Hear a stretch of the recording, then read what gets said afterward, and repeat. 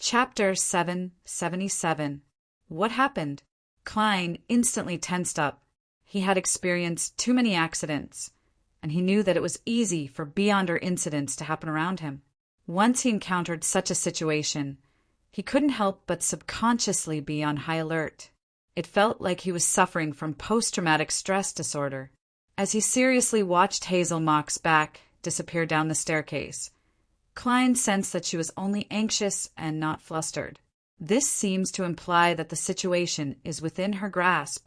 Besides, Mocht is a member of Parliament of the House of Commons, a member of the upper echelons of the kingdom, second only to the nobles.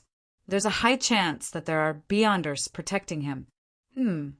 Earl Hall's eldest son is here as well. His bodyguard is definitely a beyonder. In addition, St. Samuel Cathedral is only about 10 minutes away from Buckland Street by carriage. If there's really a problem, the Nighthawks, priests, and bishops can rush over at any time. Unless they're determined to die, no one would cause an accident at this ball. Klein gradually calmed down as he made another guess about Hazel's situation. She had rushed to the third floor to resolve the negative effects of the mystical item. Back when Klein asked Rhodes where he could obtain a mystical item that could steal the beyonder powers of others, one of the answers given by the magic mirror was Hazel Mocked. Thinking back to the scene of the dance, Hazel's image quickly reconstructed in Klein's mind. He focused on the different accessories she wore. Hair accessories, earrings, necklace, brooch, tool gloves. Which one could it be? Klein retracted his gaze and felt thirsty. Hence, he picked up a cup of water and gulped it down. Just as he put down the cup, he saw his etiquette teacher, Wana Heisen, come over with a tray. The lady wore a red dress, but it didn't look tacky at all. She smiled faintly at Dwayne Dantes. She smiled at Don Dantes and said, "I realize that you don't really like drinking. I once held up very important matters because of drinking." Klein casually added to the image of Don Dantes as an experienced and knowledgeable person. Of course, he knew how to restrain himself. He didn't use his faceless powers to make a finger appear, so as to prove how determined he was back then. When Wyana heard that, she smiled and thought, "Your past is filled with mysteries. This has a fatal attraction for many girls."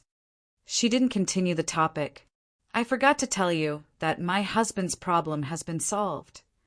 Klein picked up a glass of champagne, raised it forward, and said with a smile, "This is a delightful thing.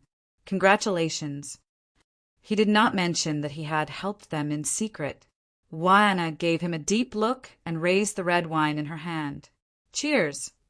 After a light clink and a sip, Klein politely apologized, put down the cup, and turned to the washroom. It wasn't that he wanted to head above the gray fog, but purely because of the negative effects of Death Knell. He had drunk too much water and planned on relieving himself. When he walked out of the washroom, Klein looked up at the staircase that led from the second floor to the third. He discovered that Hazel Mocked was walking down. Her footsteps were no longer hurried, and her expression was calm. Indeed, there's nothing wrong. It's likely the negative effects of the mystical item on her. I wonder what the effects are. Klein heaved a sigh of relief as he casually scanned the dance floor. During a break in the music, he walked over to a lady and invited her to dance. And with Don Dantes' appearance and bearing, there was no doubt that he wasn't rejected. As they danced, ate, chatted, and ate, the ball slowly came to an end as the guests bade farewell one after another. It was the same for Klein, who had completed his mission of exchanging name cards. However, he wasn't the first, nor was he the last to leave. The hall quickly became deserted. As Ma Amriana supervised the servants to clean up, she beckoned for her daughter, Hazel Mocked, to come over. Mr. Don Dantes' performance was much better than I imagined. Quite a number of ladies have asked me about him in private, Ma Amriana said in a reserved manner. "Hazel, you just danced and chatted with Mr. Dantes. What do you think of him? You are more mature than girls your age. I believe in your taste and judgment." She knew her daughter very well, so she deliberately added the second half of her sentence. "Otherwise, Hazel might not be interested in answering her in detail. In front of her mother, Hazel wasn't that arrogant.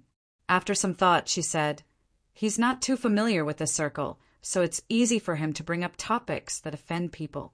However, he's very knowledgeable." "Very knowledgeable?" "Ma." Amriana repeated her daughter's words in astonishment. With her understanding of Hazel, this was a rather high evaluation. She couldn't help but feel worried, afraid that her daughter would fall for Don Dantes. Hazel doesn't think highly of the gentlemen of marriageable age around her. Is it because they are too young, too shallow, and not capable enough? Don Dantes happens to be the type that precocious girls like. Rihanna suddenly regretted inviting the gentleman to the ball. She knew that with Hazel's personality, if she were to be rejected after falling in love, it was entirely possible for her to elope. Hazel seemed to sense her mother's thoughts as she said without much emotion, "I only like gentlemen who are sufficiently powerful." Phew! Rihanna secretly heaved a sigh of relief and stopped worrying about the problem. Phew! Rihanna secretly heaved a sigh of relief. She was no longer worried about the question from before, because Hazel was a girl who disdained lying. Late at night, Hazel got up from her bed. With her night vision, she changed into clothes that made it easier for her to move around. She climbed down from her bedroom's balcony and carefully avoided the bodyguards at home. She snuck out of the garden and came to the middle of Buckland Street. Not all sewer entrances allowed humans to pass through freely and didn't have vertical metal stairs. Hazel skillfully moved the manhole cover away, climbed down, and closed it from the inside. After nearly 3/4 of an hour, she moved the manhole cover and returned to the shadows of the street. At this moment, Hazel saw a black figure nimbly flip into the nearby garden. Number 160. She read out the corresponding house number. This was Don Dantes' home. On the 3rd floor of the building, Klein once again woke up from his dream due to his spiritual intuition. He yearned to capture the intruder who had interrupted his sleep and feed it to creeping hunger. This time he directly opened the iron cigar case and released the wraith marionette. Señor's figure in his dark red coat first walked into the full-body mirror before jumping onto the oriel window of his valet's room. He watched Richardson and saw the valet sit up, looking at the door with fear and nervousness. The door opened silently and a figure flashed in. Under the crimson moonlight, the intruder revealed his brownish-yellow skin, soft contours, and raven black, short, curly hair. He was clearly of the southern continent's Balam race. He stood at the door with a gloomy aura and looked at Richardson, who was looking at him. He said in a deep voice, "Have you thought it through? Don't think that you can obtain the peaceful life you want by leaving us. You have the blood of a citizen of death flowing in your body. You are destined to give up everything to restore God's glory. Think about your dead mother. Think about the bullying you once suffered. Do you wish for your child to grow up under the discriminating gazes of others, forever being someone's servant? But what can I do?" Richardson lowered his head and said with great difficulty, "Wait for the mission." The intruder's voice softened a little. Richardson didn't answer if it was okay or not. He seemed to be struggling inwardly. As for the intruder, he didn't mind his hesitation. He treated it as though he had agreed and turned around, exited the room, and left the way he came. Citizen of death, charismatic order, or someone from the Balam Nation Restoration Organization. Klein, who had witnessed everything, leaned against the bed as he muttered silently to himself, "What mission will they give Richardson? Steal my money and provide funds to the organization? Or cause a terrorist incident at a banquet of high society?" At that moment, the intruder had already climbed down from the balcony, passed through the garden, and flipped over the iron fence wall before returning to the streets. Suddenly, he saw a figure pounce at him from his left. He hurriedly dodged, clenched his fist, and threw a punch. Bang!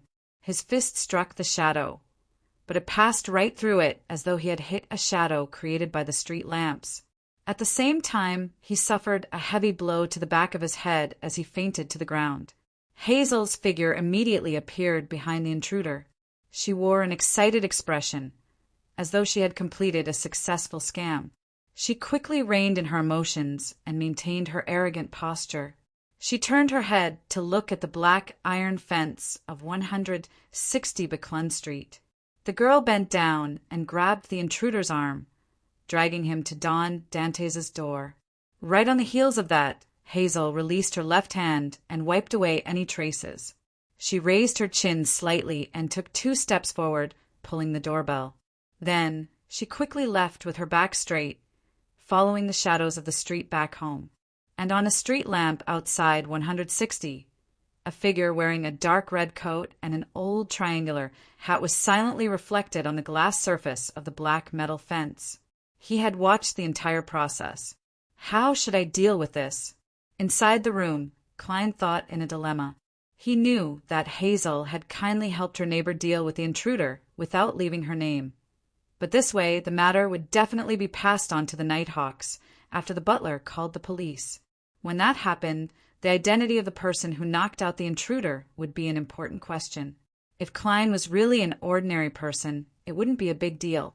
The Nighthawks could investigate him however they wanted. But not only was he a sequence 5 beyonder, but he was also plotting to steal the items behind Cheney's gate. He didn't wish for his plans to be disrupted by an accident that would force him to change his identity again.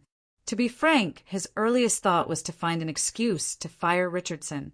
However, the conversation he had just heard made him waver. If I were to fire Richardson now, it would be equivalent to me personally pushing him into the abyss as he yearns for a peaceful life. He would only be able to mingle with those people. Unfortunately, the identity of Don Dantes has a mission. Otherwise, it wouldn't be a problem to help him in passing. Klein sighed as he thought. About 10 seconds later, the unconscious intruder at the door suddenly stood up. He stretched his neck and hid in the nearby shadows. And at this moment, butler Walter, who had just heard the doorbell, put on his clothes and walked out of the building. Chapter 778. When he came to the door, Walter used the light from the street lamps to peer through the gaps in the metal fence and discovered that there was no one outside. The street was silent. For an instant, Walter suspected if he had heard wrongly. There hadn't been any doorbell. He composed himself and quickly walked to the servants' quarters at the back of the building. He woke a few of them up and got them to take double-barrel hunting guns and patrol the surroundings of the main building to prevent any thieves or robbers from infiltrating. Walter didn't call the police immediately because nothing had happened yet. The doorbell just now might have been a prank by a homeless man. Meanwhile, in the nearest sewer, the infiltrator from before held onto a metal handle and went down 1 level at a time, arriving in a dark area. He quickly stopped and leaned his back against the moss-covered wall. He slowly slid down and sat on the dirty ground. His eyes closed again as though he was still unconscious. And in front of him, a middle-aged man wearing an old triangular hat and a dark red coat instantly appeared. It was none other than Klein's marionette, Wraith Senor. Senor bent down and rummaged through the infiltrator's inner pocket for 7 soldi and 11 pence, as well as a small cloth bag filled with different powders. Inside the room, Klein remotely controlled his marionette dozens of meters away. He identified the powders and discovered that, as he had expected, they were the powders of various herbs in the death domain, and a portion of them could be used for mediumship. There was a high chance that a beyonder from Balam belonged to the corpse collector pathway. Even if he wasn't a sequence 7 spirit medium, it was normal for him to prepare the corresponding herbal powders and essential oils. After all, those ingredients didn't only have one use for mediumship. Right on the heels of that, Klein controlled Senor to quickly set up a ritual and pray to the fool. Then he went above the gray fog to respond, allowing Senor to complete the rest. After doing all of this, he returned to the real world and continued controlling Wraith Senor to truly begin mediumship. Through the glimmering storm, Klein saw the infiltrator's spirit. He was in a daze, blurry and transparent. "What's your name? Which faction do you belong to?" Senor asked in a deep voice. The infiltrator replied blankly, "Gadot pose." Gadapos, I belong to the Black Skull Gang. The Black Skeleton Gang seems to be a gang in the periphery of East Borough and the Bakeland Bridge area near the dock. It's mainly made up of people with Balam blood. Although they're not as barbaric and rash as this Manger Gang, they're also ruthless and aren't afraid to kill. As Klein recalled the information he had gathered in the past, he made Senor continue asking, "What do you do? Why Richardson?" Gadapos said in a daze, "We are fighting for God.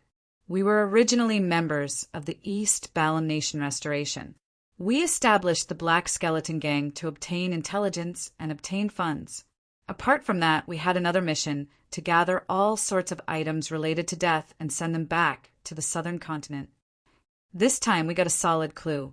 Count Wolf's collection contained a mask from the Eggers family's mausoleum. This family is the descendant of God. In order to obtain this mask, we need to send someone to work at Count Wolf's house or infiltrate a ball hosted by Count Wolf. And Richardson is a very good candidate.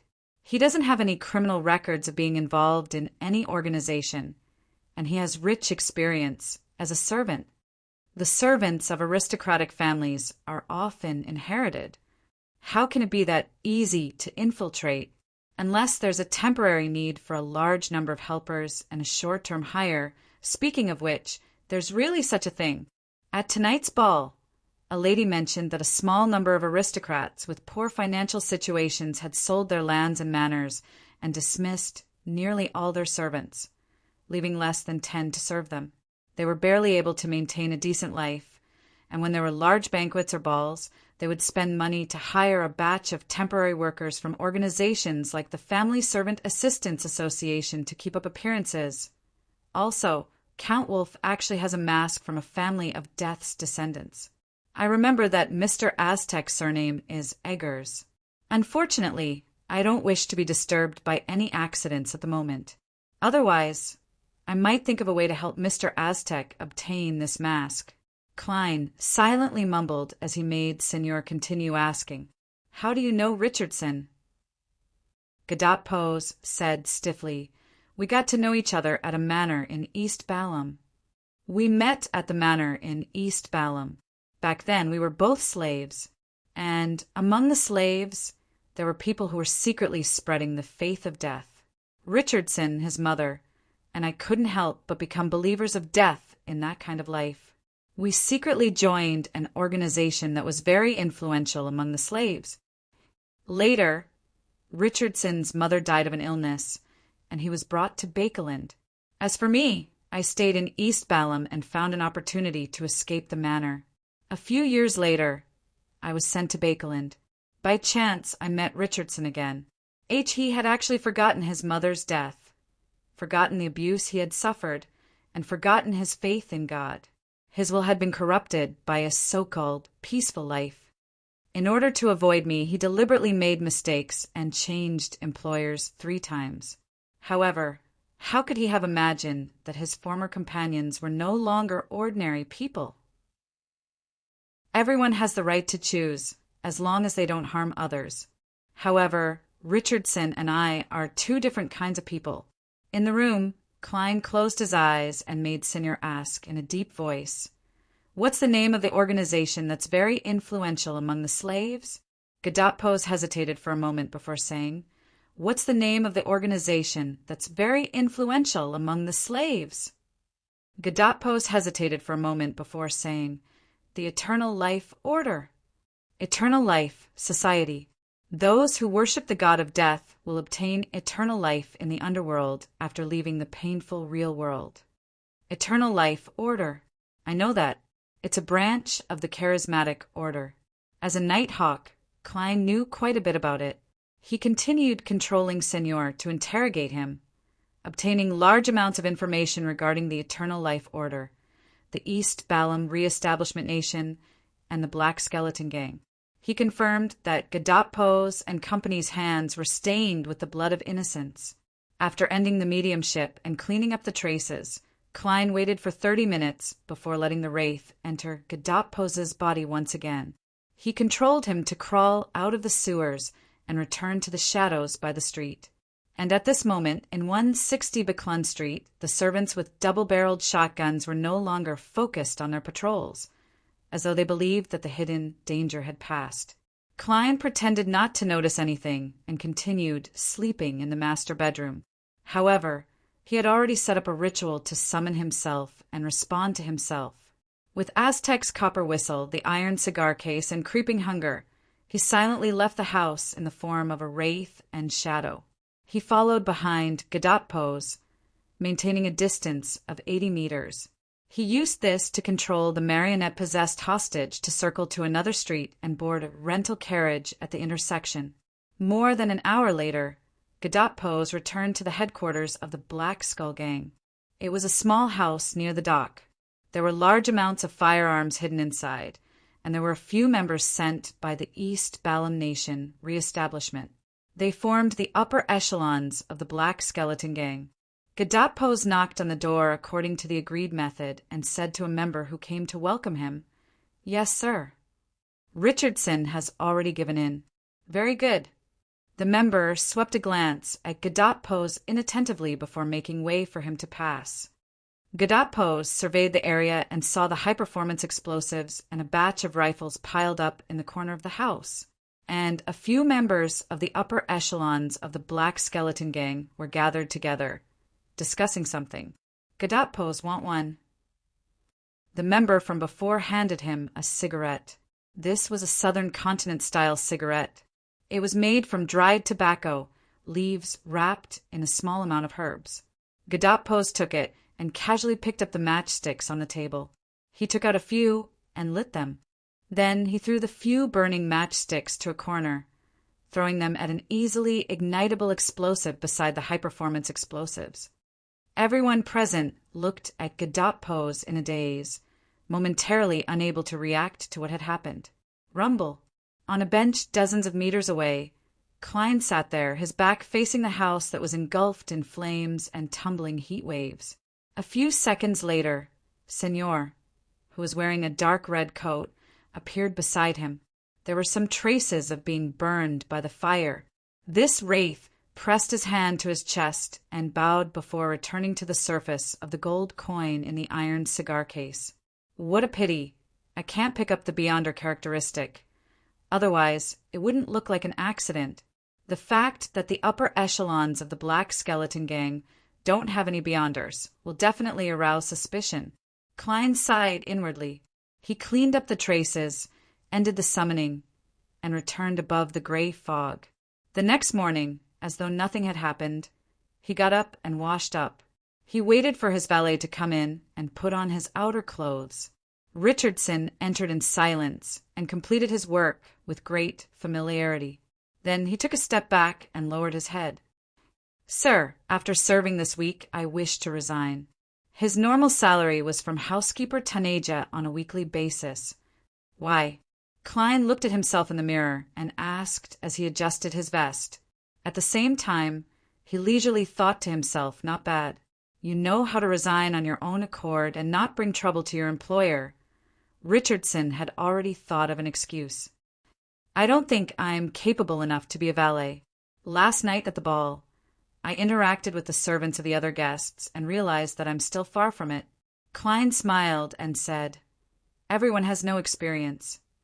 Everyone has no experience. Very few people grow up with experience. Think about it again and give me your final answer tomorrow." "All right, sir." Richardson didn't say anything else as he left the room and went to the first floor to help his employer get the morning's newspapers. During this process, he would first flip through the papers and place the most interesting ones at the top. As he flipped through them, his gaze suddenly froze as he focused on a piece of news. A violent explosion occurred at 79 Dyrham Street in the Bakelin Bridge area. It's suspected to be related to the Black Skeleton Gang. According to the police, all the upper echelons of the Black Skeleton Gang died in this accidental explosion, including Lima, Morera, Godot Pose. This. Richardson shook his head, suspecting that he was dreaming. Chapter 779. 160 Buckland Street, second-floor restaurant. Klein had just taken a bite of the buttered toast when he saw the butler walk in. Walter bowed and said, "Sir, someone of unknown origin rang our doorbell last night, and it's very strange. Because it was already very late, I didn't wake you up. I just had the servants take the double-barreled shotguns and take turns to keep watch for the night. With your permission, I will visit the nearby police station today and ask them to strengthen the night patrols in this area. To hire such a butler, other than being expensive, there are no other shortcomings." Klein nodded slightly and drank a mouthful of fresh milk that had just been delivered. "Very good. 39 Buckland Street, Member of Parliament Mock's house." Hazel entered the activity room on the second floor and saw her mother, Rihanna, chatting with the housekeeper. Did something happen? She tucked a lock of dark green hair behind her ear. Rihanna chuckled. Someone rang Dantes' doorbell in the middle of the night. A prank. Hazel found a seat and sat down. No one knows.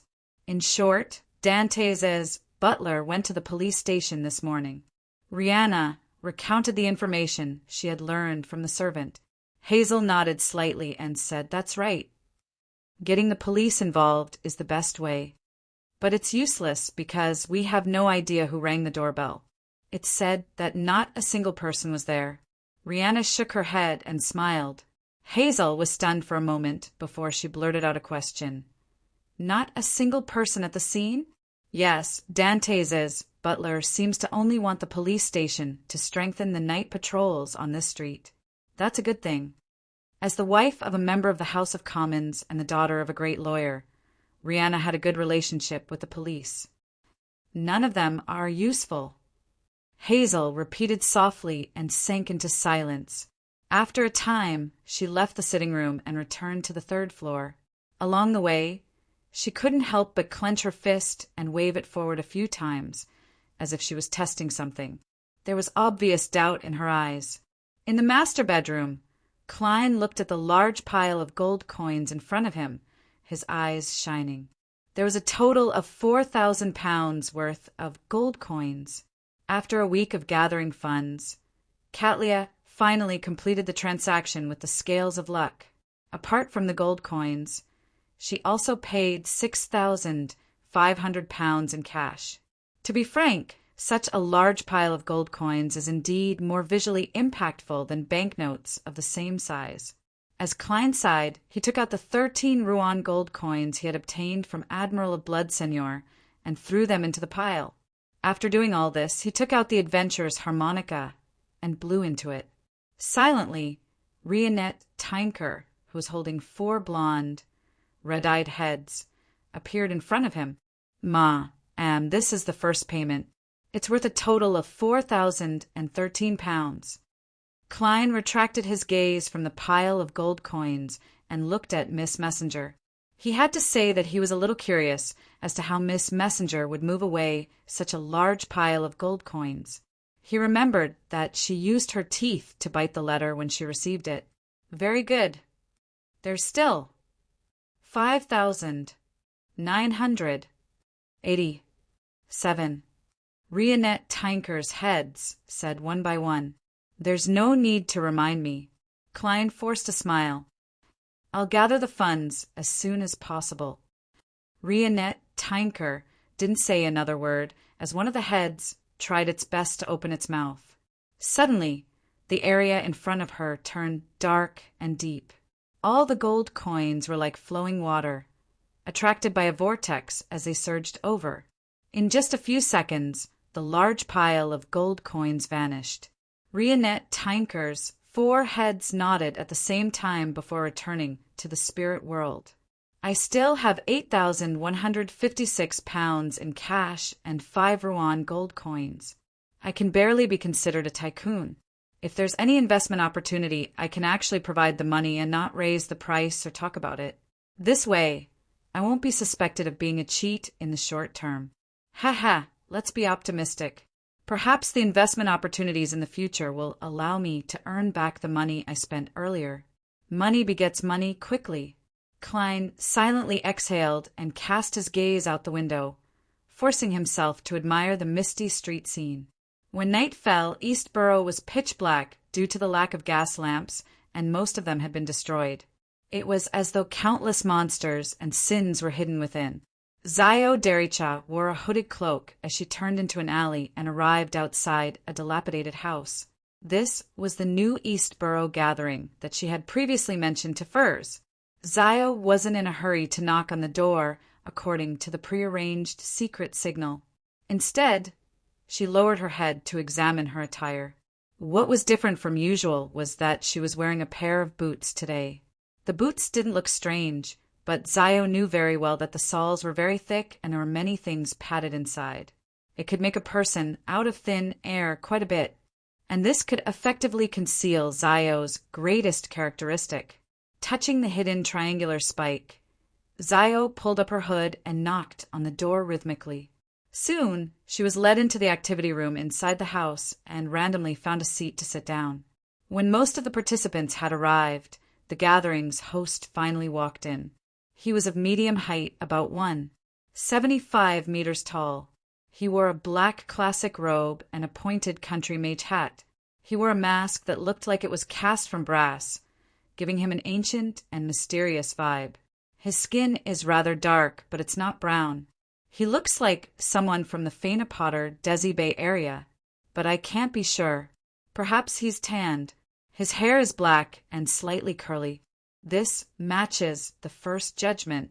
Zayo sized him up as a sheriff. The man in the brass mask surveyed the area and chuckled in a deep voice. "You can call me Mr. X. Mr. X?" The corners of Zayo's mouth couldn't help but twitch. After becoming a peripheral member of MI9, she had learned of quite a number of secret organizations, including the Aurora Order. Therefore, she knew very well that the oracles of the Aurora Order used letters as code names and liked to call themselves Mr. or Ms., and from her point of view, calling themselves that in front of outsiders felt like they were exposing their identity and origins. After all, the participants of the gathering couldn't all be Beyonders with limited knowledge. Isn't he afraid of being reported? It's no wonder that gentlemen from MI9 said that the Aurora Order is filled with lunatics. It's impossible to understand their actions with normal logic. Ever since Mr. A vanished, there have been several gatherings in Bakelin that were held under his name or by his companions to seek benefits. The person in charge was quickly reported and arrested. Yes, this Mr. X might not necessarily be from the Aurora Order. Perhaps he's the same as the ones from before. Zayo retracted her sizing-up gaze and quietly watched the gathering. She rarely reported such matters because she had the experience of an unaffiliated Beyonder struggling to survive. She understood that it wasn't easy for everyone, so as long as nothing unexpected happened, she wouldn't provide the corresponding information to MI9. If it's confirmed that it's an oracle from the Aurora Order, I'll have to report them. They're all lunatics and will bring great harm. As Zayo thought, she watched the others exchange information or complete transactions. She didn't participate too deeply. Firstly, it was because there weren't any items or information that interested her. Secondly, it was to save up for the interrogator potion. After the gathering ended, Zayo returned to her residence in Sherwood Borough. She saw Furs wearing a facial mask that was said to be moisturizing. She was lying there leisurely reading. How was it? How was the gathering? Furs feigned nonchalance as she asked. Zayo threw her cloak to the side and said, "There were quite a number of people at the gathering. There were also many items that appeared, but they were mostly low-sequence Beyonders. It's the first gathering, so it's impossible for anyone to directly take out anything good," Furs said as she put down the thing in her hand. "Yeah." Zayo nodded. The organizer of the gathering calls himself Mr. X, but no one knows if he's related to Mr. A. Mr. X, a suspected oracle from the Aurora Order. Could it be Louis Bean? Furs's mind jolted as she languidly leaned back. What does he look like? He's wearing a mask. Zayo rolled her eyes at Furs. Do you think my vision can penetrate the barrier? No. I mean his overall appearance. Furs had seen Louis Bean's full-body portrait from her teacher, Dorian Gray. She knew what he looked like. As a sheriff, Zayo effortlessly restored Mr. X's image and said in puzzlement, It's Mr. X. She asked in puzzlement, regardless of whether he's related to Mr. A or not. Such a name might very well be reported. Isn't he worried? After listening to Zio's description and seeing the portrait she had conjured with her sheriff powers, Furs was secretly delighted. She felt that Mr. X was very likely the traitor of the house of Abraham, Louis Bean. He's not worried about being reported because he's a traveler. He can easily escape if anything happens. If the official organizations were to act according to their experience with Mr. A, there's really no way to make him stay. Furs silently muttered and didn't continue on the topic. Instead, she asked about something else. After Zio went to take a shower, she hurriedly used her astrologer powers to ask her spirituality. She overlapped Louis Bean's image with Mr. X's and obtained the answer that they were the same person. It's really him. Furs stood up and paced back and forth in the living room in excitement and joy. Her first thought was to report it to the various churches and attach a notification that the target had the powers of a traveler. Then, she recalled her previous attempt to hire Mr. World to assassinate Louis Bean. Regardless, I'll first ask Mr. World if he's free and if he wants to take on this mission. I can't offend him. Thinking of Mr. World's actions, Furs shivered for some baffling reason. After making up her mind, she first confirmed that Zio was still taking a bath and wouldn't be coming out anytime soon. Then, she began praying to Mr. Fool. Please inform Mr. World that the Aurora Order's oracle, Louis Bean, has appeared. He's most likely a traveler, codenamed Mr. X. P.S. There will still be regular updates on Monday. Requesting monthly recommendation tickets in advance. M. Chapter 780. When he heard the stacked illusory pleas, Klein was sitting in a four-wheeled carriage, returning to Buckland Street from St. Samuel Cathedral. A woman. It's not too urgent. With regards to this, he could only make a rough judgment. He wasn't able to immediately head above the gray fog to respond. Sweeping his gaze at the street lamps that dispelled the darkness, Klein retracted his gaze, picked up a white porcelain teacup with gold, and gently took a sip. When Richardson saw this, he mustered his courage and said, "Sir, I've already thought it through." "Sir, I've thought it through. You're right. Everyone has no experience. Very few people grow up with experience. Thank you for giving me such a chance to grow up." After confirming that Gadotpos and his gang were dead, he finally stopped worrying and began considering his career. Changing employers in such a short period of time was a huge stain on a servant's record. Once he resigned from Don Dante's, Richardson believed that it would be difficult for him to continue being a valet. To him, this would be extremely detrimental. This was not only because a valet's annual salary was at least £25, which was far better than other non-managerial positions and was comparable to a lady's personal maid. It was also because a valet and a personal maid had the highest chance of becoming a butler among the servants. They followed their male or female owners and helped them handle trivial matters. They could be their mouthpieces and assistants, effectively nurturing their own abilities and grasping the various skills of a butler. Through this, they could become their employer's trusted aide. As long as there was a chance, they could easily become a manor steward, butler's assistant, or assistant butler, slowly being promoted to butler. It was true that Richardson yearned for a peaceful life, but this didn't mean that he was willing to be a servant forever. Without a doubt, he wanted to rely on his own hard work to earn a higher salary and obtain a higher status, and being a butler of a wealthy family was his ultimate goal. "It's not too late to realize it now," Klein replied with a smile, allowing Richardson to stay.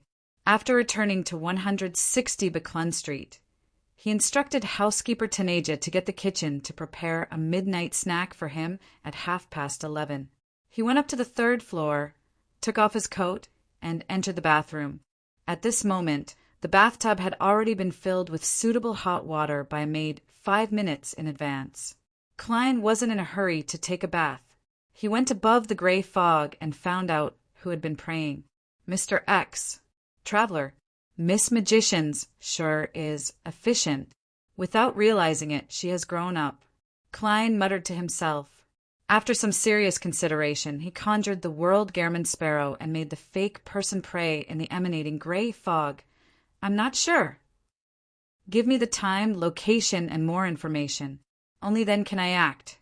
Klein's thoughts were very simple.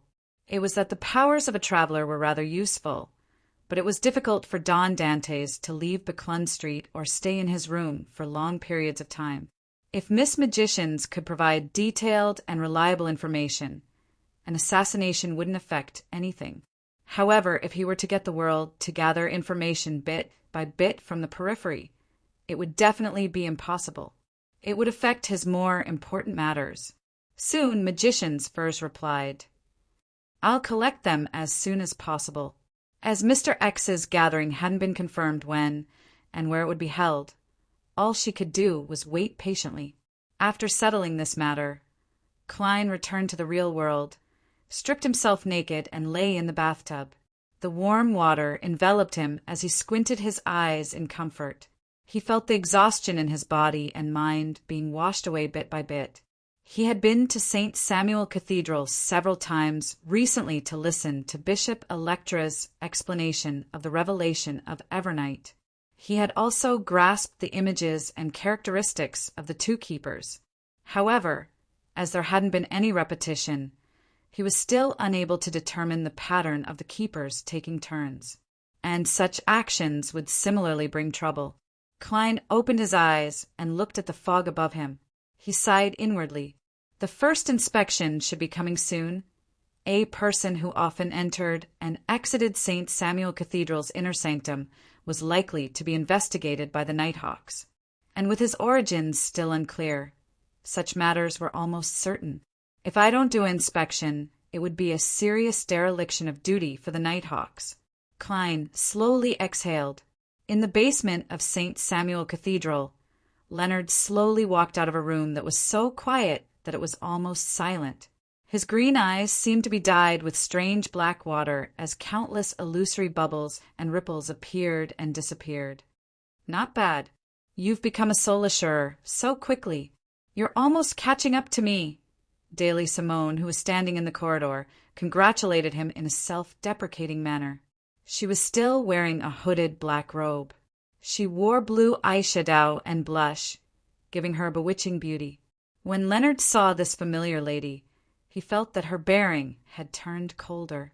It was as though there were countless shadows hidden around her, layer after layer, deep and cold. Clearly, I'm still a long way from you. In your state, you should be able to advance to gatekeeper, right? Leonard wasn't too casual in front of Daly. He spoke in a rather serious manner because if he were to joke, he would definitely be the one blushing in embarrassment, not the lady. Gatekeeper was a sequence 5 of the death pathway. 2 months ago. Daly didn't hide anything and said with a slightly twisted expression.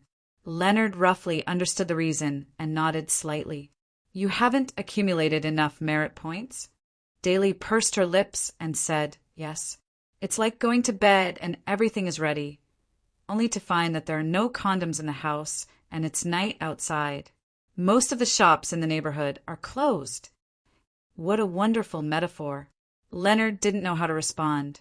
You can take the initiative to take over some things.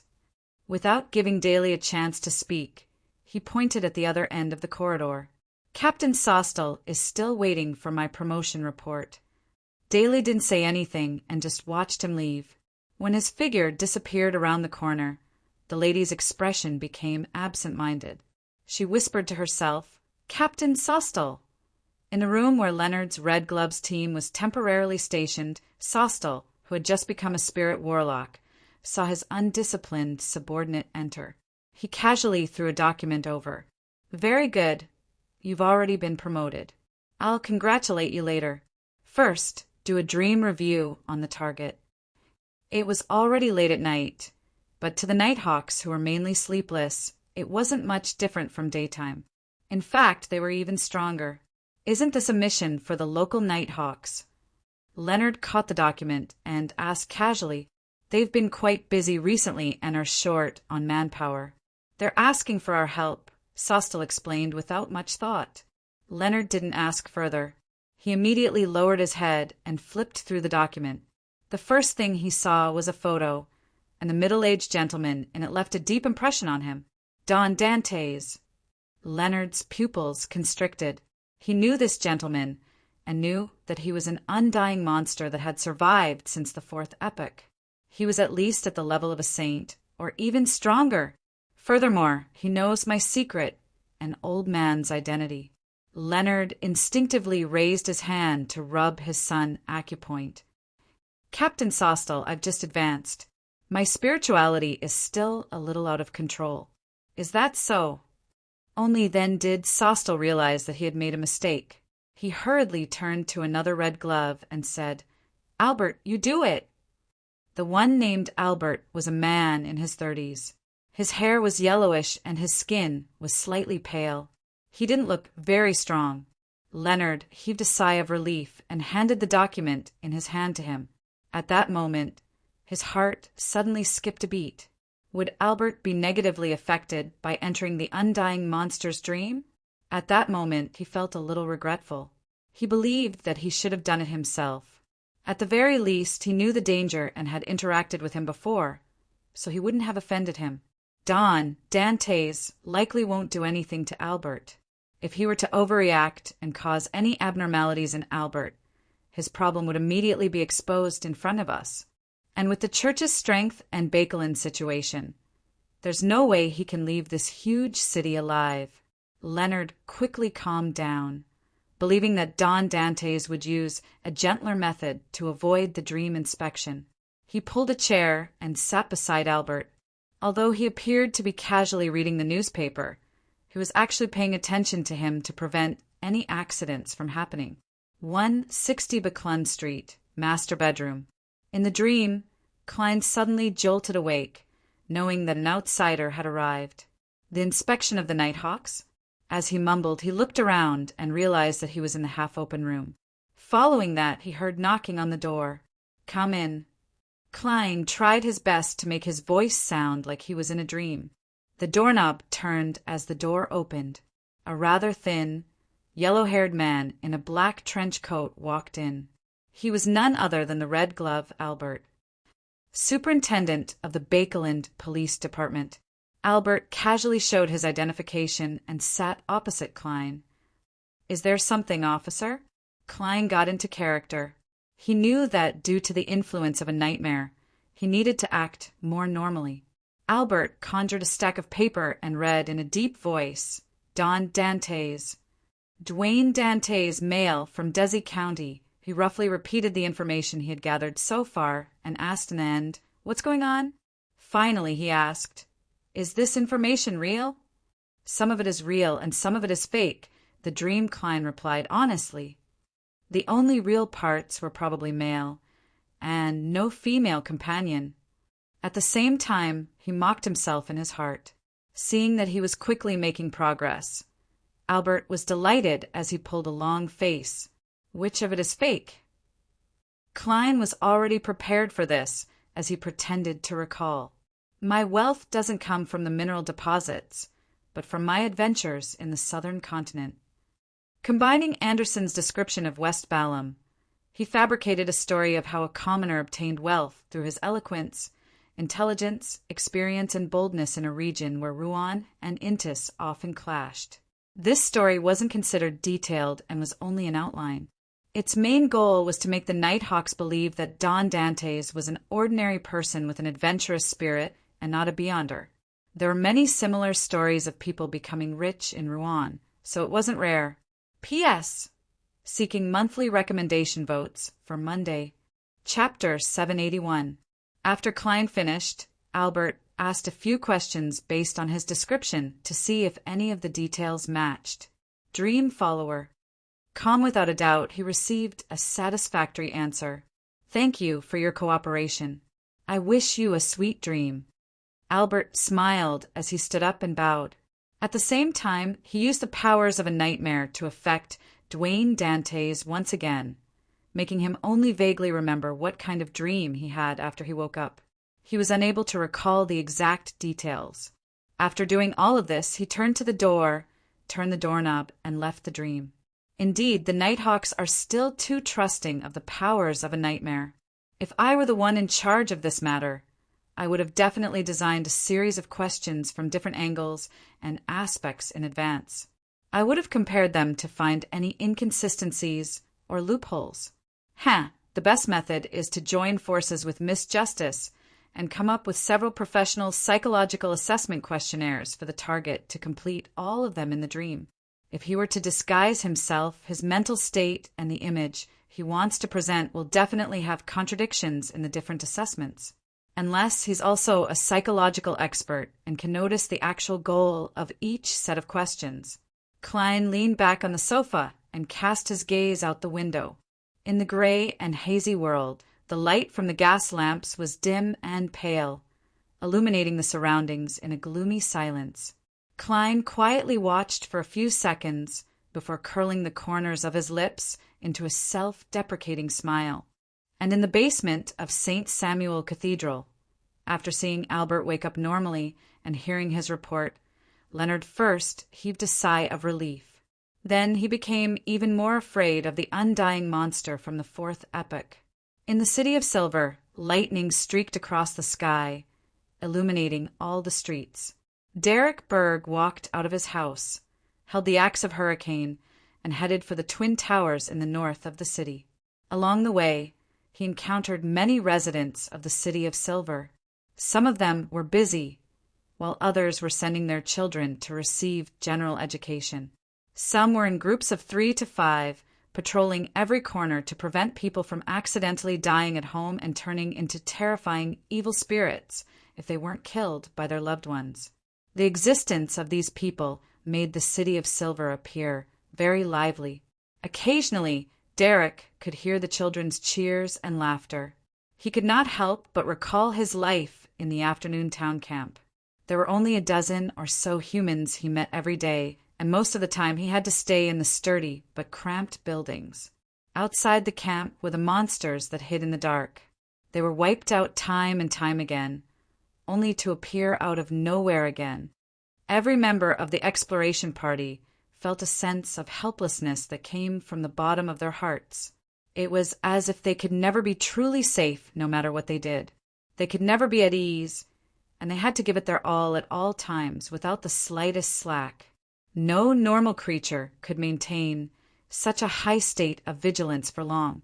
Therefore, the City of Silver had a mature rotation system.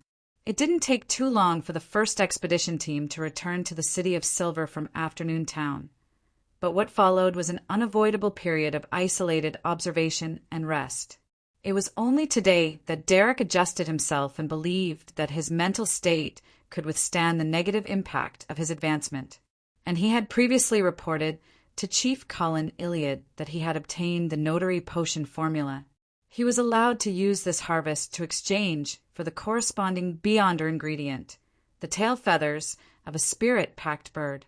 As for the items he owed the moon, he had obtained them through patrolling Afternoon Town's surroundings and had passed them to him through Mr. Fool. After advancing, I'll have the right to choose a mystical item that isn't a high-sequence Beyonder. Derek thought with some anticipation as he sped up his pace and arrived at the Twin Towers in the north of the city. Although the material warehouse and mystical items were inside the spire and were watched by the 6-member council, Derek's destination was the steeple because there were merit exchange points there. Just as he was about to enter the steeple, his spiritual perception was triggered as he subconsciously looked up at the top of the spire. He saw a woman in a purple-patterned black robe standing behind the window, looking down at him. She had silver-gray, curly hair, light gray eyes, and a beautiful face. She was none other than a member of the 6-member council, Shepherd Lovia. When their eyes met, Lovia's gaze seemed to be able to penetrate his soul. However, her expression didn't change at all. She even nodded, slightly as though she was greeting him. She's not greeting me, but the person behind me. Suddenly, Derek came to a realization. This stemmed from the experience he had accumulated under the guidance of Tarot and the others. He nodded in response, retracted his gaze without any abnormalities, and entered the steeple at an unhurried pace. At night, in Byam's private harbor, the Golden Dream, which had a strange main cannon installed along the center line, sailed to the side of the harbor. Danes held the local specialties given by the resistance as he waved back with a beaming smile. He walked up the gangway and onto the deck. During this period of time, he had led a very comfortable life here. As an envoy who delivered firearms, food, and a small number of Beyonder ingredients, he received rather high treatment. Every day he would either drink and eat meat, brag, or hunt. He was even invited to watch the ceremony, where sea god bestowed blessings to his believers. After witnessing all of this, he suddenly came to a realization. Byam, or rather all the colonies, would erupt in an intense conflict in the future. It wouldn't be resolved without decades or centuries of cleansing.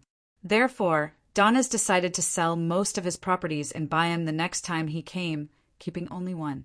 Then he would find an opportunity to buy properties in Trier, the capital of Intis, Bakeland, the capital of Rouen, as well as a peaceful village with excellent scenery.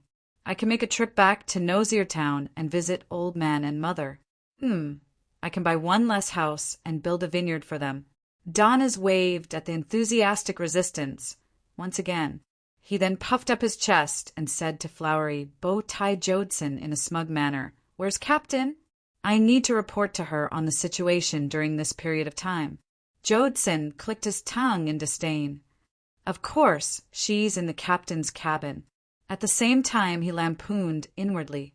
This fellow, Danes, has become more and more arrogant after forming a relationship with Gehrman Sparrow. However, that crazy adventurer is truly terrifying. He actually successfully hunted Admiral of Blood. Danes laughed as he walked with infuriating steps into the cabin and met Vice Admiral Iceberg Edwina Edwards. He immediately put away his provocative look and said with a smile, "Captain, I've already completed the mission." "What exactly happened?" Edwina put down the book in her hand and asked. Danitz was already prepared. He described in detail what he had experienced during this period of time and exaggerated the role he played in the war. Finally, he said, "Captain, I met Gehrman Sparrow. He got me to ask you if there's anything abnormal about elvish songster Ciaraz's corpse and the golden wine cup." Edwina didn't directly answer, as she got up and walked to the corner of the captain's cabin. There was a black wooden crate there. The Golden Dream would only head for Sonia Island after this voyage, so Ciaraz and Mobit's corpses were still on the ship. They had been placed in a specially prepared crate by Edwina. Bending one knee and half kneeling, Edwina opened the wooden crate, revealing the crisscrossed corpses inside. The golden wine cup that had been mostly flattened silently sat in a skeletal palm. It didn't look abnormal at all. "There's nothing abnormal," Edwina concluded. Danes peeked his head out to take a glance and memorize the answer. He planned on reporting it to the Great Fool when no one was around and getting him to pass it on to the lunatic Gehrman Sparrow. "There's nothing abnormal?" Above the gray fog, Klein frowned slightly. He was half puzzled and half relieved. According to his inference, the chances of the golden wine cup being problematic weren't low. The lack of any abnormalities exceeded his expectations. However, he liked the answer because he didn't wish for Ciaraz and Mobit's slumber to be disturbed. Perhaps there's an additional catalyst condition? I hope I'll never be able to gather it. Klein muttered to himself as he cast his gaze at Roselle's travels in the junk pile. As he temporarily didn't have a way to enter the sea of collective subconscious, and with his current focus being the Antigonus family's notebook, he delayed his second exploration of the world in the book. Phew! Klein exhaled, retracted his gaze, and prepared for this week's tarot gathering. It was 3 p.m. in Bakeland. Dark red beams of light lit up on both sides of the long model table, solidifying into blurry, different figures. Audrey's mood was as good as usual or even better. This was because her brother, Hibbert Hall, had sent a telegram to inform her that the 10% of the shares in the Bakeland Bicycle Company had been finalized for a total of £12,000. Furthermore, she didn't need to rush back to Bakeland to sign it. Before her brother, Hibbert, set off, She had already signed the carte blanche agreement under the witness of 2 lawyers. All she needed to do now was wait for everything to be completed before signing a confirmation letter for her brother. The corners of Audrey's mouth curled up elegantly as she stood up and said to the figure shrouded in gray fog at the end of the long bronze table, "Good afternoon, Mr. Fool. May Mr. Fool bless me. There will be clues to the fruit of the illusory chime tree today." Immediately following that, she prayed silently in her heart. After exchanging greetings and sitting down, Katlia didn't disappoint Klein's expectations. She once again lowered her head as though she didn't dare look straight at him. "Mr. Fool, there are 3 pages of Roselle the Great's diary this time. Has Queen Mystic still not found any clues regarding Roselle the Great's assassination? She's still providing the diary through Ma M. Hermit. Unfortunately, I've been in my family's fief recently and haven't had much contact with the psychological alchemy. I haven't been able to obtain any new diary pages.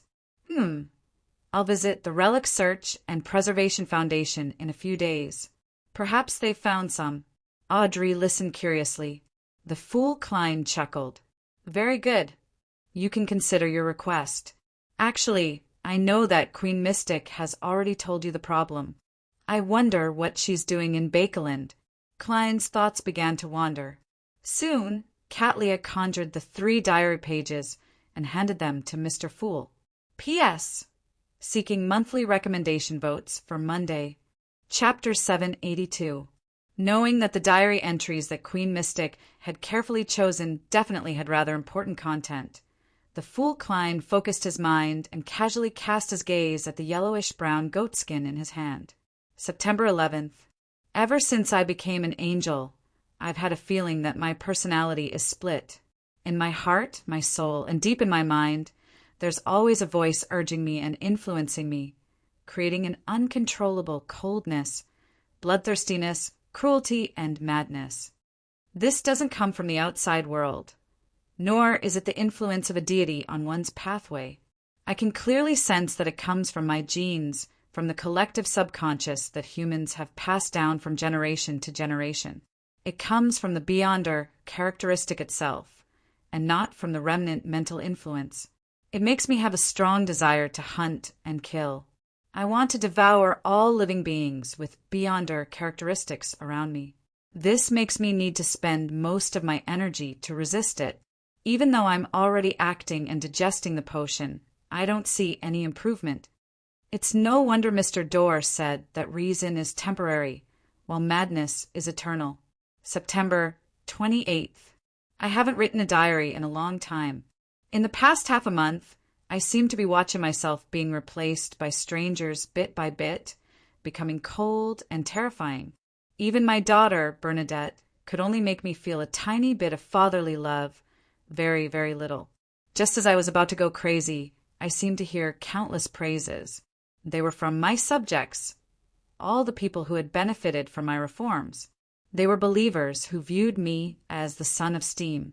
They were praising me, singing my praises, erecting statues for me, writing stories for me, and creating poems for me. Their voices were like the anchor of a ship, helping me to locate myself.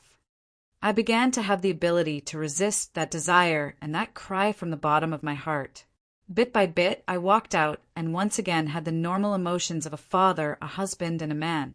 Just at sequence 2, there's already such a change. At sequence 0, at the level of a true God, how terrifying would the madness I have to resist be? Perhaps they also need to locate themselves to resist the Beyonder characteristics and the strong inclination to lose control deep in the collective subconscious. I roughly understand why they established a church, why they spread their faith, why they wrote chapters for the saints of their faction, and why they left legends for the corresponding angels. But why don't they have human forms and are just symbols? I don't understand. I'll ask Mr. Dorr next time. He knows a lot in the domain of deities.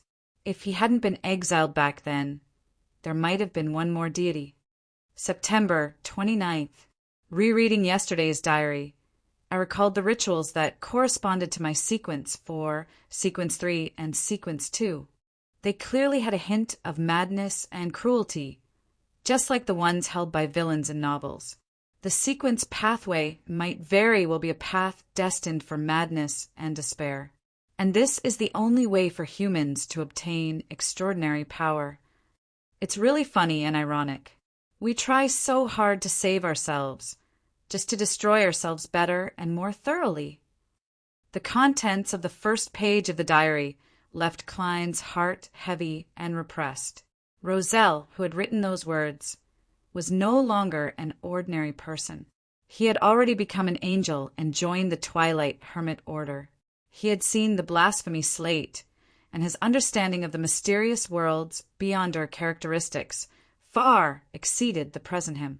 However, he was even more pessimistic than him. He seemed to believe that the world was fundamentally distorted, crazy, and destined to self-destruction. However, the 7 deities seem to have found a way to maintain their rationality. Ordinary humans aren't completely useless.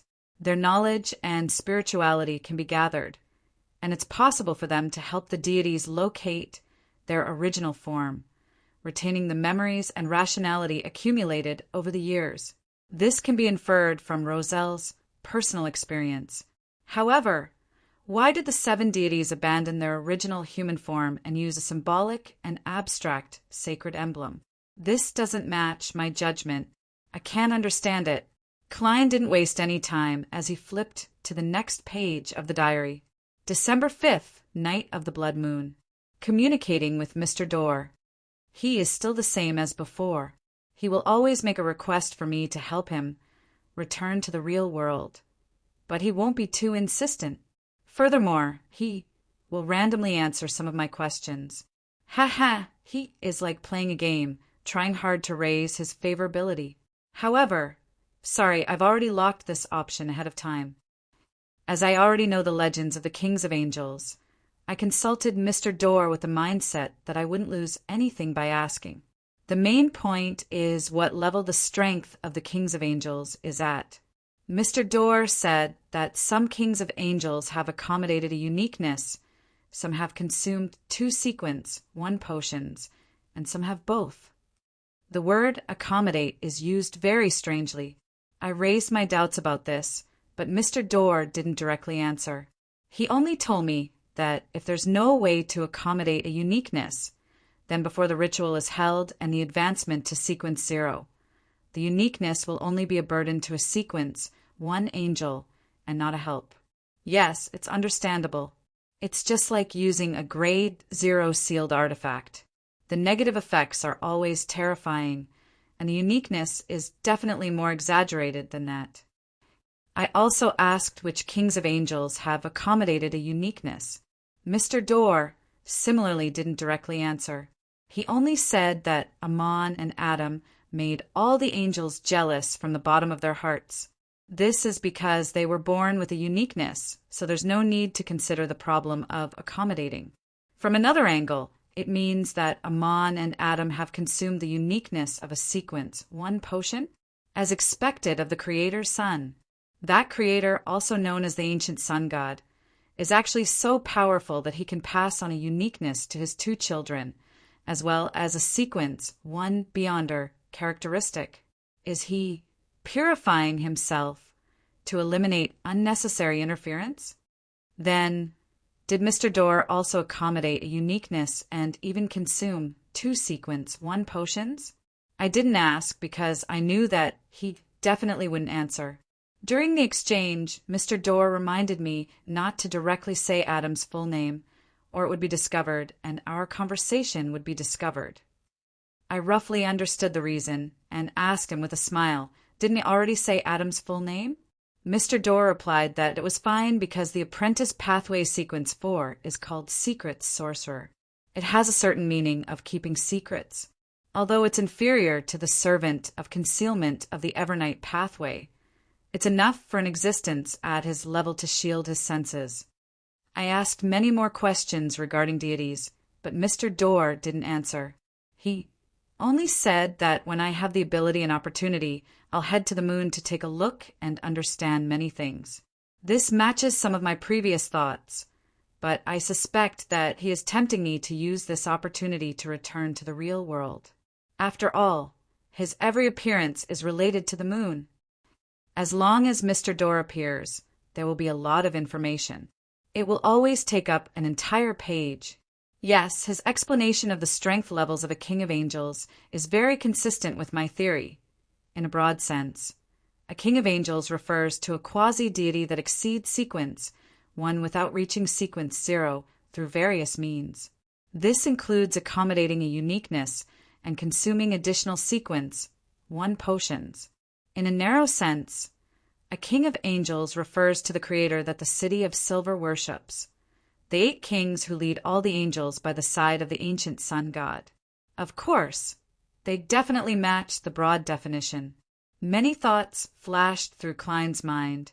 As for Roselle's guess about the ancient sun god, he strongly agreed with it.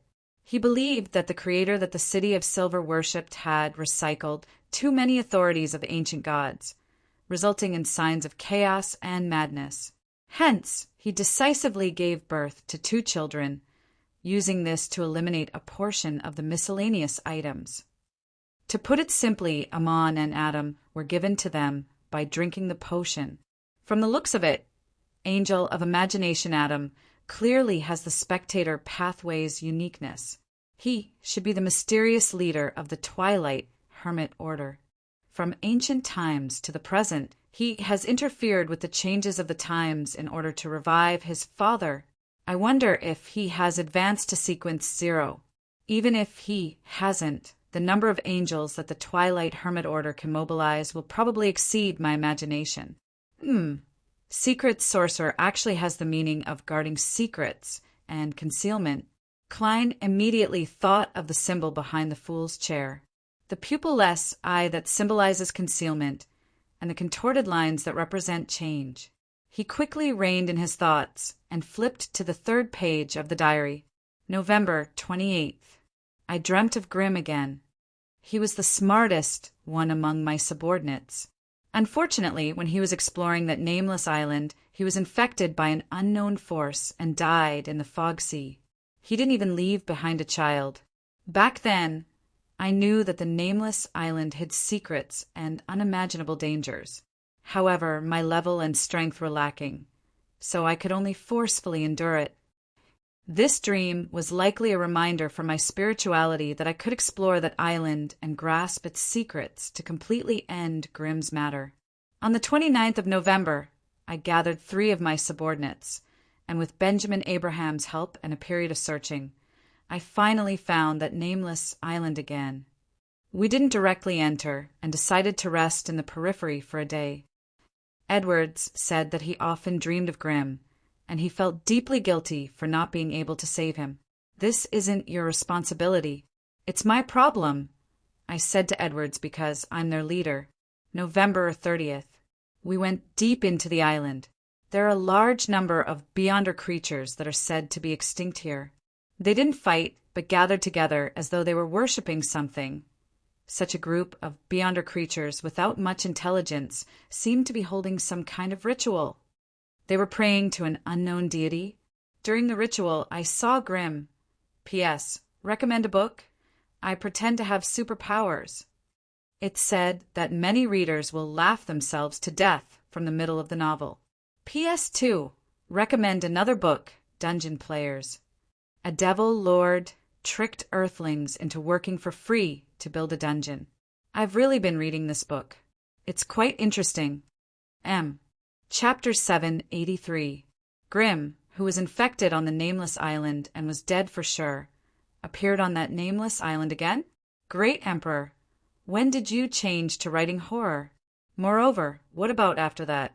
Klein's gaze froze on the last line of the diary on the 3rd page.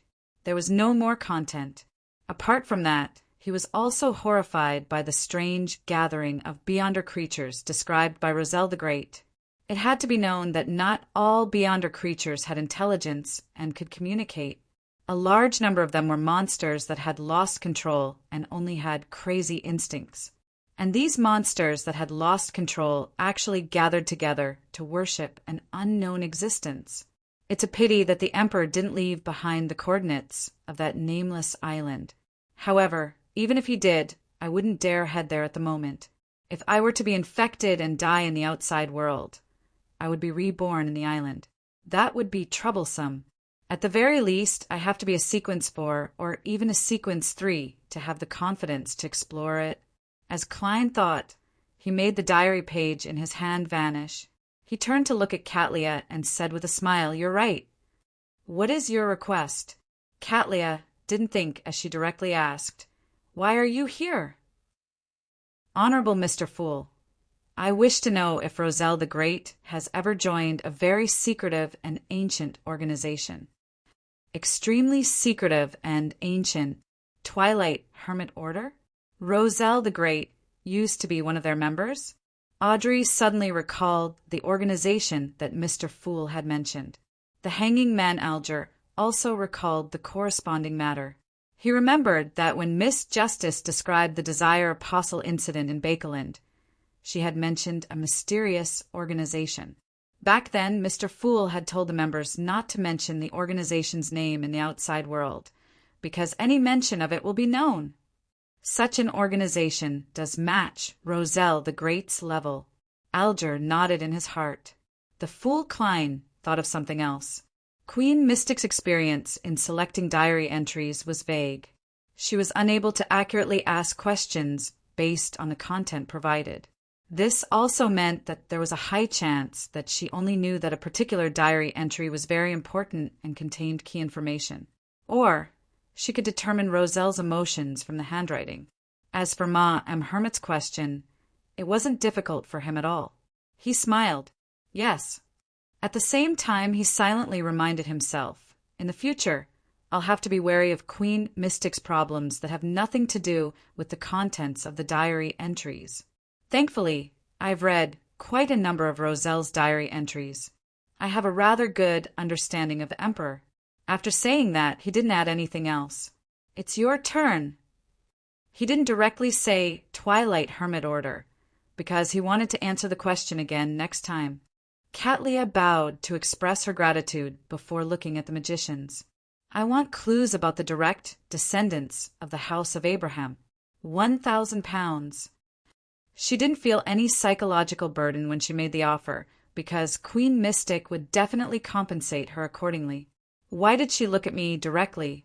She already knows that my teacher is a member of the House of Abraham? Magician's Furs was first alarmed before she found it unsurprising. This was because this matter wasn't a secret to the tarot members apart from Ma M. Hermit. It was normal for them to mention it when completing a transaction with Ma M. Hermit. Although 1,000 pounds was very tempting, Furs had no intention of betraying her teacher's information. The number of people who had sincerely treated her well in her life could be counted on one hand. Therefore, she cherished such feelings very much.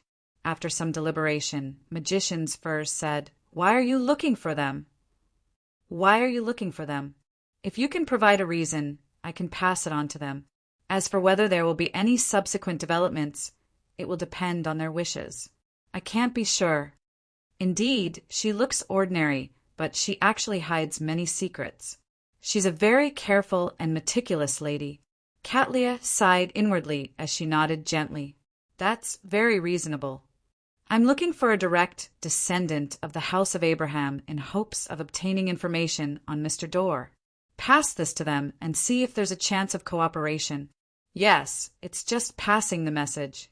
I will also pay you 350 pounds in cash. If they are willing to engage, there will be another 650 pounds.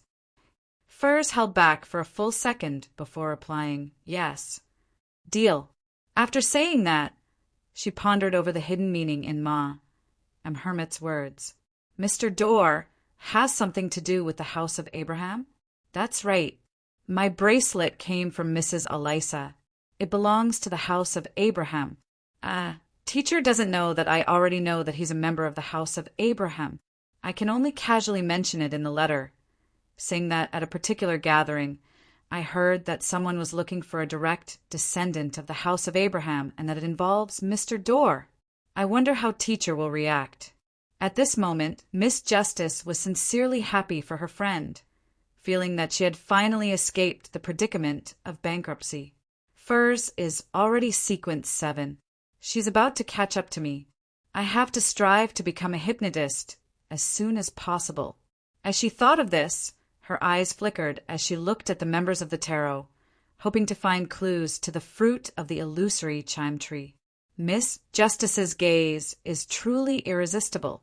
Magician's Furs lowered her head in embarrassment. This was because there hadn't been any clues regarding the fruit of the illusory chime tree in her circles. On the other side, Alger pondered for 2 seconds before saying, "That's right. I have a lead, but it will be at least 2 weeks before I can get it." He did have a lead. A long time ago, he and Zillings had discovered an illusory chime tree when they ventured deep into the primitive island. However, due to his lack of strength, he didn't attempt to approach it. And now he had hopes of advancing to sequence 5, so he naturally didn't wish to let go of the opportunity to earn money. After all, he still owed Admiral of Stars the information fee. The reason why he mentioned it now was because it was a declaration of sovereignty in a certain sense. When the time came, he would explore it with the world. It was best to clarify what they wanted ahead of time to prevent any conflicts from arising. Of course, this way, when dealing with the illusory chime tree, there was a high chance that the world, German Sparrow, would stand by the side and not provide any help. No problem. Audrey was delighted. She didn't even ask about the price. She was already considering finding an excuse to buy it directly from Psychological Alchemy when she returned to Bakeland in June. After the 2 transactions were over, the members temporarily didn't have any other requests. Therefore, after Catlia repeated the search for the mythical creature's blood, and Emlyn once again mentioned finding the remaining for primordial moon believers, Tarot entered the free exchange segment. Sun automatically said, I've already become a notary. There's no need to tell us that. The hanging man had the urge to cover his face, but he still replied calmly, although a notary's physique will be greatly enhanced, it's still more of a support role. Although a notary will greatly enhance one's physique, it's still more of a support type. The ability to notarize effectively can be temporarily enhanced, while the ability to notarize ineffectively will be weakened or forcefully dispersed. At the same time, a notary is also good at making contracts. Once one signs it, even a sequence 5 can't violate it. Even a sequence 4 demigod would have to pay a sizable price to violate it. As a member of the Church of the Storm, understanding the advantages and disadvantages of the sun pathway was a basic skill. Therefore, Alger explained the exact situation to Little Sun in detail and reminded him to choose a mystical item that was good at controlling the target. If there wasn't one, choose one with strong offensive strength. Thank you, Mr. the Hanging Man. Sun sincerely thanked him. In his heart, in the entire tarot, the greatest and most revered was Mr. Fool. The most admirable and yearning was Mr. World.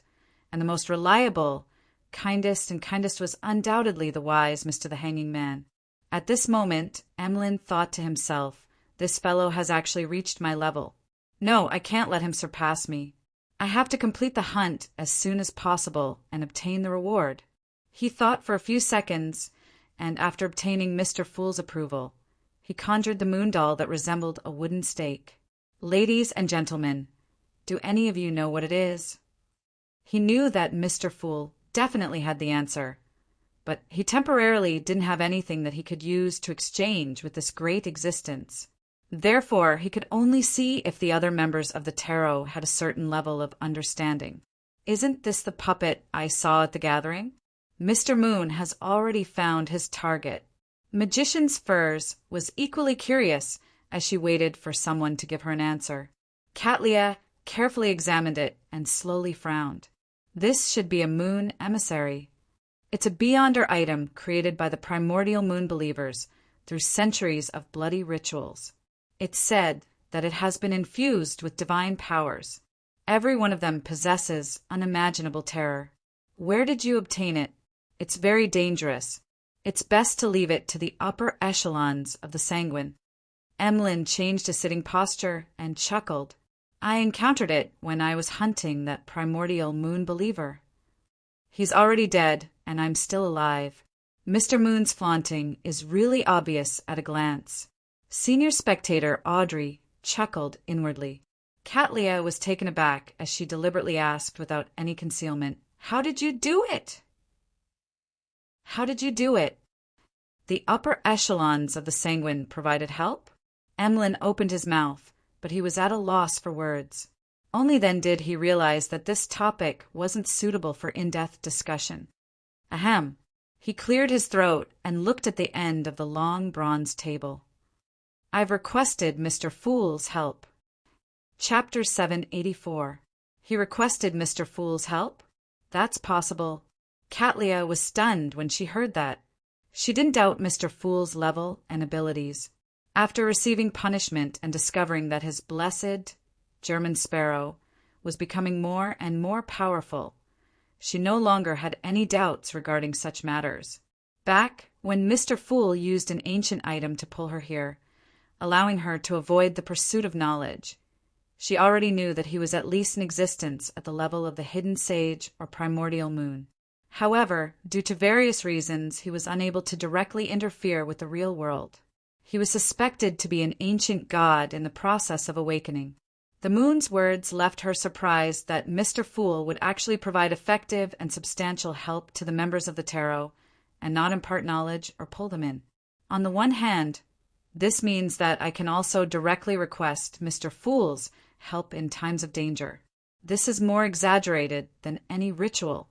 On the other hand, it vaguely reveals that Mr. Fool's awakening process is faster than I imagined.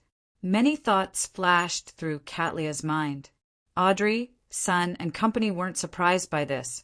They had more or less prayed to Mr. Fool for help, and they had seen the angels under this great existence. Seeing everyone cast their gazes at him, Emlyn shrank his head and raised his chin. I paid the price. This is an equivalent exchange. An equivalent exchange. The immediate response and effective feedback from a great existence is priceless. Catlia couldn't help but retort inwardly. The reason why she didn't directly say it was that she also hoped to have such an opportunity for an equivalent exchange in the future. And this often meant that she would have one more life than others. Magicians first expressed her puzzlement at Mr. Moon's deliberate emphasis on equivalent exchange. Those who had prayed to Mr. Fool for help had all provided corresponding rewards. Mr. Moon really is a person who cares about his reputation. No, a sanguine. Audrey seriously evaluated Emlyn's momentary emotional changes. As the exchange continued, the tarot gathering slowly came to an end.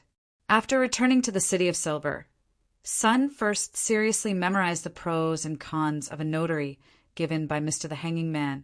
Then he headed to the Twin Towers in the north of the city to choose a mystical item.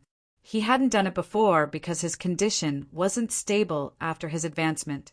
He was worried that he would lose control when he came into contact with a mystical item. Inside the spire, Derek Berg, who had completed the process, raised his request. He saw the selected items and obtained the corresponding documents. After careful reading and observation, he quickly narrowed down the scope to two choices. One was Cardi's ring. It had an ancient appearance and was completely iron black in color. It was engraved with dark and complicated patterns. It was left behind by a resident of the City of Silver a long time ago. It could help the wearer intimidate their target, causing them to pause for a certain period of time. It could also cause normal humans to temporarily lose their rationality or awaken the hidden warmth and memories of crazy monsters. It could make them fall into a state of confusion for a short period of time, preventing them from attacking. The other was Thunder God's Roar. It was obtained from a city that had been reduced to ruins. It was rather heavy and it looked like a gigantic hammer. Its surface was deep blue, and there were silver-white bolts of lightning swirling around it. Its grip was suspected to be the leg bone of a living creature. In battle, it could emit a sound that made the enemy panic and panic. It was as if Thunder God had descended to the ground and was constantly roaring. Every strike of it was extremely destructive, and the terrifying lightning was never absent. The negative effect of Cardi's ring was that the wearer would unknowingly produce another self. Therefore, they had to receive regular treatment from a psychoanalyst. If they missed 1 or 2 sessions, the problem would become extremely serious and difficult to treat, and the battle between the 2 selves would eventually lead to a loss of control. Relatively speaking, Thunder God's roar didn't have such a huge hidden danger. It only made the wearer accumulate irritable emotions. As long as they vented it regularly, there wouldn't be a problem. However, it had another negative effect. In an environment without light, the wearer would have a 100% chance of being attacked by terrifying monsters in the depths of the darkness. The probability of being attacked is 100%. Upon seeing this data, Derek felt depressed. This meant that many residents of the City of Silver had already disappeared due to this reason. They were all the former owners of Thunder God's Roar. Which one should I choose? Producing another self is a very terrifying matter. Miss Justice seems to have mentioned that this is called dissociative identity disorder. Not only does Thunder God's Roar have the ability to affect an enemy state, it also has rather powerful offensive strength. My axe of hurricane has been used too frequently, so it should be destroyed earlier than expected. I can emit light myself, so I don't have to worry about absolute darkness. After some thought, he pointed at the ghostly blue hammer. I want Thunder God's Roar. 160 Buckland Street. Just as Klein walked out of his master bedroom, he saw butler Walter waiting outside. He held a few invitations in his hand. Sir, there are a total of 3 invitations this Monday. Afternoon tea on Wednesday, literary salon on Friday, and dinner on Saturday. They are from... Klein listened with a warm expression as he smiled. Tell these friendly invitees that I'll be participating. All right, sir. Walter bowed and left the 3rd floor. Seeing his back disappear down the staircase, Klein couldn't help but sigh inwardly. Another week of such invitations, and it'll be my turn to invite my neighbors to a ball or dinner. Only by doing this a few times will I be able to truly enter their circle and be introduced to important figures of a higher level, allowing me to enter different clubs. Haha, such a referral is definitely built on the basis of sufficient wealth. A person without any value wouldn't receive a referral. It's really troublesome to socialize with high society. I'll need at least another month before I can come into contact with people who are at the periphery of the great smog of Bakeland. It's still better with the church. As long as I donate enough and am pious enough, I can freely enter and listen to the bishop's sermons. Of course, that's under the premise that I pass the checks. If everything goes well, I might be able to grasp the keeper's shifts within a month and find a chance to enter behind Cheney's gate. Klein reined in his thoughts and instructed his valet, Richardson, to bring his coat, hat, and cane over. According to his arrangements, he was to watch the most popular play, The Traitor's Ring, at the Royal Theatre. It wasn't purely for entertainment. Only by understanding popular plays, famous music, and trends would he have something to talk about in the various gatherings of high society. A popular gentleman must be very tiring in private. A minute on stage is 10 years of hard work. Such social gatherings are really tiring. As Klein lampooned, he allowed Richardson to put on his coat. Then he took a high-end 4-wheeled carriage to the Royal Theatre in Westborough. He sat in a luxurious VIP room and watched The Traitor's Ring. It's different from movies and television series.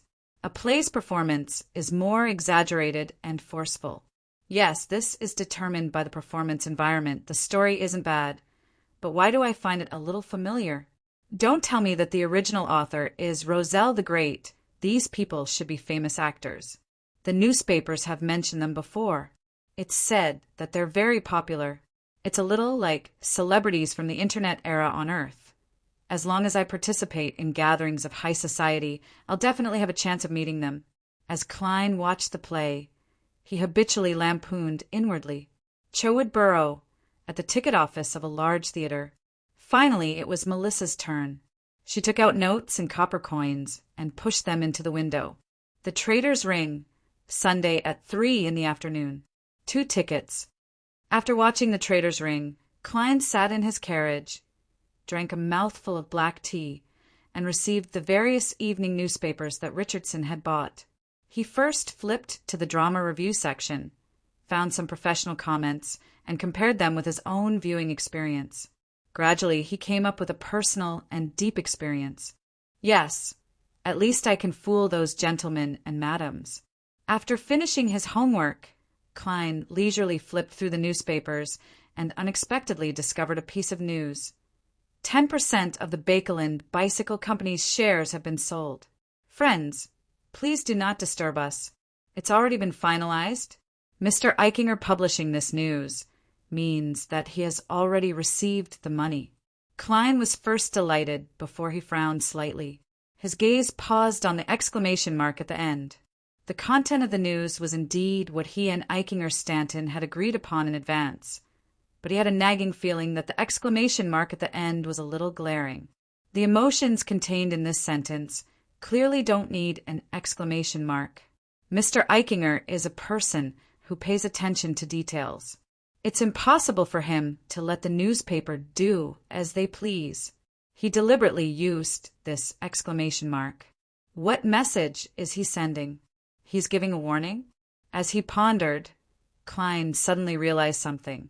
The 10% of the Bakeland Bicycle Company's shares that Eichinger Stanton sold clearly came from Sherlock Moriarty, and with the former's moral character, it was impossible for him to sell it for no reason. This meant, to a certain extent, that Sherlock Moriarty or his agent had already returned to Bakeland. Therefore, a certain faction of the royal family that was involved in the great smog of Bakeland had keenly sensed the situation and started monitoring Detective Eichinger Stanton, hoping to capture the target who had gone to collect the cash. How should I get the money? Klein pretended to read the newspaper, naturally and seriously pondered this serious question. P.S. First update, then change. I'll take the afternoon off to write a chapter. The curly-haired baboon is stuck again. It's really frustrating to write the daily life and foreshadowing in an interesting and attractive manner. Chapter 785. At 10 o'clock at night, it started drizzling in Bakeland again. The thin mist gave the light from the gas lamps a hazy sense of beauty. Eichinger Stanton's assistant, Bowen, patrolled the bottom floor and walked to the oriel window, preparing to close the last window. At this moment, a black shadow leaped in and landed steadily on the protruding wall. It was a blue, short-haired stray cat. Bowen could not help but chuckle when he saw the man's large and round yellow eyes looking at him. There is no food here. Detective work could easily attract revenge, and there were many secrets that needed to be hidden. Therefore, the chefs and servants in Eichinger Stanton's house were all hourly workers. They would only come for a fixed few hours a day and would not prepare too much food at once. This made it difficult for the food to be left after dinner. The blue, short-haired cat opened its mouth, but it didn't meow. Instead, it spoke like a human. I'm Sherlock Moriarty. I want to see Mr. Eichinger Stanton. Although Bowen was a beyonder nurtured by the Church of the God of Knowledge and Wisdom, he wasn't a very high-sequence beyonder. He wasn't very knowledgeable, so this was the first time he had encountered a cat that could speak. He couldn't help but be shocked and dazed for a moment. After a few seconds, he came back to his senses and recalled the words of the blue short-haired cat. It said it was Sherlock Moriarty. This great detective is really not simple. He could actually turn into a cat. No, control a cat. This kind of ability was really strange and scary. Bowen quickly calmed down. Without answering the cat, he reached out to close the window. After doing all this, he lowered his voice and said, "Follow me." The blue short-haired cat immediately jumped off the platform behind the oriel window. With its tail raised, it walked agilely behind Bowen, following him all the way to the second floor, and watched as he knocked on Eichinger Stanton's bedroom door. "What's the matter?" Eichinger, who was wearing light, striped pajamas, opened the door and asked. He was enjoying his bedtime tobacco. Bowen cautiously pointed at the blue, short-haired cat beside him. "Mr. Sherlock Moriarty is looking for you." Isengard, who had white sideburns and a thin face, raised his eyebrows slightly. He looked down and took 2 steps back, allowing the blue cat to swagger into his bedroom. "Go back to your room and sleep. Wake up on time tomorrow. We still have a case waiting to be investigated." Eichinger instructed Bowen as if nothing had happened. After the assistant left, he closed the door and turned to look at the blue cat squatting beside the reclining chair. He chuckled. "I never expected you to have such beyonder powers. I was just worried that you would come over directly." "I noticed that exclamation mark," the blue short-haired cat said with a smile. It had to be said that it was quite strange for a cat to have such an expression on its face. Anyone who saw it would feel a chill run down their spine. Eichinger did not have any unusual reaction to this. He took a puff of his pipe and sat on the reclining chair. He enjoyed the smoke and slowly exhaled. "I believe in your wisdom." "Thank you for your praise." The blue short-haired cat politely extended its paw and bowed. Eichinger looked at it and stroked his pipe as he smiled. "You should already know what has happened. Although that group of people doesn't dare to monitor me very strictly, afraid that I'll discover it and inform the Church of Evernight and the Church of Steam. Ha ha! They will also be in quite a bit of trouble once they are exposed. However, I believe that there must be a demigod among them. This is both an inference and a conclusion given to me by some feedback.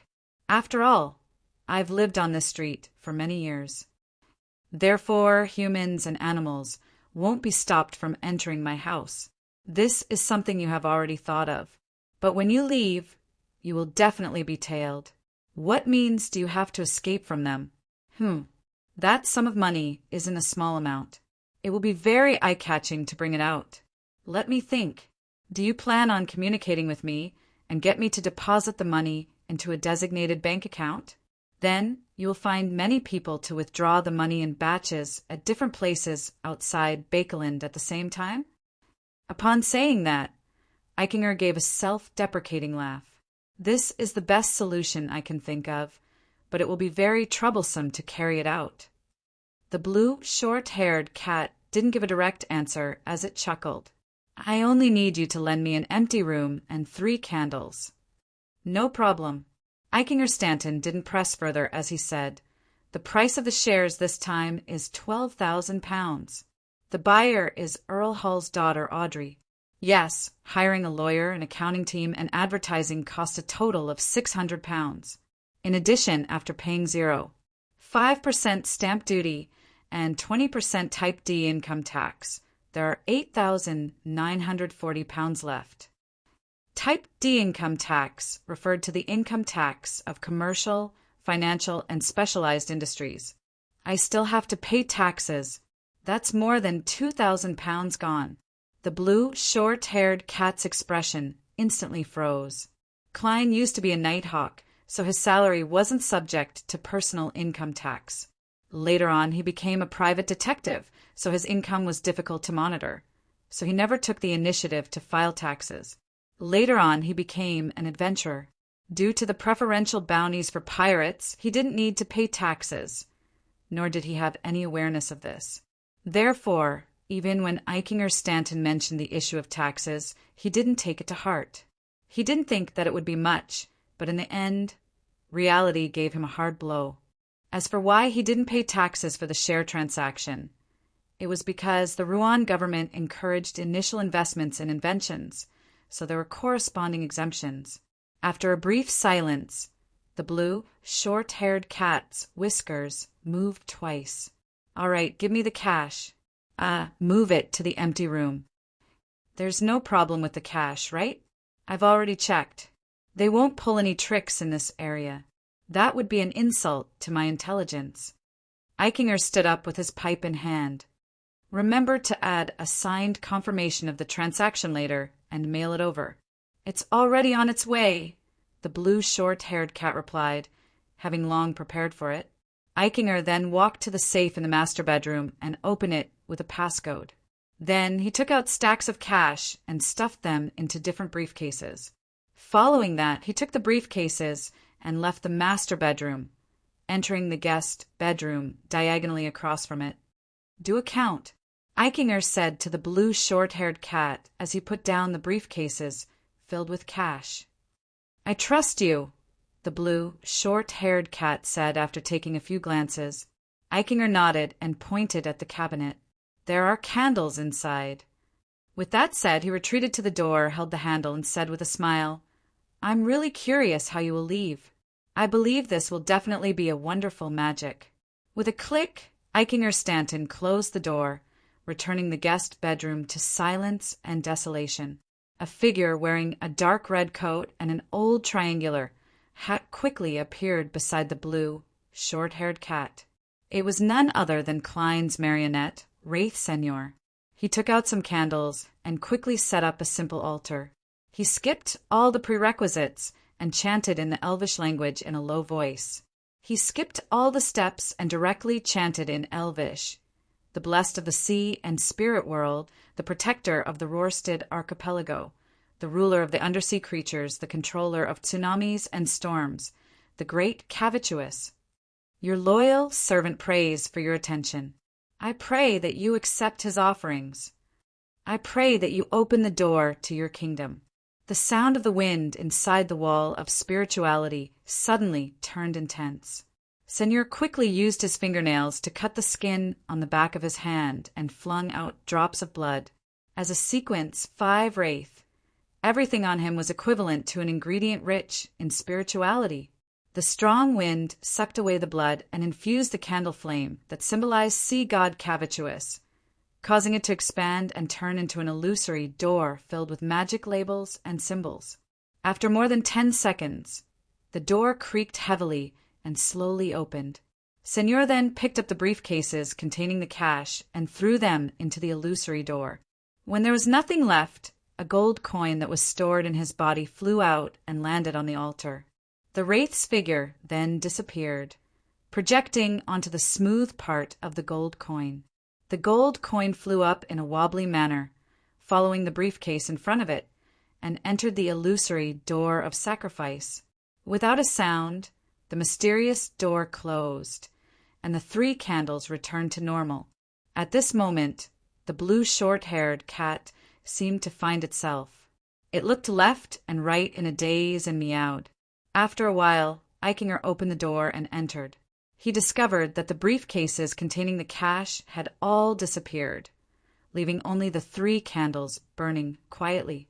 Only the blue short-haired cat was left warily arching its back. As he stared at this scene, a rental carriage drove past at an unhurried pace at a fork on the other side of the street. On the same night, in a building in Sherwood Borough, Zio braved the drizzle and returned home. As she dried her hair with a towel, she said to Furs, "Your letter has been sent." "Your letter has been sent," Furs tersely acknowledged, as she secretly guessed when her teacher would reply. At this moment, Zio put down the towel and casually said, "There's news about Mr. X's party. It's the same place as before Friday night." "Very good. I can tell Mr. World. I wonder how much I'll need to pay." Furs's eyes lit up when she heard that. Before she could ask for details, Zio had already added, "Mr. X also gave a mission that's said to pay very handsomely." "Mr. X also gave you a mission that is said to be very rewarding." "Yes. Tell him about the people you know who have abnormal luck." "People with abnormal luck?" Furs muttered in puzzlement. Is there something wrong with this gentleman's brain? Who would divulge the situation around them at such a gathering?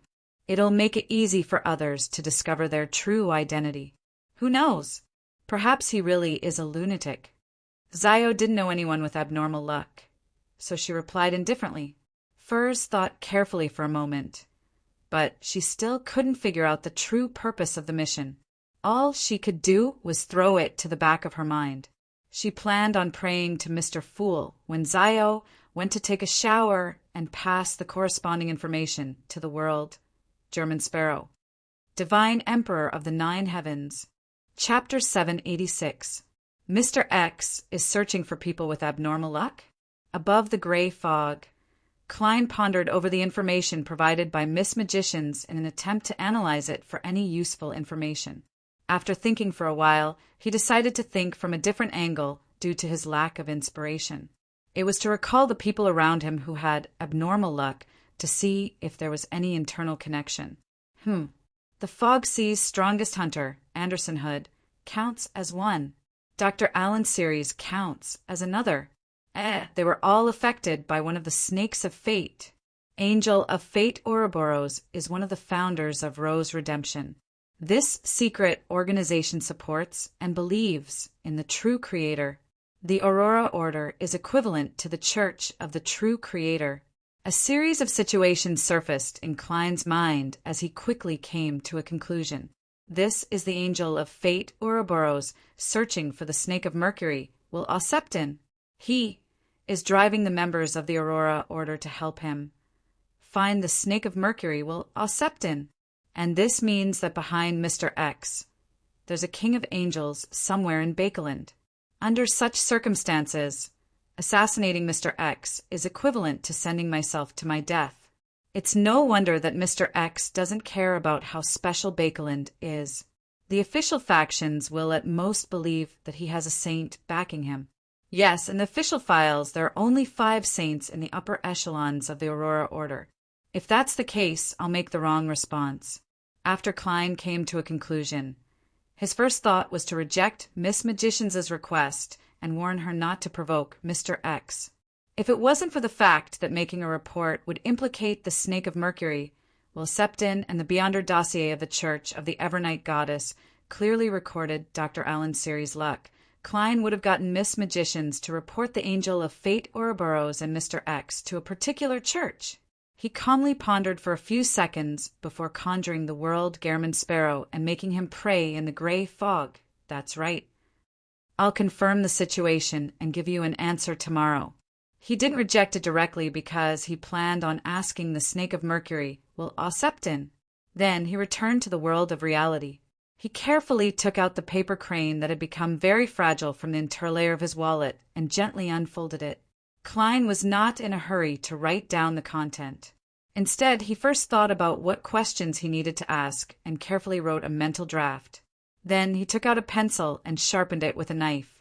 After flexing his muscles, Klein wrote, "The members of the Aurora Order are looking for people with abnormal luck. I wonder if you know how to use worms of time to create charms. Is your umbilical cord blood considered the blood of a mythical creature? If it does, and I want to drop, what price do I have to pay?"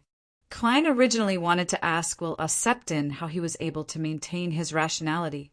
After all, the Church's information didn't indicate that they publicly worshipped the Snake of Fate.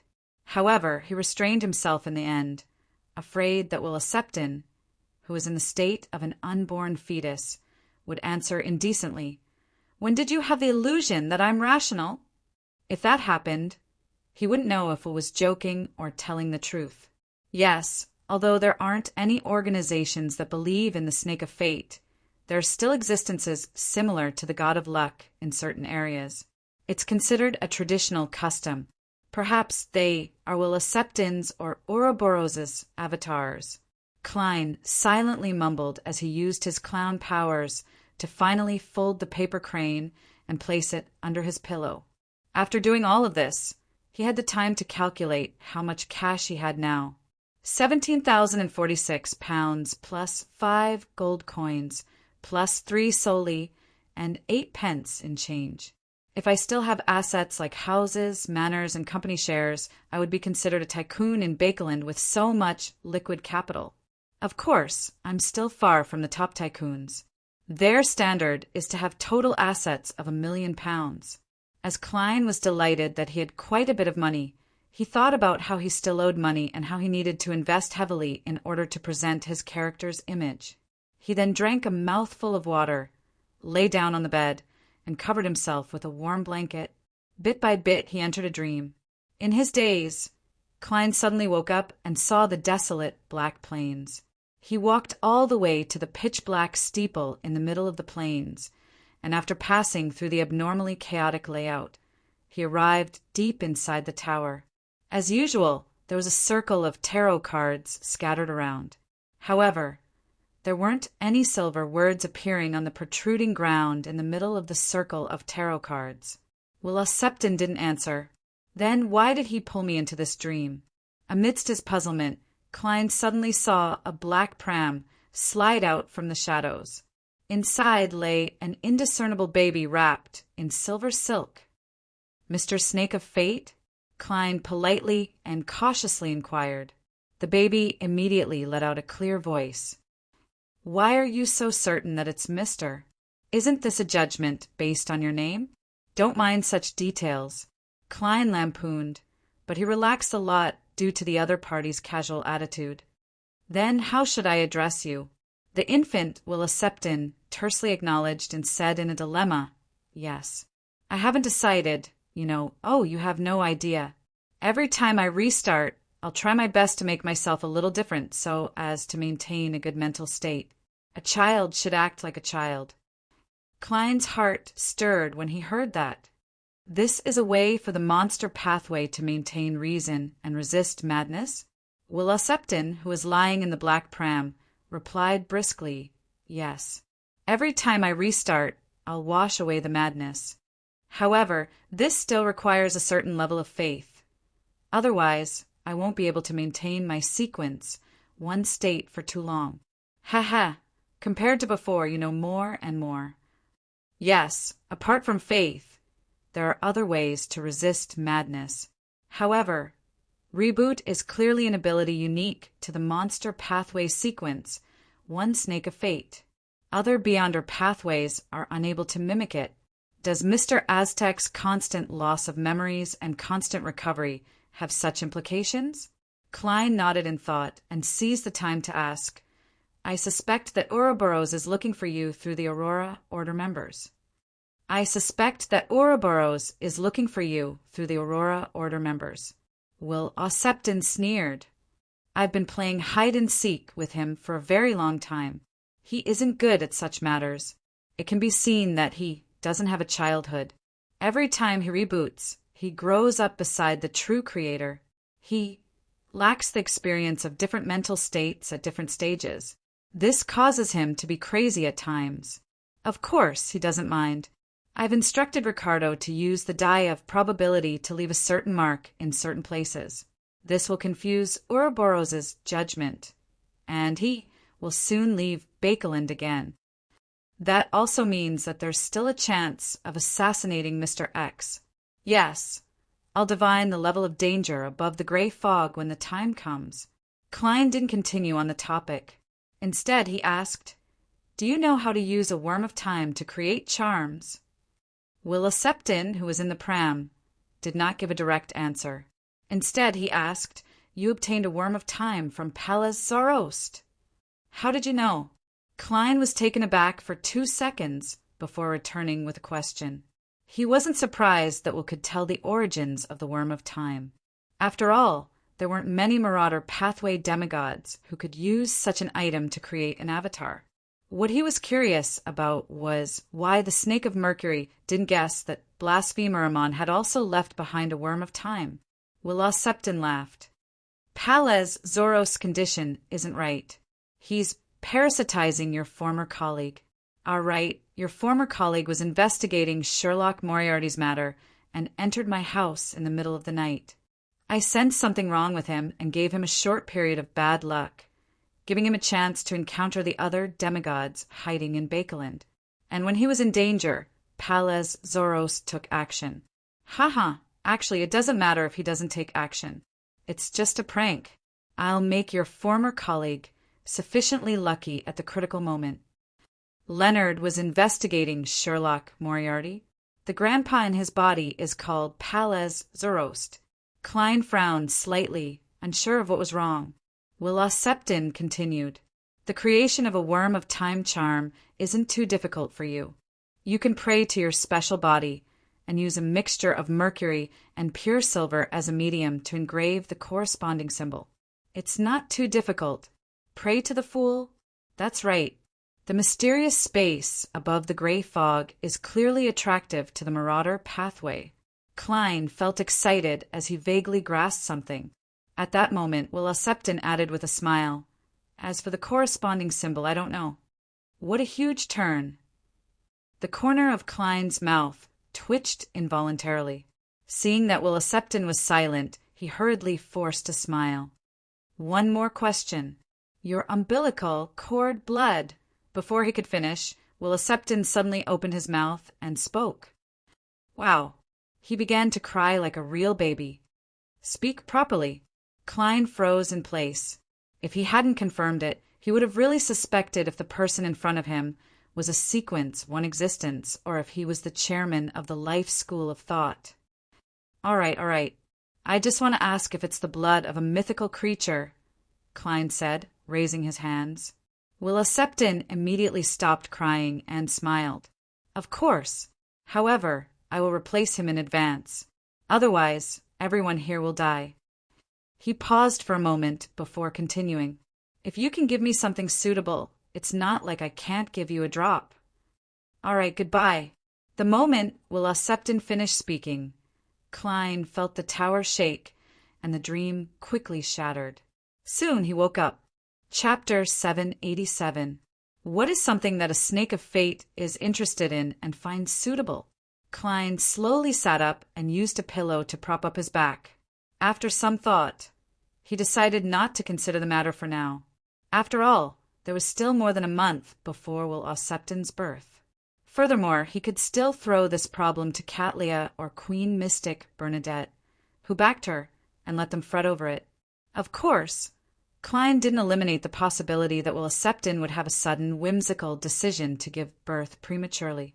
He slowly turned his attention to the creation of a worm of time charm. According to Snake of Fate Will Septon, he fulfilled almost all the requirements and was just short of a corresponding symbol. Praying to the Fool and borrowing the powers of the mysterious space above the gray fog, I wonder if the corresponding symbol of the Marauder pathway will work. Even if it does, I don't know. Unless I can pull a Marauder above the gray fog and make the corresponding high-back chair produce a pattern. As Klein pondered over the details, he suddenly had an idea. In that case, perhaps I can try the symbol behind the Fool's chair. Half of the pupilless eye that represented concealment, and the other half of the contorted lines that represented change formed a special symbol. I wonder if it's useful. Divination can't be done by elimination, but I can predict if the attempt will be successful. Besides, even if it fails, it shouldn't be a problem. After all, I'm praying to myself. Even if the material is lost in the experiment, it will only enter the gray fog and not be lost. With this in mind, Klein suddenly felt excited. He couldn't help but get out of bed and prepare to experiment tonight. A worm of time was a material left behind by a Marauder demigod. Although it was already dead, its essence and level were still present, using it to create a charm. Even if it didn't reach the level of an angel due to various problems, it wouldn't be too far off. It would be at the pinnacle of strength at the level of a saint. If Klein succeeded, it would be equivalent to having another trump card. At a critical moment, it might even give him an extra life. How could he not be excited and look forward to it? I can only stir a tiny bit of the powers of the mysterious space above the gray fog. The level of the worm of time charm will likely drop a little, but regardless, it's definitely stronger than the 9th law that Admiral Amirius gave me. If I use the aura of a blatherer to create a high-level charm in the devil domain, it should be about the same as the 9th law. Unfortunately, I don't dare to pray to the dark side of the universe. Klein wore his pajamas and walked barefooted.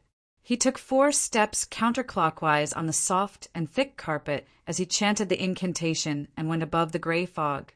Sitting at the Fool's seat at the end of the long bronze table, he conjured a dark red fountain pen and yellowish-brown goatskin parchment. He wrote the corresponding divination statement. The charm I'm about to begin will go smoothly. Removing the spirit pendulum from his sleeve, Klein held it with his left hand and began cogitation.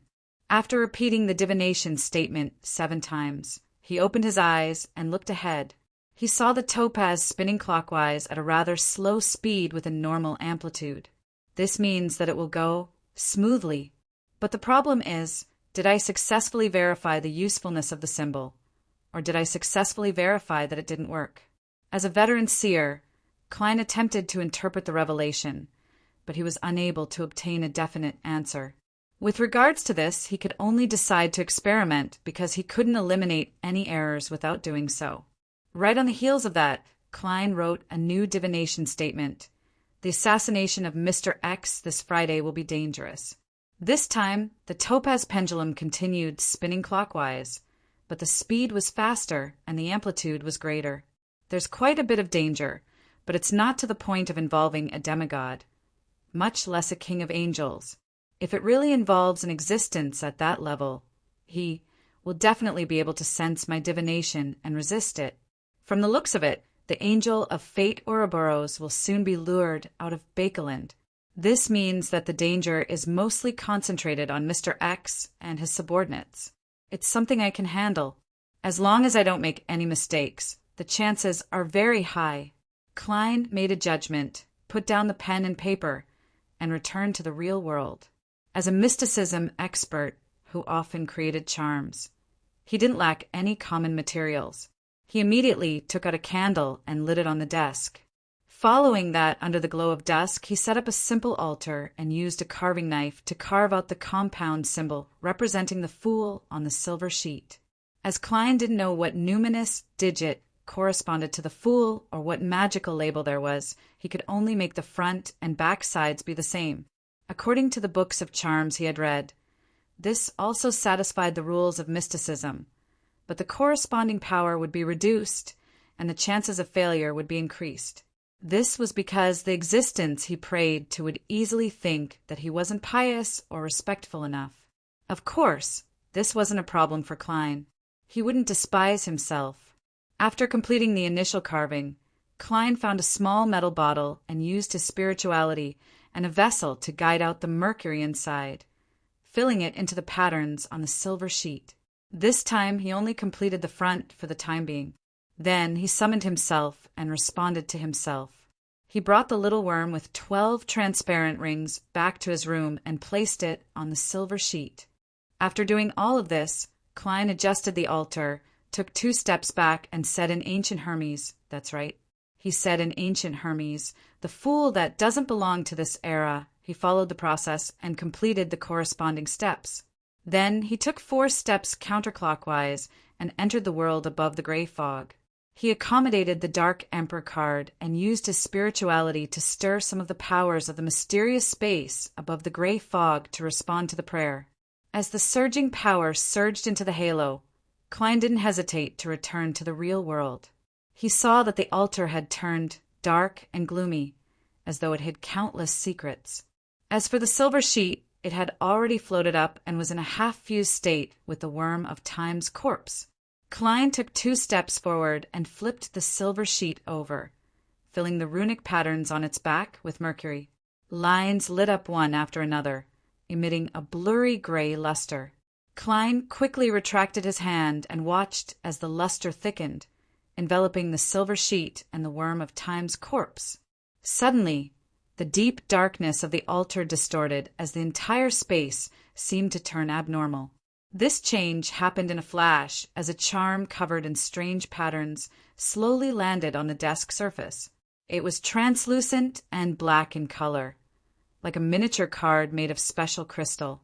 It also looked like the eye of a certain existence that was watching over this world. Success! It really works. Klein was delighted as he hurriedly picked up the charm. He felt its coldness in his hand, as though he was touching snowflakes. Regardless of the final effects of the charm, the formation meant success. Klein had once again obtained a high-level charm at the demigod level. He busied himself for a while before bringing the finished product above the gray fog. Using dream divination, he roughly understood its effects. This black crystal, card-like charm's effect was very simple, but it was very powerful. It was to steal the fate of others. To be more precise, it was to graft fate. It could graft the target's fate for a period of time onto oneself. The simplest situation is when the enemy is about to kill me. I can use this charm to steal the fate of his survival, grafting the fate of my imminent death onto him. Then there will be a situation where he succeeds, but the one who dies is him. It matches the characteristics of the Marauder pathway, but it's even more sinister and terrifying. This is stealing fate from stealing money. If the Worm of Time is alive, and I can fully use the powers of the mysterious space above the gray fog, then this charm might even point to the time domain. As Klein thought about it, he felt a lingering sense of fear. If not for the gray fog's isolation and disinfection, without the help of the mysterious space's powers, he wouldn't have been able to do anything to a Worm of Time. Phew, it's mine now. I can't call it a Worm of Time anymore. I'll just call it Fate Siphon. Klein busied himself once again as he brought the Fate Siphon charm back to the real world. After dealing with the remnants of the ritual, he solemnly placed the high-level charm into the iron cigar case and placed it together with Aztec's copper whistle and Señor's gold coin. Then he used a wall of spirituality to seal and isolate it. In a good mood, Klein instantly lost his sleepiness. He drew the curtains slightly, allowing the crimson moonlight to shine in, illuminating the room with peace and tranquility. While enjoying the scenery, he suddenly saw a figure sneak out of Member of Parliament Mock's house and approach him through the shadows. It was none other than Hazel Mock.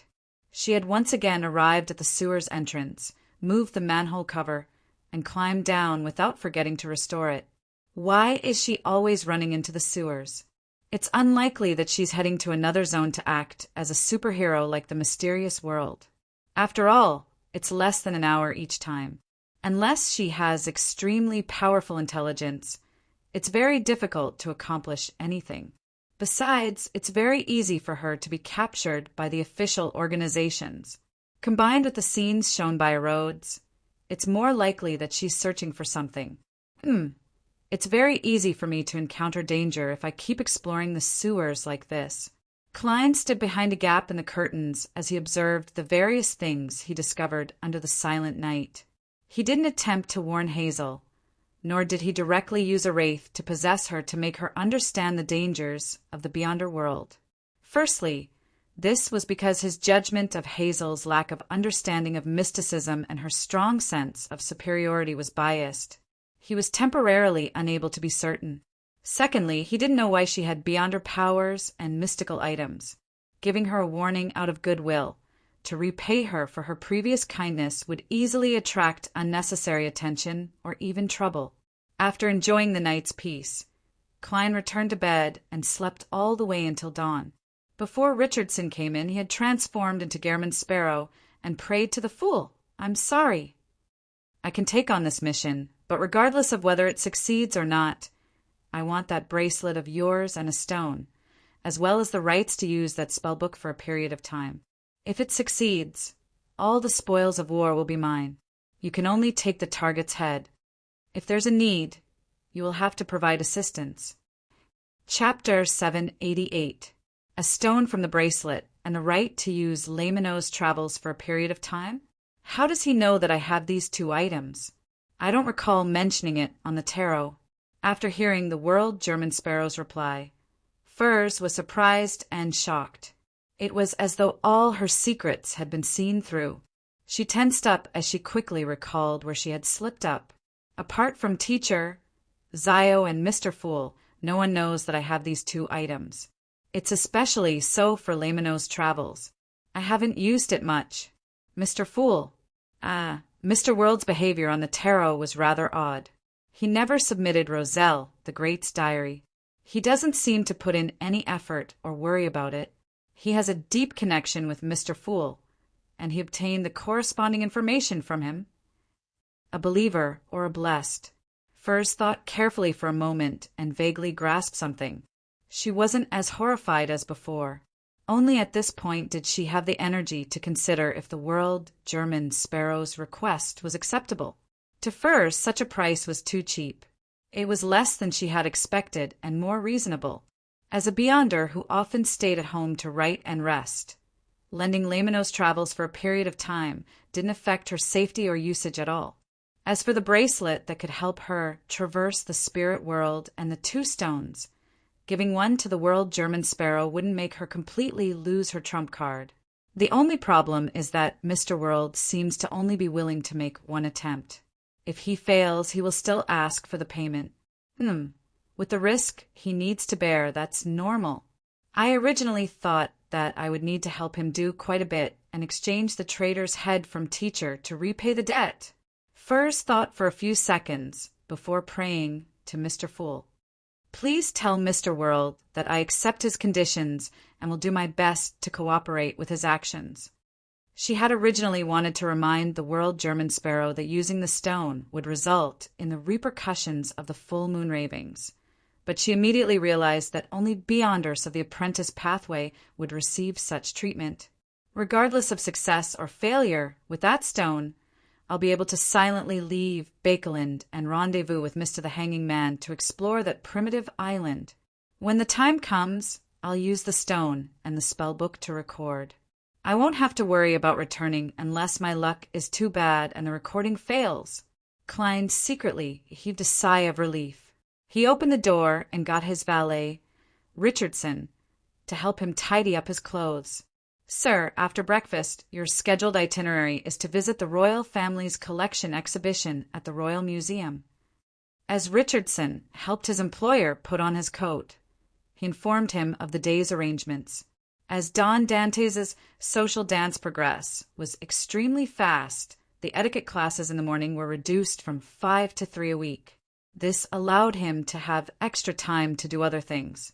And such an exhibition would definitely become a hot topic of discussion in high society.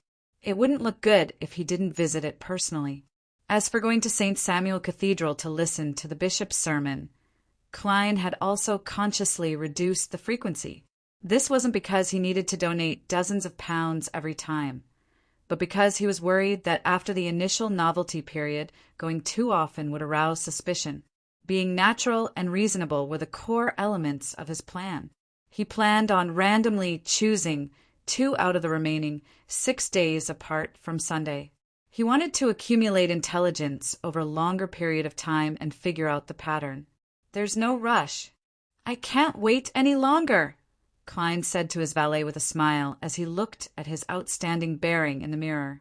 Upon thinking of St. Samuel Cathedral and the Church of Evernight, he naturally thought of Leonard Mitchell's secret investigation of Sherlock Moriarty. He didn't understand what the other party was suspecting. Was it Emmeline White's purchase of tinder that made Leonard decide to investigate the people around him? Or was it the faint figure of the detective in Capham's case and Lenevis's case that made the Red Gloves in charge of the investigation sense something? Or is it a combination of both? Klein thought about the traces he had left behind and had a general guess. He wasn't afraid that Sherlock Moriarty would be placed on the wanted list of the Church of Evernight and have a bounty placed on him.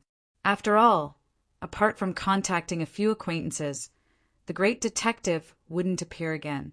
What he was worried about was people discovering that the early Sherlock Moriarty resembled Klein Moretti, and from there they would be able to track down the deceased former Nighthawk. In fact, even if they discover me, it's nothing. I'm no longer the clown or magicians from back then. There aren't just 1 or 2 demigods who want to find me. Even if the high-ranking deacons of the church are added, the problem wouldn't change qualitatively. Besides, Banson and Melissa are truly ordinary people. The church definitely won't implicate them or disturb their lives. I wonder if they will take back the pension. Probably not. There's no way to explain it to ordinary people. Klein didn't fret over his debts. This was also the reason why he was so calm when he heard the Snake of Mercury, Willa Septon, point out his identity as Klein Moretti. How could a sequence, one angel who had interacted with Sherlock Moriarty a long time ago and who was adept at destiny-related powers, not be able to discover where the great detective came from? Even with the gray fog in the way, interfering with many details, Willa Septon would definitely know that Sherlock Moriarty came from Tingen. And back in Tingen, Klein had interacted with a youth of the monster pathway, Audiobook, causing his eyes to bleed. As long as the snake of fate will Septon grasped this information and made a comparison, the answer would be obvious. If Leonard were to really discover Sherlock Moriarty's hidden identity, I wonder what kind of expression he would have. Clyne gave a self-deprecating laugh and walked out of the master bedroom. He went down to the second floor and enjoyed the breakfast that his chef had meticulously prepared. Westborough, 2 Kings Avenue, Royal Museum. Clyne led butler Walter and his valet, Richardson, through the ticketing booth and entered. This exhibition was organized by the Rouen royal family. They brought all kinds of historical collections from the founding of the country to the outside world for the public to view and understand, so as to raise the respect and recognition the citizens had for the royal family. As a graduate with a degree in history, Clyne was rather interested in this exhibition. Many of the events that he was very familiar with had their corresponding items here. From another angle, it made one immersed in the long and fascinating past. What surprised Clyne was that Walter had a deep understanding of most of the exhibits. He introduced them to Don Dantes in great detail. As expected of someone from a noble family, Clyne nodded to himself. As they walked and listened, the trio constantly encountered other visitors. The entire exhibition hall was quiet and orderly, with only murmurs. When passing by a display case, Clyne noticed that Walter's footsteps had suddenly come to a halt. He looked to the side as his expression turned complicated. As he wasn't a spectator, Clyne was unable to decipher the exact meaning of the complicated emotions. All he could do was trace Walter's gaze and look in front of the display case. There were 2 people standing there, a man and a woman. The man was in his 30s, wearing a black formal suit and a silk top hat. He held a gold inlaid cane and looked like a rich gentleman. The woman was wearing a yellow dress and a golden necklace. Her overall attire was rather gorgeous. Mr. Butler is looking at that man. Clyne instantly made a judgment as he swept his gaze across the target without leaving a trace. He realized that the gentleman looked rather old. His skin was dark from frequent exposure to the sun. His hands were like dried wood, and his fingers were extremely rough. If I didn't look at his attire, I would believe it if you said that he's a farmer, gardener, or carriage driver. Clyne retracted his gaze as he felt a little puzzled. The reason why he could notice these details was because when he was constructing the identity of Don Dantes, he had seriously considered the appearance of an ordinary person who had been adventuring in the southern continent for a long time. He believed that in addition to the eyes, temperament, and innate facial features precipitated by rich experience, Don Dantes must have skin that had been exposed to the sun for a long time, inconspicuous scars, rough and powerful palms, and other details. Otherwise, it would not be enough to support the character's inner qualities. I have to say that ever since I became a faceless, I'm becoming more and more experienced and knowledgeable about how to create a new character. If I were to return to Earth, even without my Beyonder powers, I would still be good at acting. Amidst his self-deprecating thoughts, Clyne saw that Butler Walter had already recovered his solemn and proper look, as though nothing had happened. The old man with rough skin pointed at the flags in the display cabinet. This is the flag used by Earl Lastine, Prince Harold Augustus, during the White Rose War. Unfortunately, he died in the war. However, his death was the turning point of the entire war. Our Rouen ultimately obtained victory. Look, this flag has his blood on it. Your knowledge of history isn't bad.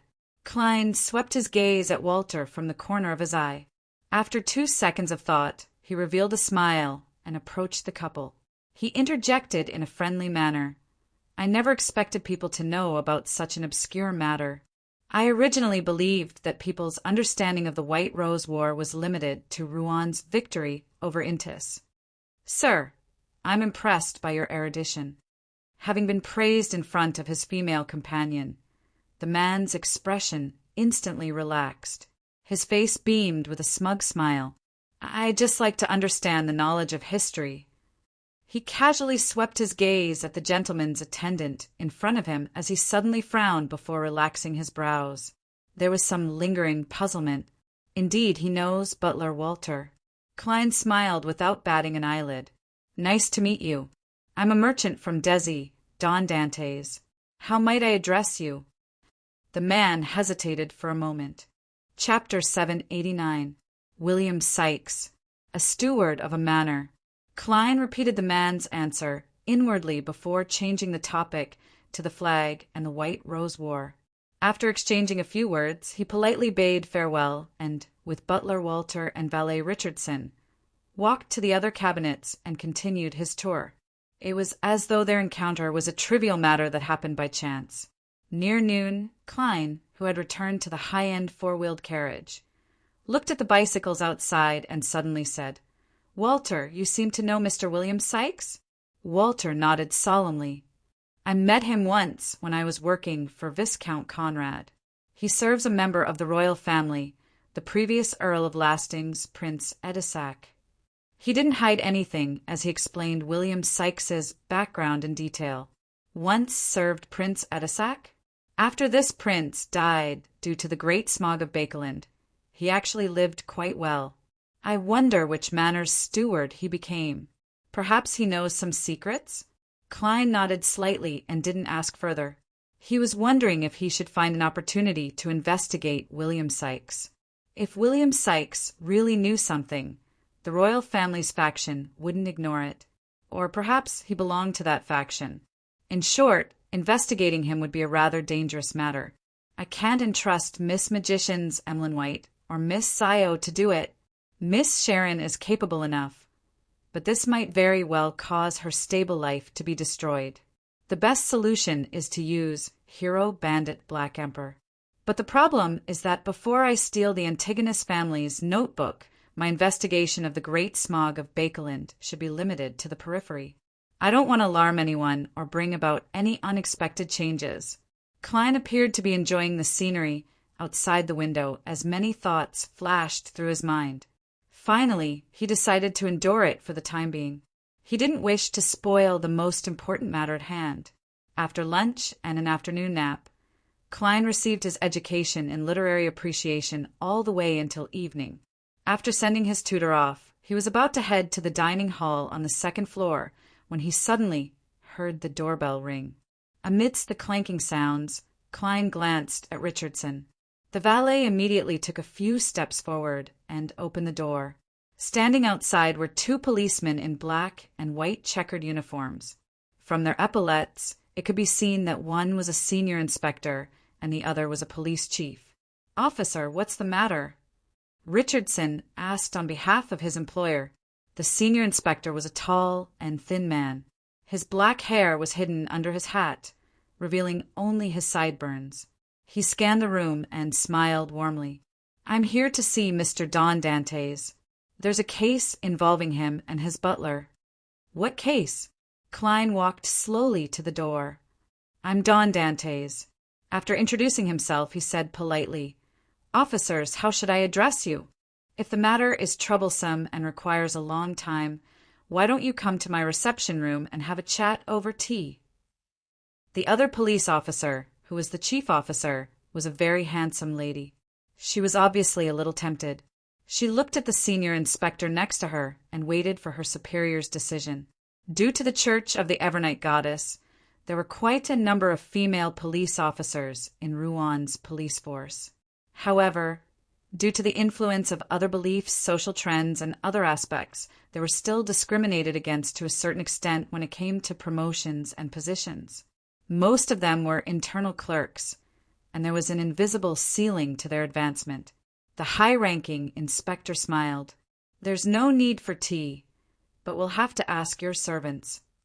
He paused and finally got to the point. "Mr. Don Dantes, do you know William Sykes?" "We met at the Royal Museum this morning."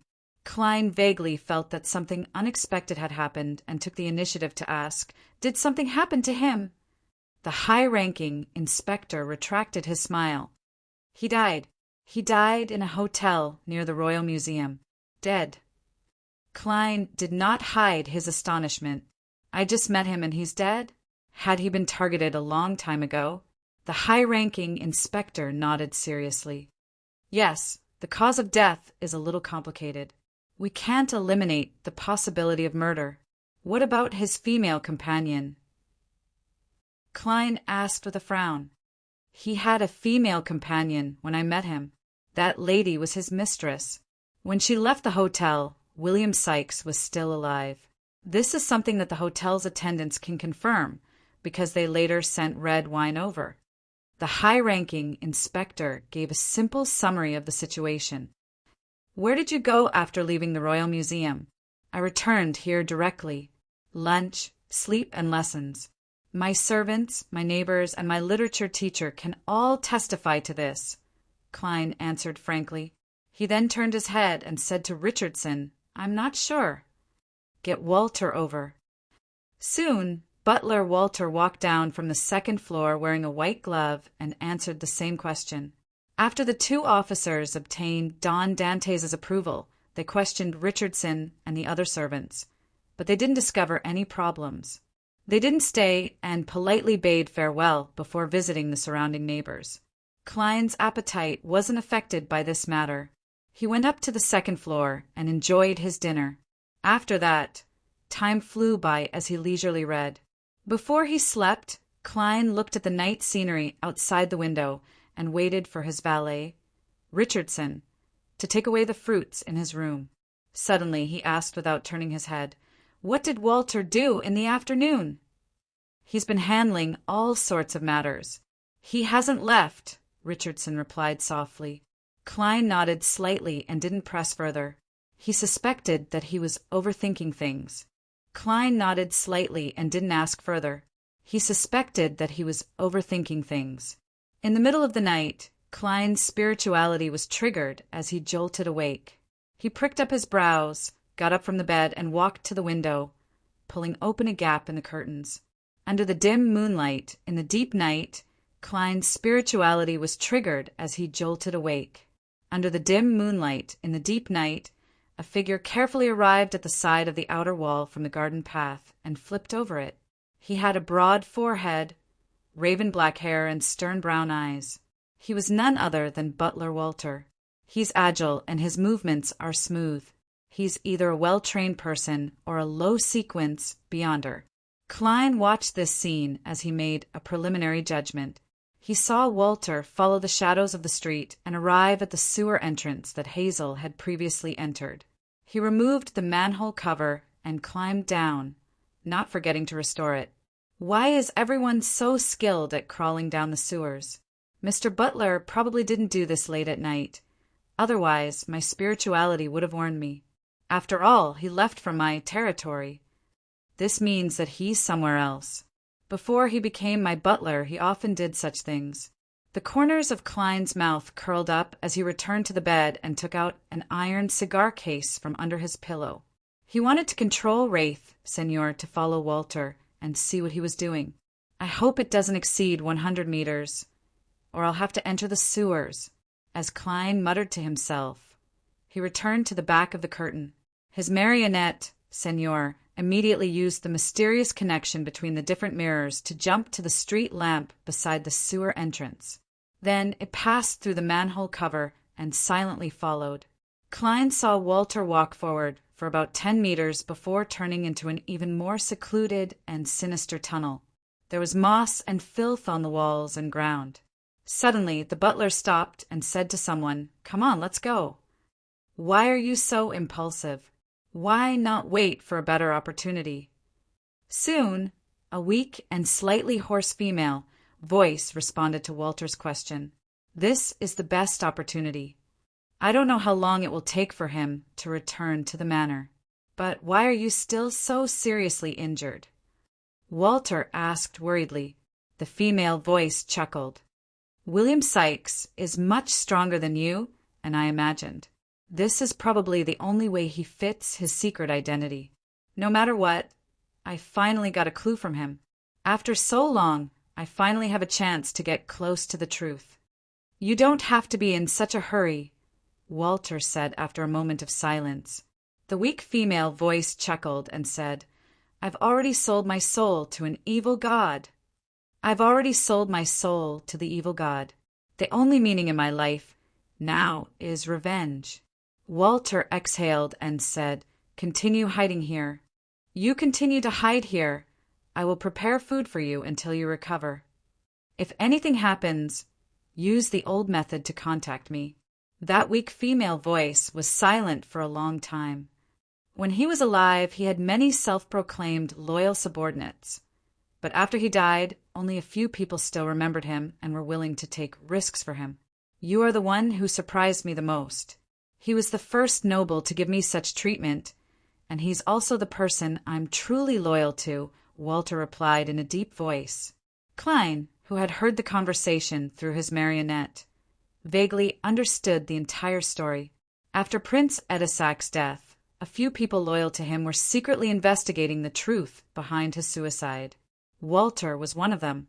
However, he was mainly in charge of gathering intelligence on the surface, as well as using his identity to provide some aid. This is likely the additional development that Rhodes mentioned. Klein immediately got Wraith Senior to turn invisible and sneak into the secluded passageway. He saw Walter standing sideways and talking to someone, and in the spot he was blocking, there was a woman in a black dress sitting against the wall. Her face was rather pale. After the woman heard Walter's words, she chuckled and looked towards the exit. "It's time for you to leave. Be careful not to be discovered." She turned her head, allowing Klein to see her clearly. Her face was slightly round, and her eyes were slender. She had a gentle temperament and a hidden sweetness. She was an extremely outstanding and charming girl, and she was also an acquaintance of Klein's. Trissy Cheek. P.S. Update before making changes. M. Chapter 790. She's not dead? She escaped? She's still thinking of helping Prince Edisac seek revenge? At the instant he saw Trissy, Klein, who was standing behind the master bedroom's curtains, nearly couldn't control his expression. Although he had a vague guess based on the previous conversation, he still felt that it exceeded his imagination when the truth was placed in front of him. Even without dream divination, he could still recall the conversation he had with Trissy before the great smog of Bakeland.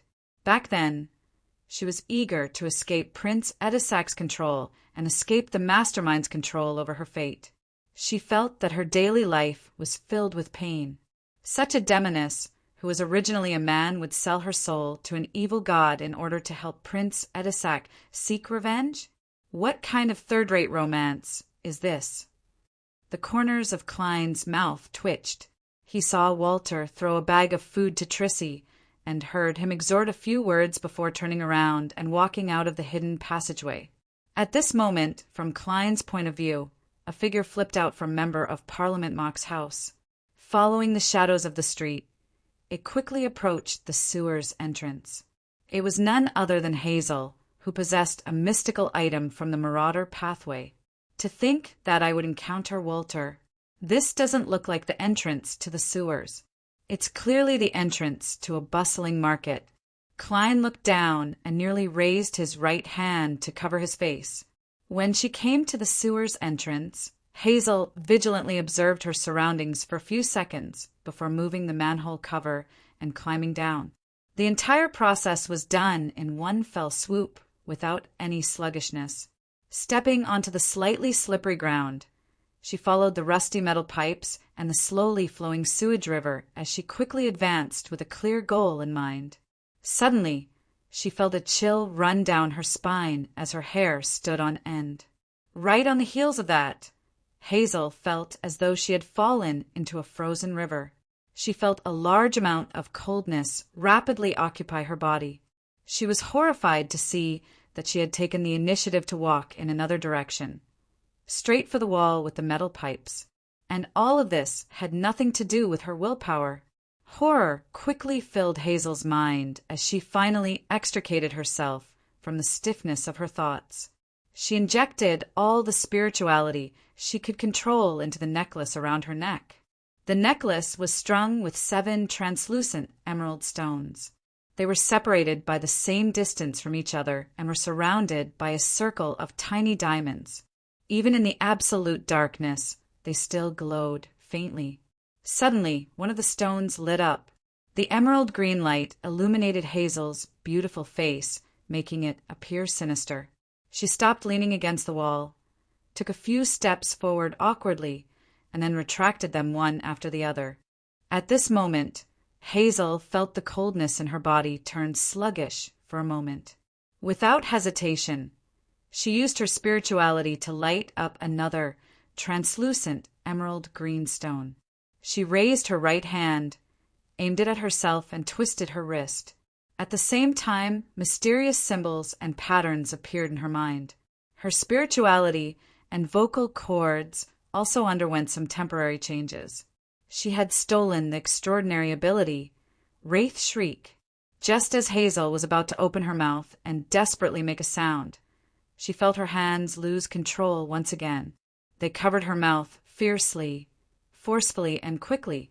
Her shriek turned into a whimper that only existed in her mouth. She took light steps and came to the wall in a few steps. She turned into a fork and crouched into the pure darkness. She struggled with all her might, but it was useless. She couldn't even activate the necklace around her neck again. Hazel's dark brown eyes widened, filled with horror and indignation. 2 crystalline tears began to roll down the corners of her eyes. And at this moment, Walter fumbled his way out of another fork and returned to the sewer's entrance. He nimbly climbed up. By the time he silently entered the Don Dante's Manor at 160 Buckland Street, Hazel suddenly regained control of her body. She felt the terrifying coldness vanish. She first raised her hands in surprise and used her night vision to take a look. Following that, she looked around in horror, as though the darkness of the sewers hid countless unknown monsters. Hazel then touched the necklace in front of her with her right hand and carefully stood up, approaching the entrance. She didn't run in a panic, constantly wary of any attacks from the depths of the darkness. Finally, she returned to Buckland Street. She saw the iron-black street lamps emit light, illuminating the path that had traces of rain. Only then did Hazel speed up and run back home. Midway, she suddenly turned back and nervously and frantically moved the manhole cover to a closed state. After doing all of this, she followed the shadows of the street and returned to her garden. With the help of the gas and water pipes, she entered her bedroom's balcony. Only then did she truly have the ability to think. She widened her eyes and subconsciously looked around as her body gradually began to tremble. She raised her left arm, hoping to wipe her face with her clothes, but she paused midway and took out a handkerchief from her pocket.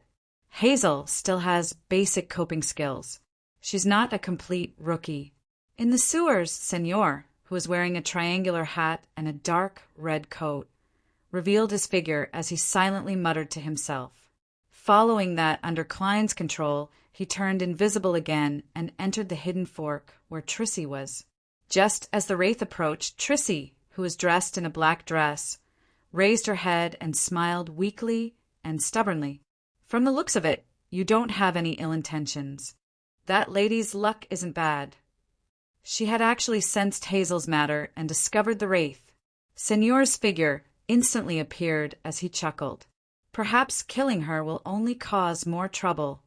Frankly speaking, he really wanted to report Trissy because he knew what evil she had done. He knew how she had instigated the passengers and crew of the Alfalfa to kill each other at sea, and how she had caused innocent lives to be lost prematurely. However, after discovering that Trissy was investigating the mystery of Prince Edisac's death, Klein had a new plan. It was to drive this demoness and cooperate with her to a limited extent on this matter. The mystery of Prince Edisac's death is almost equivalent to the truth of the Great Smog of Bakeland. Investigating this matter will definitely be very dangerous.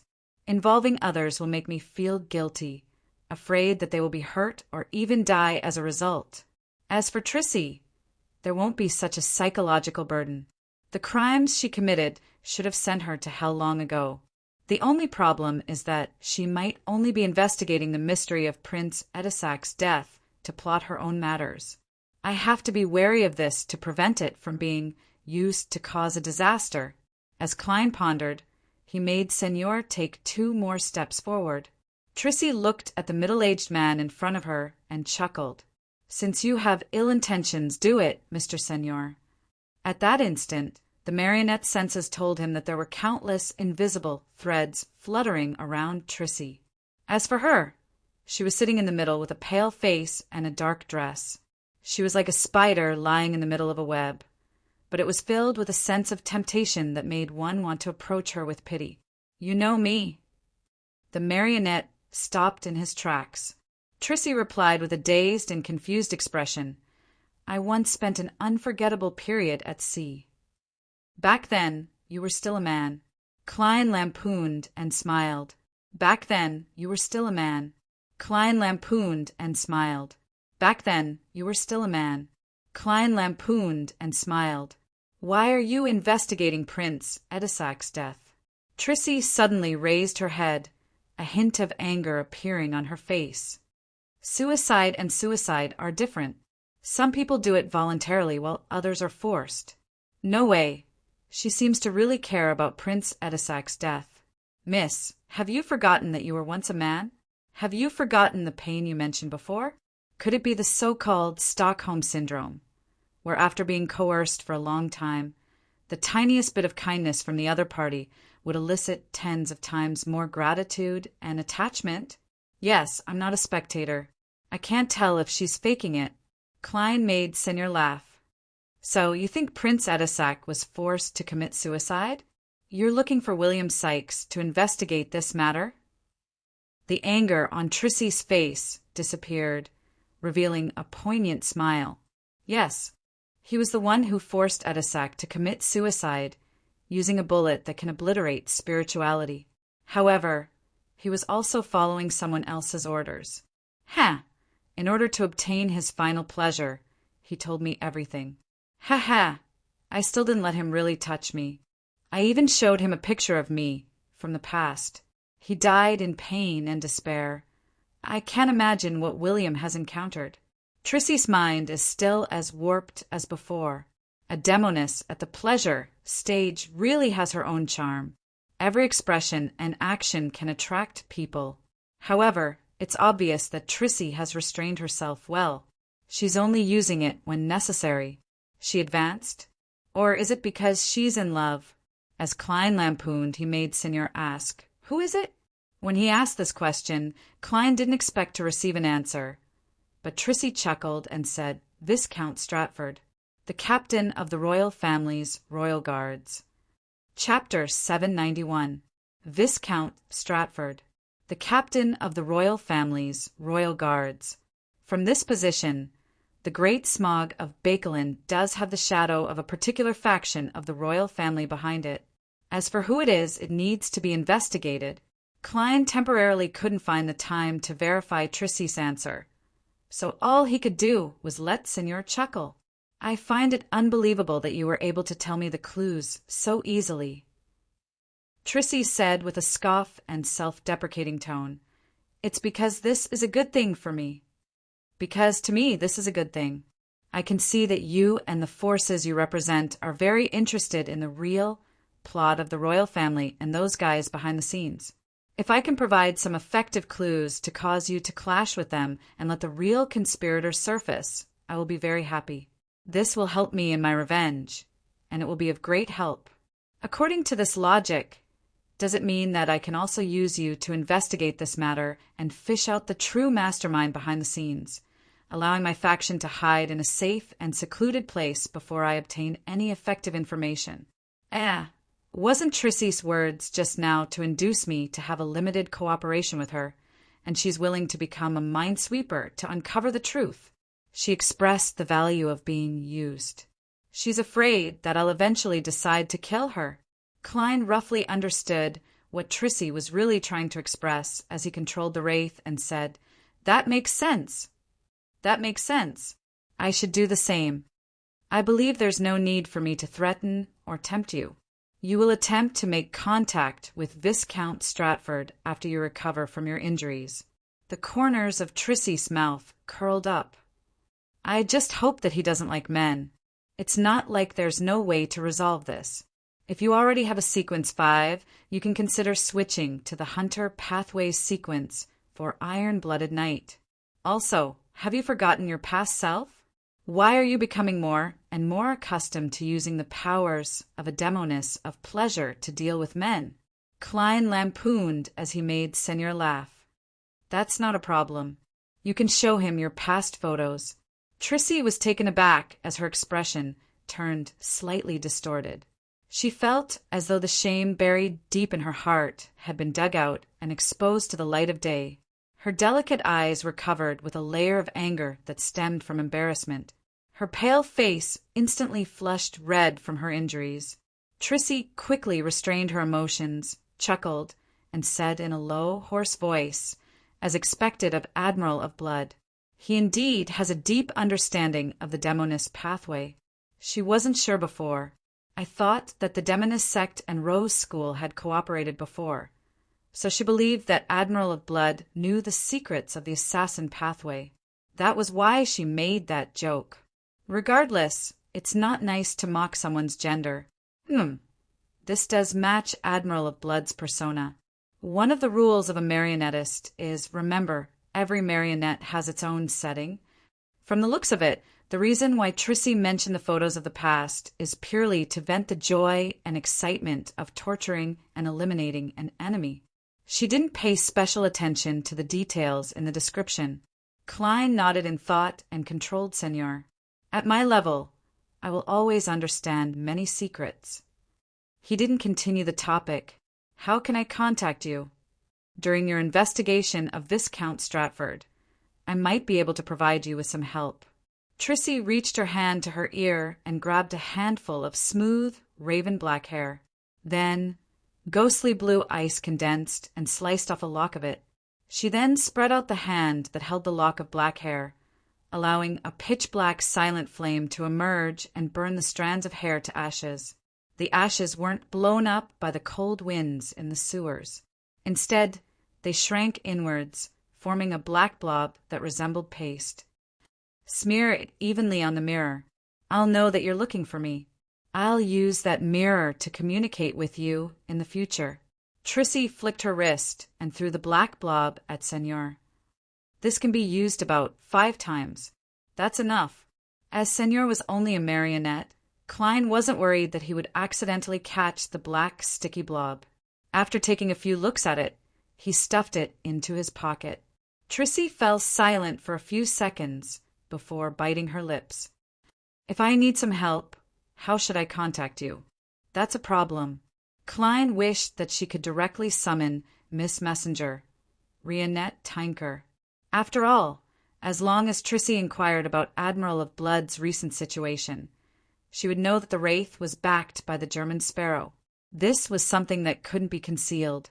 After a few seconds of consideration, he decided to be more cautious. He believed that it wouldn't be too late to change the method of contact after Trissy really discovered it. After all, she's not a trustworthy person. She might be avenging Prince Edisac out of sincerity, but it's likely that she has other motives, such as avenging herself. Klein made Senor look around and say, "There are many secrets hidden in this sewer. There are many secrets hidden in this sewer. I come here often. You can leave any help you need here in words. If it's urgent and you can't do it in time, you can contact the person from before and get him to leave a message here." Trissy slowly nodded. All right. Seeing that the exchange was almost over, Klein prepared to let Senor leave. At this moment, his gaze swept across Trissy's hands and discovered that the sapphire ring that's comparable to a grade 0 sealed artifact had vanished. I noticed it just now and thought that she had changed her hand to wear it on another finger, but it's really gone. From the looks of it, she paid quite a considerable price to escape Prince Edisac's Red Rose Manor and escape in Sangwell and 0-08's control. The mark left behind by the primordial demoness has vanished as well. Klein thought for a moment and made Admiral of Blood Senor laugh. There's one more thing. Which evil god did you sell your soul to? Trissy looked deeply at the middle-aged man in front of her. The primordial demoness. Didn't you want to escape that strange state back then? Didn't you want to become less and less like yourself? Why are you turning back now? Don't you know that by changing your name to Trissy Cheek, they had the intention of making you the primordial demoness vessel? No, she really doesn't know. She doesn't even understand the meaning of the name Cheek. Using all my strength to escape fate is to further integrate into fate.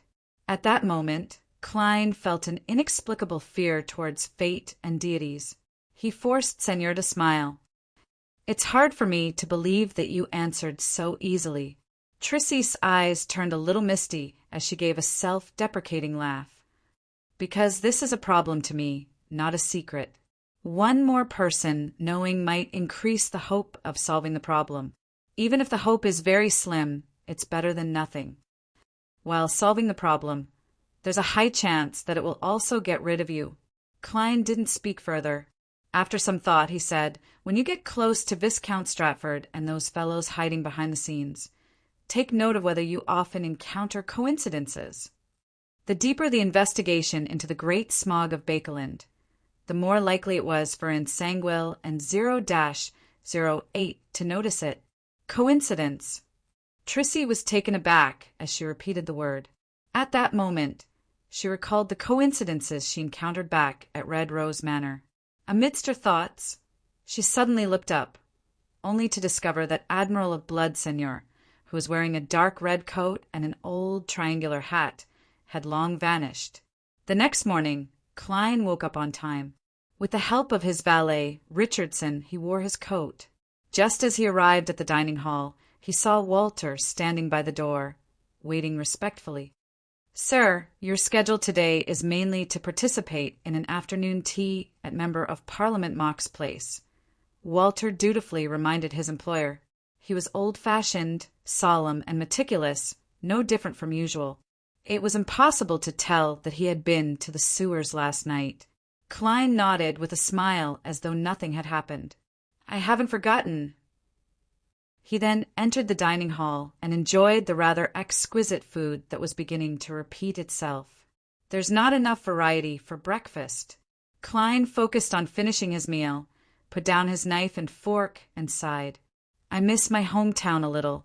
Get the chef to prepare a desi pie tomorrow. Yes, sir. I should have thought of this earlier. Housekeeper Taneja replied apologetically. Klein waved his hand, indicating that she didn't mind it. Then he took a stroll in the garden. After doing all of this, he returned to the third floor to read the remaining newspapers until his etiquette teacher, Juana, arrived.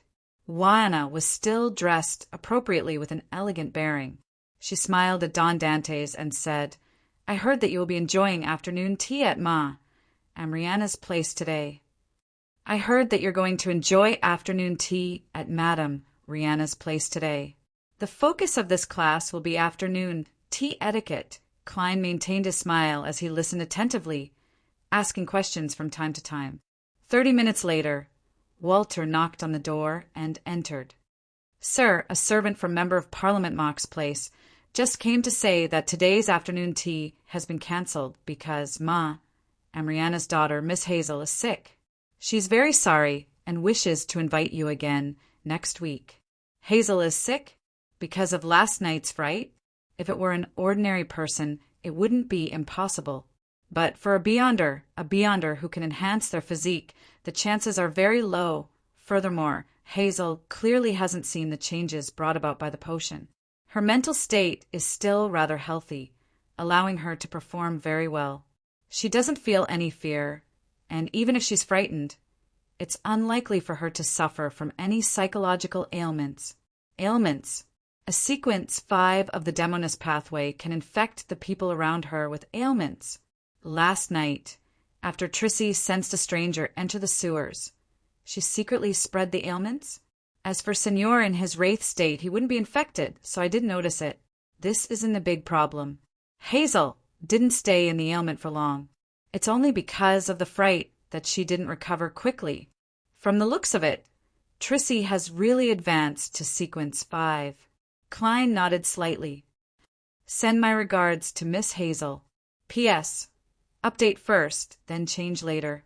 Requesting for monthly votes. The doubling has begun. Everyone vote now. 9 Heavens, Divine Emperor. Chapter 792. Without afternoon tea, Klein decided to pray at St. Samuel Cathedral to show his piety. Of course, he didn't forget to watch the pigeons on the square to make himself appear relaxed and calm. After entering the cathedral and passing through the murals illuminated by the sunlight, Klein arrived at the dark and deep prayer hall. This place wasn't as gorgeous as the other churches. It wasn't dazzling or visually stunning, but it was gentle and serene. It made one feel tranquil from the bottom of their heart. And right in front of them was a pure light that resembled the resplendent stars. It emitted a strong sense of holiness and solemnity. Klein took off his hat and handed it and his cane to his valet, Richardson. Then he walked down the aisle and walked forward. At that moment, two figures stood up from the front row and turned to walk towards the exit. One of them had black hair and green eyes. He moved in a suave manner and had an unruly hairstyle. He was none other than Leonard Mitchell. Almost at the same time, Leonard Mitchell also saw the middle-aged man with white sideburns and deep blue eyes, Don Dantes. He tensed up as his body tensed up indiscernibly. Klein looked at Leonard and nodded with a smile. His expression was friendly and his posture casual. Leonard squeezed out a smile and nodded with some difficulty. Following that, he turned his body and made way, brushing past Don Dantes. This allowed Klein to clearly see who was behind him. It was someone he was familiar with daily, who was dressed in a spirit medium's black robe. This lady was still wearing blue eyeshadow and blush, presenting a bewitching beauty. Daly glanced at the middle-aged gentleman who passed by and suddenly fell into a daze. She then retracted her gaze and silently approached the exit. It can't be. I only imitated the deep feeling of the captain's eyes. Even the color is different. Ma, Daly found it familiar? A woman's intuition is truly terrifying. Klein noticed Daly's momentary abnormality and had a vague guess.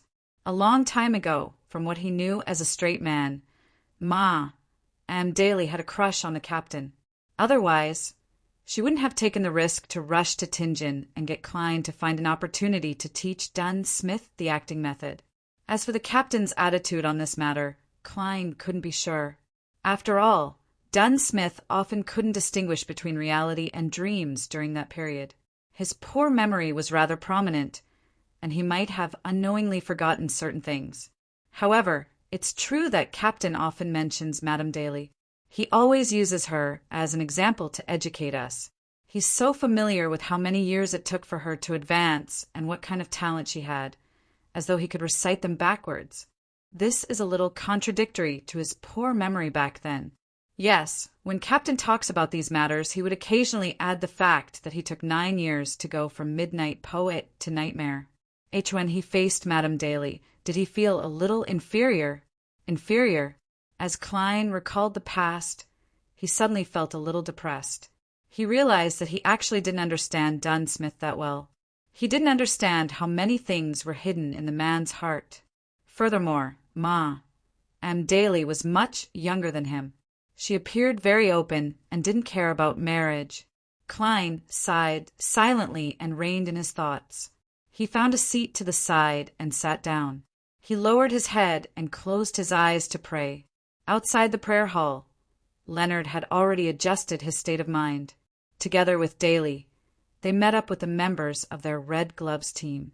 They waited for a while before Sostel, who had become a spirit warlock, came out from the other side. He surveyed the area and said, "Our mission this time is to find the official members of the charismatic order hiding in Bakeland based on the various clues discovered during the explosion of the Black Skeleton Gang's headquarters. Daly is a beyonder of the corpse collector pathway. She has a rather deep understanding of the charismatic order, so His Excellency Saint Anthony got her to help us." At night, after dismissing his valet Richardson, Klein took 4 steps counterclockwise and went above the gray fog.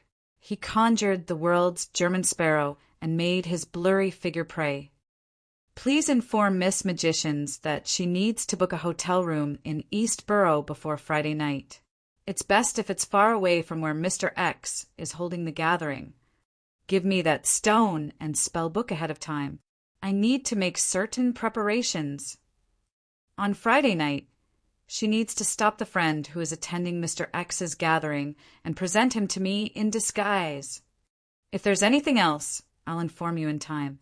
With the assassination of Mr. X in 2 days, there was no doubt that Klein had to make preparations ahead of time, and there were many things that Don Dantes couldn't do at the same time, so he could only rely on Miss Magicians to do it.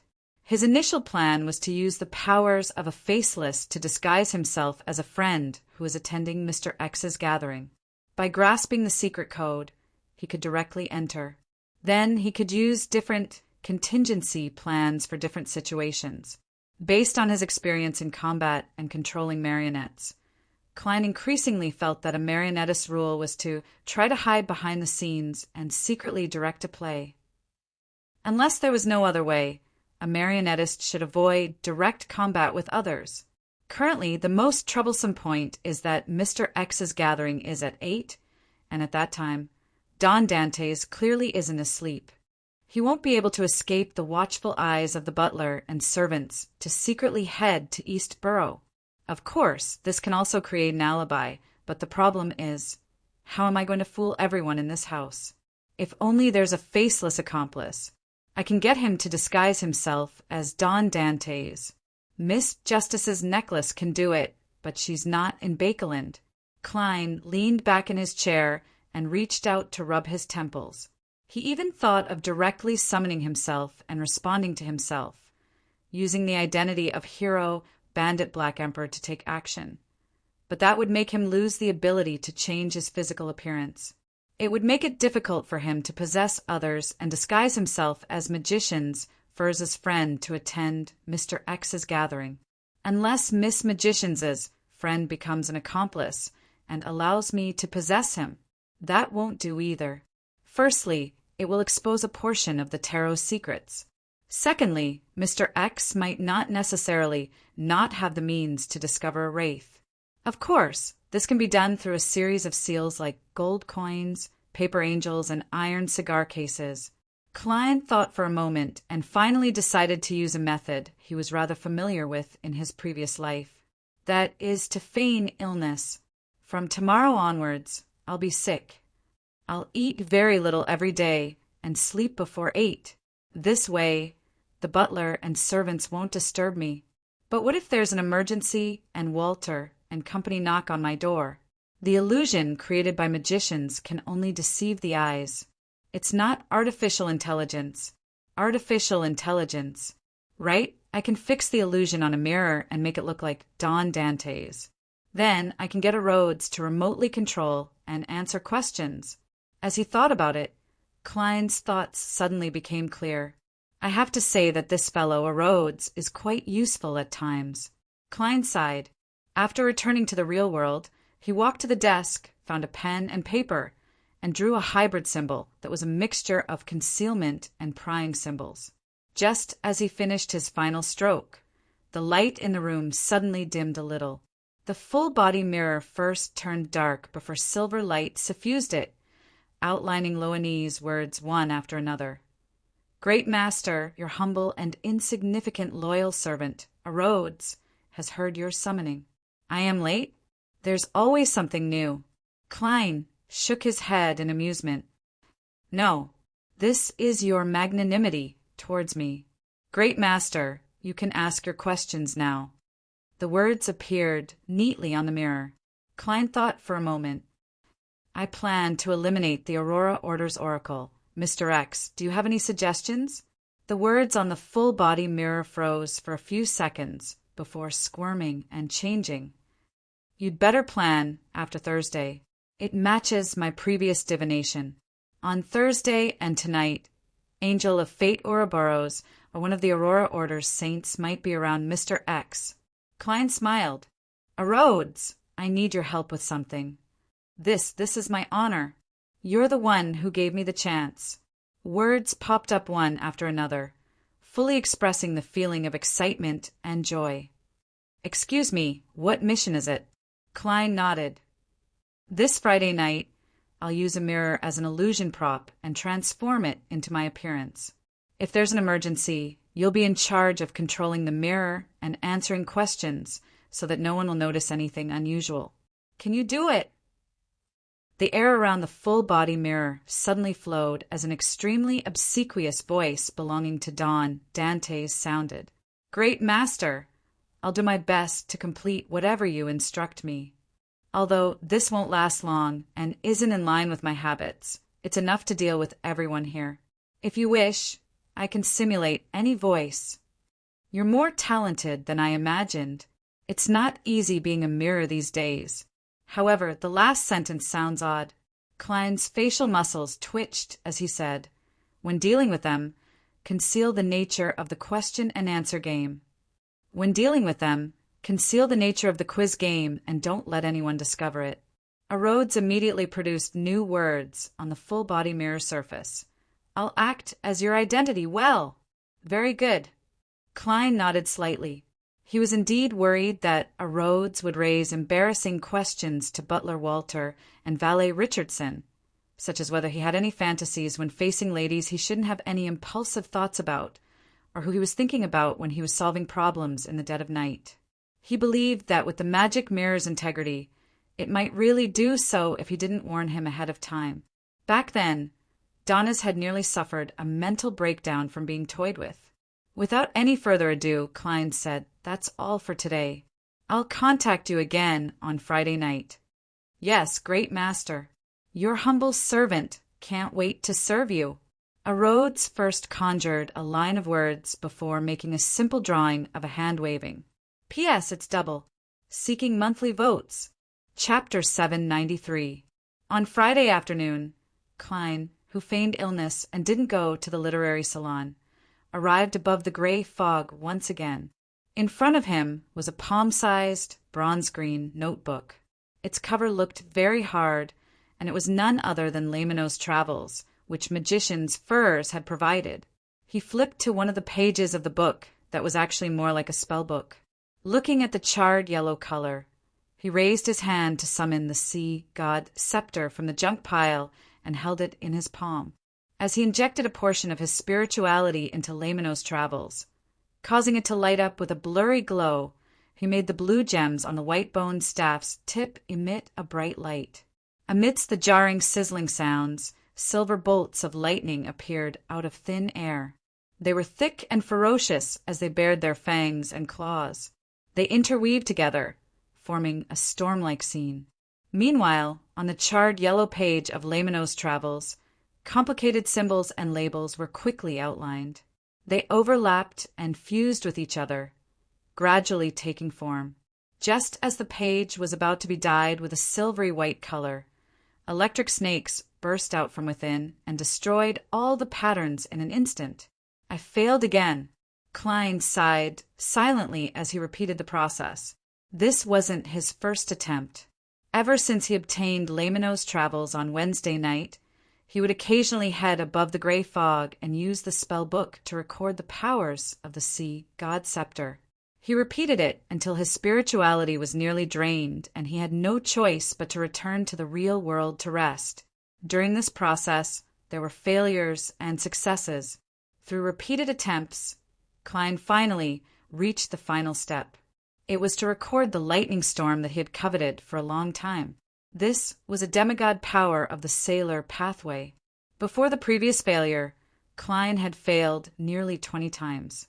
His luck could be said to be rather bad. He failed again, and failed again. On the 5th try, he was overjoyed to see that the silver-white color had dyed the burnt yellow paper, causing the ancient, mysterious, and complicated symbols to shrink inwards at the same time, connecting into a strange pattern that made people feel like they had been struck by lightning just by looking at it. "Phew, I've finally succeeded." Klein stroked the paper with his fingers as he heaved a long sigh of relief. He flipped through Lamino's Travels and admired the fruits of his labor.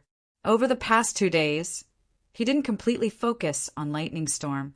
He also recorded 2 other demigod-level powers. One of them was Paper Angel, which he formed by stirring a tiny bit of the mysterious space above the gray fog. This could be used to interfere with divination and prophecy. The other was Tornado, which also originated from the sea god scepter. When recording them, Klein's luck was relatively good. One took 9 times, while the other took 12 times. As for Beyonder powers that weren't at sequence for like flight, glide, and lightning strike, they only needed to be used once or twice. Therefore, Klein had almost filled up the entire book. This spellbook isn't particularly useful to unaffiliated Beyonders. It requires a long period of time and patience to record a sufficient number of useful powers. Furthermore, the failure rate for powers that exceed sequence 6 increases. It's not that easy to obtain them. However, there are 22 pathways in the mystical domain. As long as the powers of the first few sequences are matched well, it wouldn't be strange for one to kill a sequence 5. Klein closed Lamino's travels and sighed inwardly. From his point of view, this spellbook was equivalent to half a divine artifact to unaffiliated Beyonders. Although it was more difficult for it to take form in the early stages compared to Creeping Hunger, once it was matched well, it was normal to challenge someone of a higher level. However, in the hands of a Beyonder with the support of a major faction, the effects of Lamino's travels were even more exaggerated. It was akin to a bug. This was because it could record the powers of a demigod. As long as they were willing, a demigod could demonstrate it again and again. As for Creeping Hunger, there's a high chance that it wouldn't be able to devour a demigod. Even a genuine shepherd would find it extremely difficult to graze a high-sequence Beyonder. Firstly, there aren't any resources, and secondly, it's easy for one to lose control. That elder Lovia from the City of Silver was extremely lucky to be able to graze an evil spirit that's equivalent to a sequence 4. With this in mind, Klein cast his gaze at a dark blue stone beside him. It was uneven, and its surface was filled with burn marks. It was none other than the spirit world traversing stone provided by magician's furs. With Lamino's travels and this stone, as well as the Fate Siphon Charm and Wraith Marionette, it's not impossible for me to complete the mission and leave calmly even if Mr. X has a saint watching over him. Klein rubbed his temples and returned to the real world. He set up a bestowment ritual and produced the corresponding items. After making these preparations, he walked to the full-body mirror and looked at himself. He adjusted his appearance to look a little more haggard. After dinner, Klein used the excuse that he wasn't feeling well to return to his room. After watching the night scenery for a few minutes, he took out a palm-sized mirror from the drawer and placed it on the soft and bouncy pillow. Following that, Klein approached it and made the mirror reflect the deep blue eyes and white sideburns of Don Dantes. Following that, he slowly straightened his body and took a step back. Suddenly, there was another Don Dantes on the bed. This gentleman was dressed in dark-colored silk pajamas. He was leaning against a pillow with a book in hand. His eyes were half closed as though he was resting and thinking. Not bad. A mirror illusion isn't inferior to a paper figurine illusion. Klein returned to his desk, picked up a fountain pen, and drew a strange symbol that was a mixture of concealment and prying. After a brief silence, the Don Dantes on the bed suddenly opened his eyes and smiled obsequiously. "Great master, your humble and loyal servant, Rhodes, is here." I have to say that even Don Dantes's face can't hold back such a smile. Klein sighed inwardly as he nearly turned his head to the other side. "Very good." He nodded slightly and praised him. Without giving any further instructions, he wore his half-top hat and slid down from the balcony to the first floor. Following a secluded garden path, he flipped over the outer wall of 160 Beclun Street from a corner. During this process, he didn't forget to close the windows. With his right hand pressing down on his top hat and his feet firmly planted on the street, Klein slowly raised his head. At some point in time, his facial features and outline had changed. He had black hair and brown eyes. His face was thin and angular. This was the crazy adventurer, German Sparrow, with a bounty of 50,000 pounds from a single country. The hunt was about to begin. Sherwood Borough. Zio was just about to head to Eastborough to participate in Mr. X's Beyonder gathering when she was stopped by Furs. You're heading out to gather ingredients." Zio deliberated as she said what her good friend often used. Firs combed her hair and said, "No, it's to earn money. I previously accepted a mission to help people find the dust left behind by dissipating ghosts. As you know, there aren't any ghosts in the cemetery. They have long been sent to their respective deities' kingdoms by the priests and bishops. Therefore, I can only head to Eastborough to seek out undiscovered targets who have died due to various reasons. Can you bear to see a beautiful and frail lady like me enter such a chaotic place alone? But can it be pushed back a day?" Zio said hesitantly, "I'm planning on participating in Mr. X's gathering." Firs immediately shook her head. "No, I have to hand in the mission tomorrow. It's a whole £50. If you have to hand it in tomorrow, why didn't you do it in the past few days?" Zio looked suspiciously at her friend. Firs chuckled. "Did you just get to know me?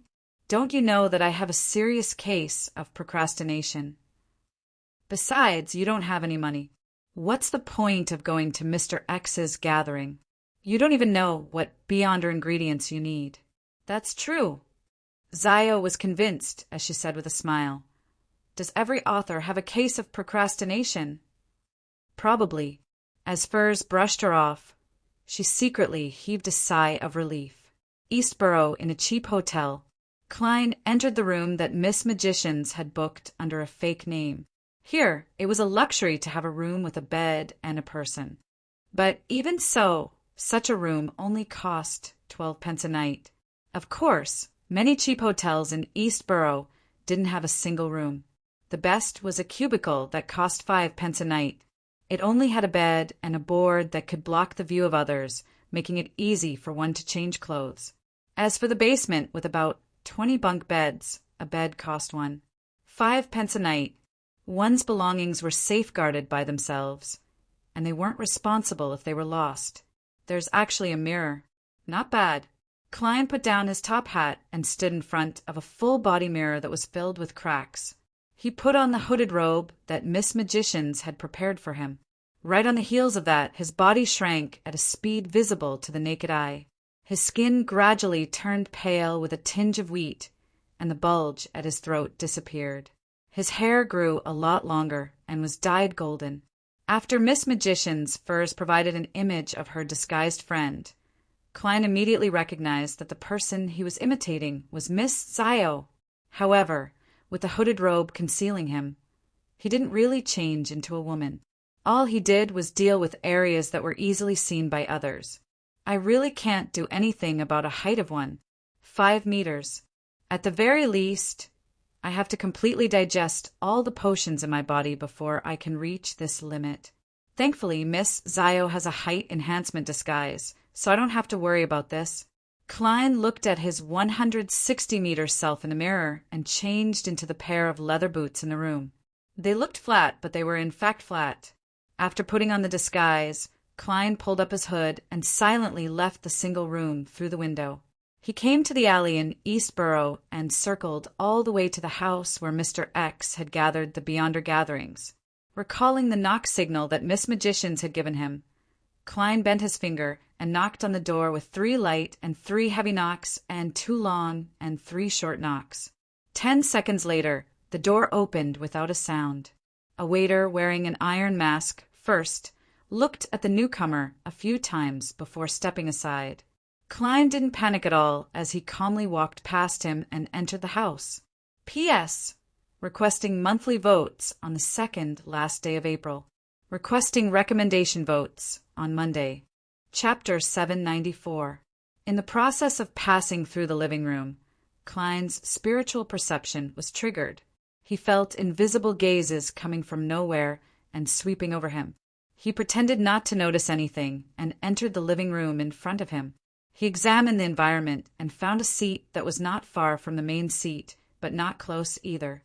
And the moment he passed through the door, all the gazes disappeared. Disappeared. If it wasn't for the Wraith's triple seal isolating it, I would have likely been discovered. Mr. X isn't as bold and crazy as he appears. Klein sat down and pulled his hood. hiding his face even deeper in the shadows.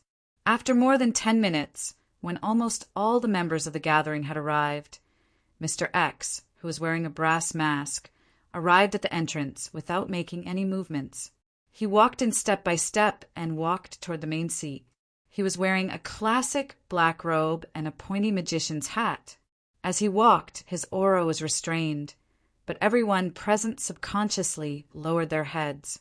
Turning around and slowly sitting down, Mr. X looked around and said in a low voice, "Let's start." The distance is within 4 meters. Klein was not in a hurry to act. He retracted his gaze and patiently watched as the few members of the gathering used the information of the people with abnormal luck to exchange for gold pounds, listening to Mr. X's occasional responses. Time ticked by as the focus of the gathering shifted from Mr. X's bounty to the transactions between them. Without any hesitation, Klein used his left thumb to tap the first joint of his index finger twice, activating his spirit-body thread's vision. Streaks of illusory black lines immediately appeared in front of him. They drilled out from different people's bodies and extended into the distance. After some identification, Klein secretly controlled Mr. X's spirit-body threads. In his plan, there were 2 main difficulties in the mission. One of them was that Mr. X, who had the astrologer job as a prerequisite, and the Aurora Order Saint, who might be lurking in the shadows, might have a premonition of danger when he began controlling the corresponding spirit-body threads, allowing him to acutely sense any abnormalities. Towards Mr. X's spiritual intuition, Klein was rather certain. This was because back when Miss Sharon existed as a wraith, she had failed to discover Nimblewright Master Rosego's control of his spirit-body threads. However, a demigod saint, a high-sequence Beander who had already obtained godhood, wouldn't be surprised if he had any special traits. It was similarly not surprising that his spiritual perception would be stirred by the changes in the spirit-body threads of others. Other Nimblewright masters were likely helpless when it came to this, but Klein was different. He had the identity of the Fool, and he could borrow the powers of the mysterious space above the gray fog. He could rely on the interference of the paper angel ahead of time to eliminate any latent problems. The gathering continued without any abnormalities. More than 10 seconds passed in the blink of an eye. There were only 3 seconds left before Klein gained initial control over Mr. X. As for the Aurora Order's oracle, he didn't notice anything as he observed the completion of a transaction with a deep gaze. It was unknown what he was thinking. At the critical moment, Klein took the initiative to stop. He barely maintained his progress as he pulled out a hand and stuffed it into the hidden pocket of his hooded robe. He touched the iron cigar case that was sealed with a wall of spirituality. Klein then moved his finger and gently poked it, dispelling the wall of spirituality, allowing it to turn into a gentle wind that lingered in his pocket. He retracted his palm and waited for a few seconds until Mr. X's gaze looked to the other side. Only then did he continue, controlling the spirit-body threads. 2 seconds, 1 second, 0 seconds.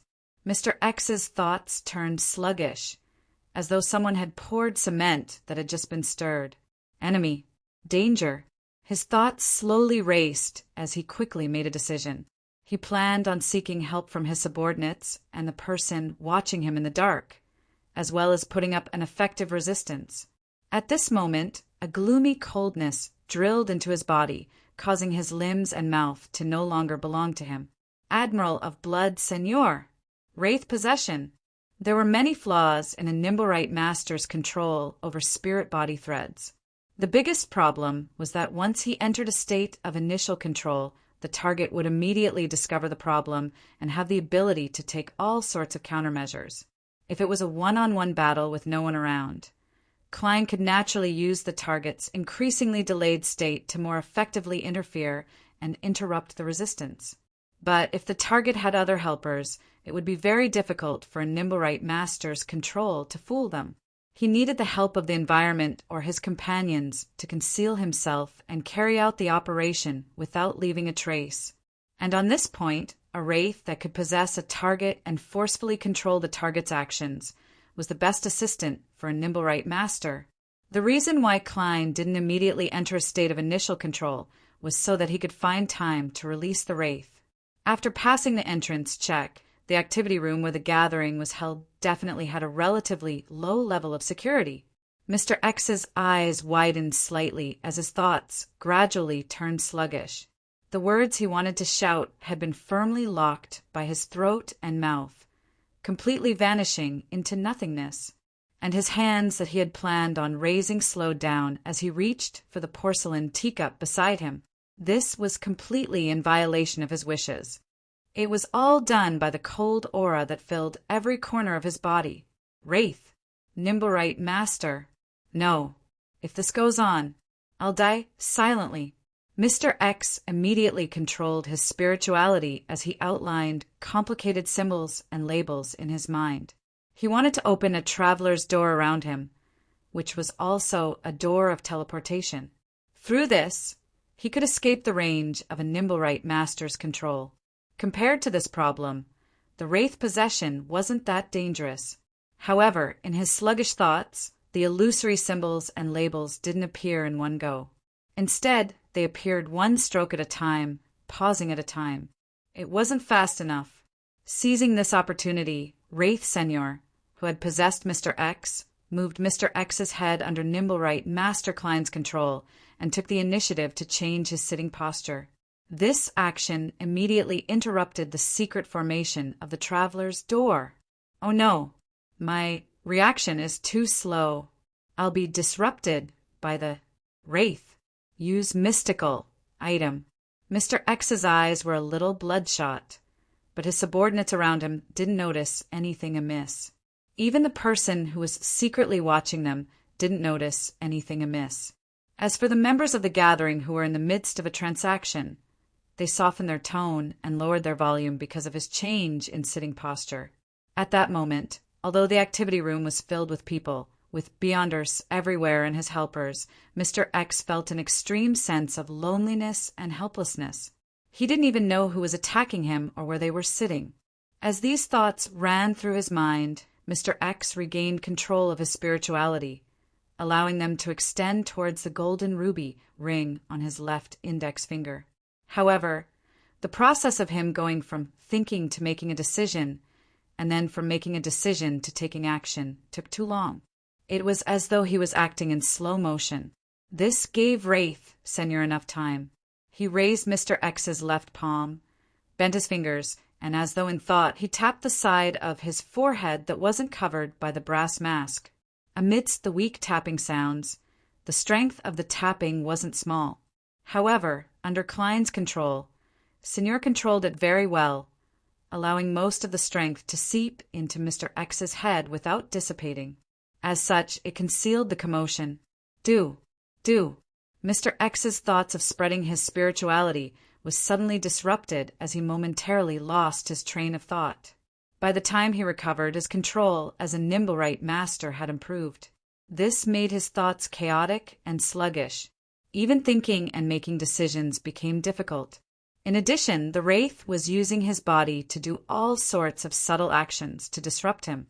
Although Mr. X had many Beyonder powers and pretty good mystical items, he couldn't help but slide into the abyss of becoming a marionette. He could only watch helplessly as he walked towards death in slow motion, completely powerless to stop it. Only at this moment did he deeply realize how terrifying and unfathomable a Nimblewright master and a wraith were. Under everyone's watchful eyes, the hunt proceeded silently. As Klein's control deepened, Mr. X's actions turned more stiff and sluggish. However, with the wraith possessing him to make up for it, no one could tell that there was a problem. To be precise, Mr. X's actions no longer stemmed from his sluggish and rusty self, but from Wraith Senior. This made him unable to even show his despair. 5 minutes quickly passed amidst the various transactions, disputes, and discussions. Klein was only one step away from killing Mr. X and turning him into his puppet. However, he couldn't do it. This was because he hadn't digested the Nimblewright Master Potion. At present, he could only control one marionette. To convert Mr. X, he had to abandon Wraith Senior. And once he gave up, the long-dead Admiral of Blood would immediately appear and be discovered, bringing him immense trouble. Similarly, if Klein didn't abandon the Wraith marionette and took the opportunity when Mr. X was no longer able to put up any resistance to kill him, he would have to consider the Aurora Order Saint lurking in the shadows. This was the difficulty of the second mission in his plan. Silently controlling Mr. X and depriving him of his ability to resist wasn't difficult with the combination of a Nimblewright Master and a Wraith. Completing the kill wasn't difficult either. In his present state, Mr. X could be easily finished off by Klein using air bullets. What was difficult was how he was to leave this place safely after committing such an act. And this required sufficient patience. Time slowly passed under Klein's seemingly calm but actually tense mental state. He pretended that he wasn't interested in the things that appeared and didn't say a word. Finally, the gathering came to an end. Mr. X said in a low voice as usual, "End." His words were very concise, identical to the ending from the previous time. This was what Zio had described to Furs. The members of the gathering stood up one after another. Klein was among them, appearing inconspicuous. At the same time, he reached his hand into his pocket and flipped open Lamino's Travels. Chapter 795. The three types of paper in Lamino's Travels were clearly different in terms of feel. The white paper that could only record sequence 7, 8, and 9 had a smooth surface and was a thin layer. The yellowish-brown goatskin paper that corresponded to sequence 6 and 5 was like tanned leather. It was extremely pliable, and the three charred yellow pages that could record godhood were thick and textured. They made it so that one didn't need to size them up with one's eyes.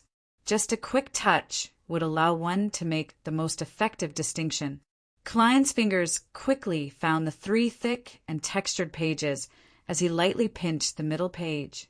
Although the pocket wasn't big enough, preventing him from fully opening Lamino's Travels, Magician's Furs had personally modified a hooded robe. It still provided quite a decent amount of space, allowing the palm-sized spellbook to be opened to a 90-degree angle. As Klein held it with his palm, preventing Lamino's Travels from closing, he slid his finger across the corresponding page's surface. He felt a slight bump on the surface, making the mysterious and ancient patterns and symbols appear in his mind through touch. His spirituality was injected. This charred yellow page recorded the demigod powers of the storm pathway. Tornado! Klein wanted to create chaos to interfere with the Aurora Order Saint, who might be hiding in the shadows. He wanted to take the opportunity to kill Mr. X and use the wind to escape. Apart from this goal, the chaos could also effectively hide any traces, making the members of the gathering scatter and flee in a sorry state. And with their identities unclear, doing so would make them suspicious, making it difficult for the Aurora Order to trace it back to Zio. As his thoughts raced, Klein's gaze locked onto a spot as he slowly pulled out Lamino's Travels with his left hand. At the same time, Mr. X took 2 steps to his side and stood in the same direction as him, like an old friend who hadn't seen each other in years. Right on the heels of that, there was an explosion as a visible and terrifying hurricane spiraled around the spot Klein's spirituality had indicated. The tables, coffee tables, sofas, and high-back chairs in the room flew into the air. The violent tornado cracked the walls and took the roof with it as it swept towards the entrance of the alley. Some of the members of the party were caught in the wind and were thrown far away. Some of them were pushed forward by the wind pressure and stumbled forward, rushing to other places. If it wasn't for Klein deliberately controlling the timing and direction of the hurricane, not only would Mr. X's old house be destroyed, even the surrounding apartment buildings wouldn't be spared. As for the gathering members, they would be swept up by the wind. Their survival would be up to luck. The howling sound quickly became agitated. The tornado that soared into the sky was like a terrifying giant. It staggered towards the entrance of the alley and towards the street. Everywhere it passed, the ground was clean. Not a single thing was left behind. Klein was similarly sent flying. He and Mr. X, who was possessed by a wraith, were thrown to another street. During this process, as the two of them were standing close to each other, and with the wraith being able to float in midair, he could control the target's body to a certain extent at the periphery of the hurricane. Therefore, the distance between Klein and Mr. X remained within 5 meters. His control of the spirit body, threads, never stopped. In midair, with the howling wind in his ears, Klein suddenly pulled his right hand in front of his chest, tearing apart the surface of his hooded robe. He reached under his armpit and pulled out Death Knell. Although Mr. X could finish him off with an air bullet in his present state, Klein decided to be careful. He was afraid that his mystical item would have a passive effect, just like Admiral of Bloodsignor's necklace. One had to do their best when hunting. With Klein's intense action of pulling out his gun, his control of the spirit body threads was clearly affected. If Mr. X wasn't in a state where he was close to being completely controlled, just this moment would have allowed him to regain his basic lucidity. However, even so, Mr. X's thoughts were no longer frozen as they became a little more lively. He attempted to struggle, but in a short period of time, the possessed wraith Senor made all his efforts turn stiff and contradictory. Then the enemy who was falling sideways appeared in Mr. X's eyes. Half a thin face and the corresponding deep lines appeared. In his line of sight, the other party coldly pulled the hammer and aimed the black muzzle at him. Bang! Without any hesitation, Klein pulled the trigger as the gunshot's boom was swallowed by the wind. Mr. X's head jerked back as though an invisible hand had pressed down on his face. His head, his brass mask, at this moment split into countless pieces, carrying with them a red and white liquid, flying in all directions. A fatal shot. The death knell was tolling for him. Thud! After firing that shot, Klein's back hit the ground as he fell to the street. Thud! Mr. X landed to the side as the blood and fragments that were scattered in midair strangely flowed backward and gathered at his neck, forming a head covered in cracks and cracks. This was the power of a wraith. At that moment, the tornado that had lost its support began to collapse, and the huge commotion had undoubtedly been noticed by the distant demigods. Inside the Holy Wind Cathedral, the newly appointed Archbishop of Bakeland, Deep Blue Officiant Randall Valentine, flew out of his room and floated high in the sky. The fallen Klein saw that the wind pressure had weakened. He held Death Knell in one hand and Lamino's Travels in the other, just as he was about to flip the latter to the first yellowish-brown goatskin page. After getting this magic book, he realized that there was a record of Traveler's Gate in the pages that originally existed in the book. Klein originally believed that it was a coincidence, but on careful thought, he believed that it was inevitable. This was because Lamino's Travels belonged to the ancient Abraham family. They controlled the apprentice pathway and many corresponding mystical items.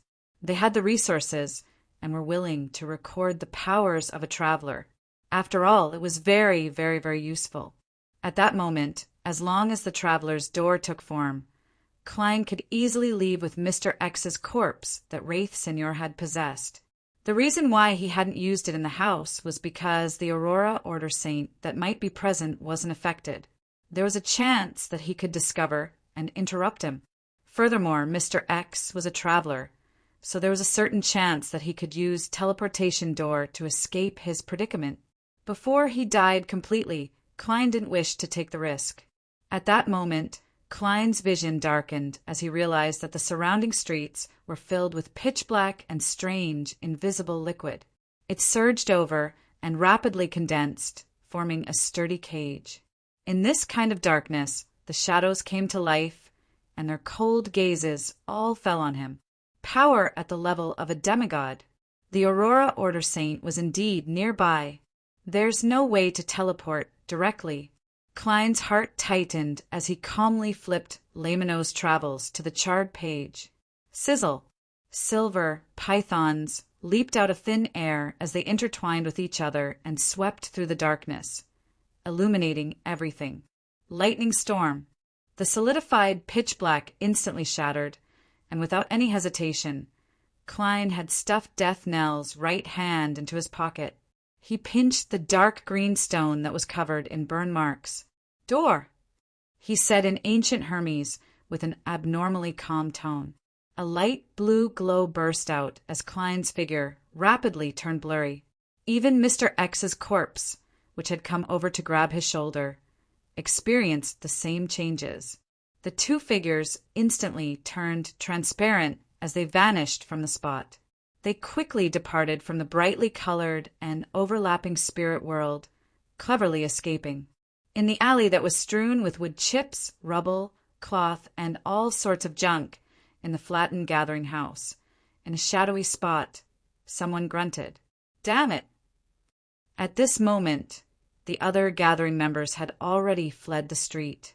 A sonic boom sounded from high in the sky. Zio and Furs, who were searching for ghosts in Eastborough, were alarmed by the sudden brightening of the sky. They hurriedly looked into the distance and saw the silver forest that bloomed like a flower. That warped posture and hideous feeling made them tremble for some baffling reason, despite them being very far away. They nearly didn't dare look straight at it. What exactly happened over there? Zio mumbled softly as she exchanged looks with Furs in confusion. Furs actually had some guesses, but she found it unbelievable. This was because this completely exceeded the strength of the world. German Sparrow. In an alley without any lights, Klein appeared out of thin air with Mr. X's corpse as he landed on the ground. He didn't panic at all. He first left Death Knell in his pocket before using his right hand to take out another book from his chest. Roselle's Travels. Pa.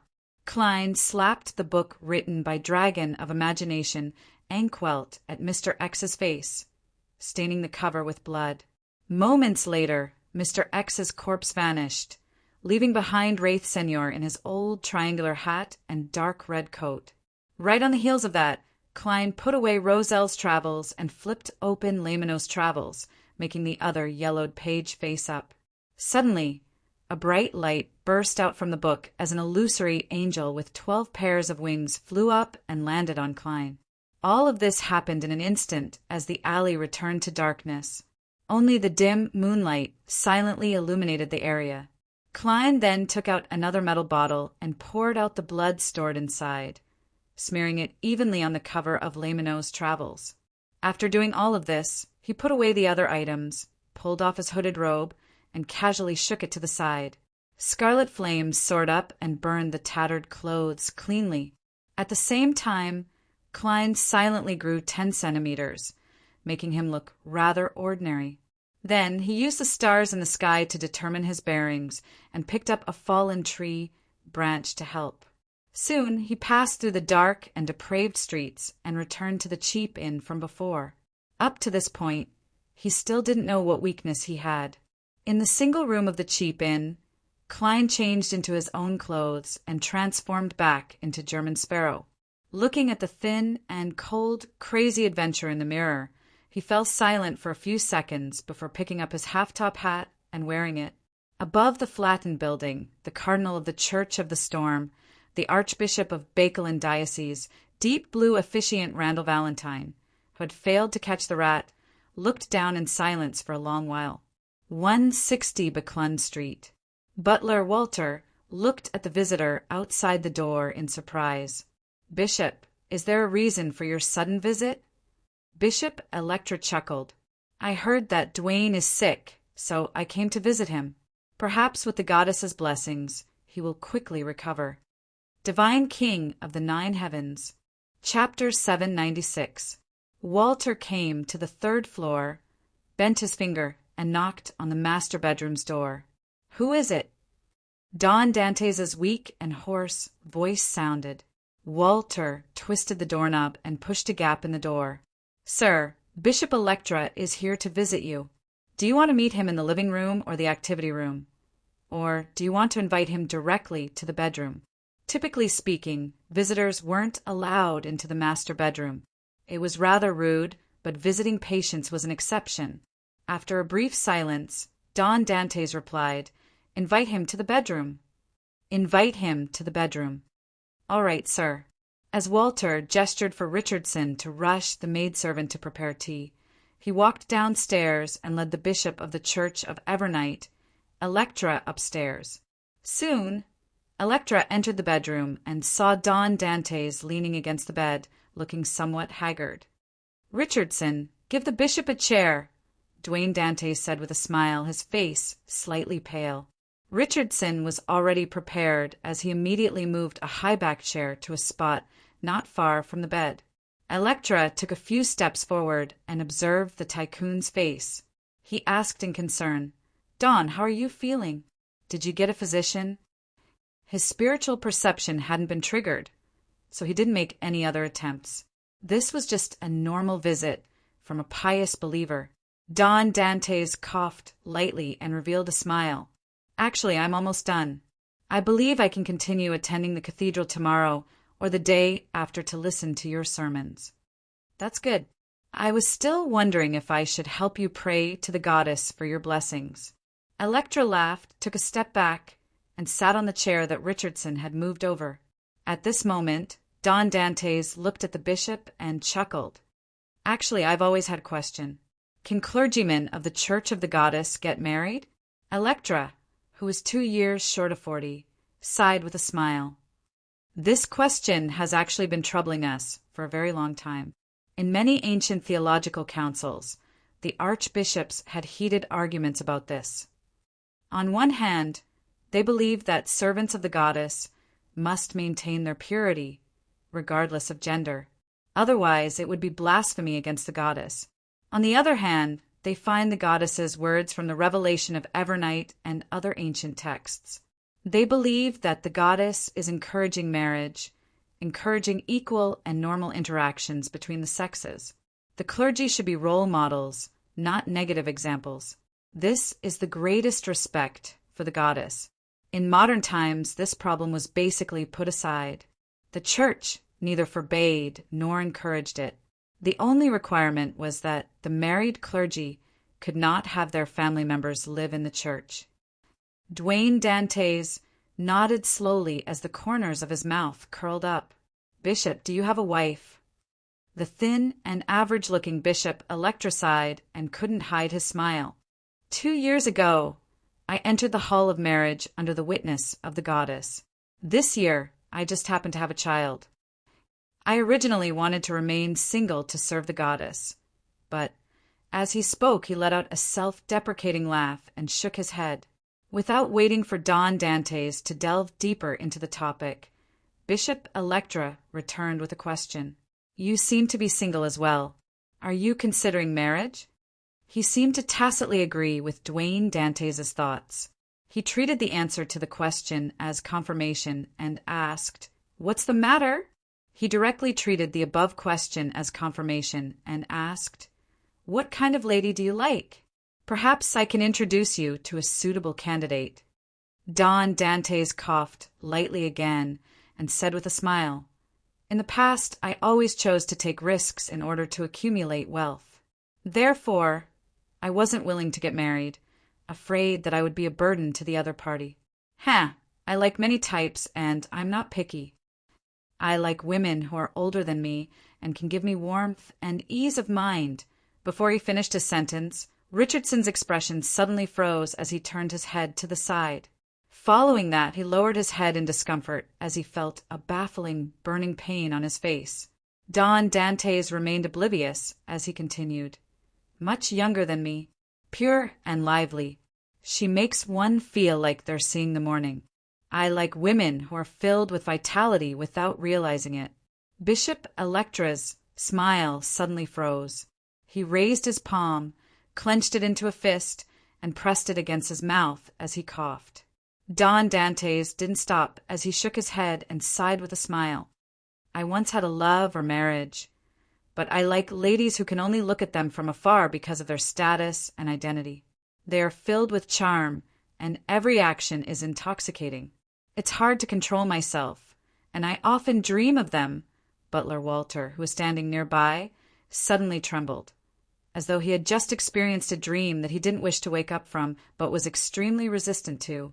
It was hard to tell if it was good or bad. Don Dantes still wanted to continue, but when he opened his mouth, he didn't make a sound.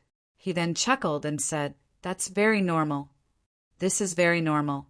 Humans are limited by their bodies. Under the influence of their senses, they will always have some abnormal thoughts. As long as they can control their thoughts and do things according to their own will, and they don't feel tormented, they will still be good husbands, good fathers, and good men.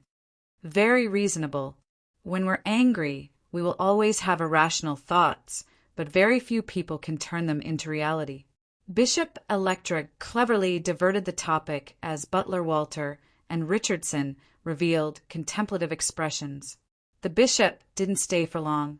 After taking a few sips of the marquis black tea that the maidservant had brought, he got up and bade farewell, leaving Don Dantes' residence.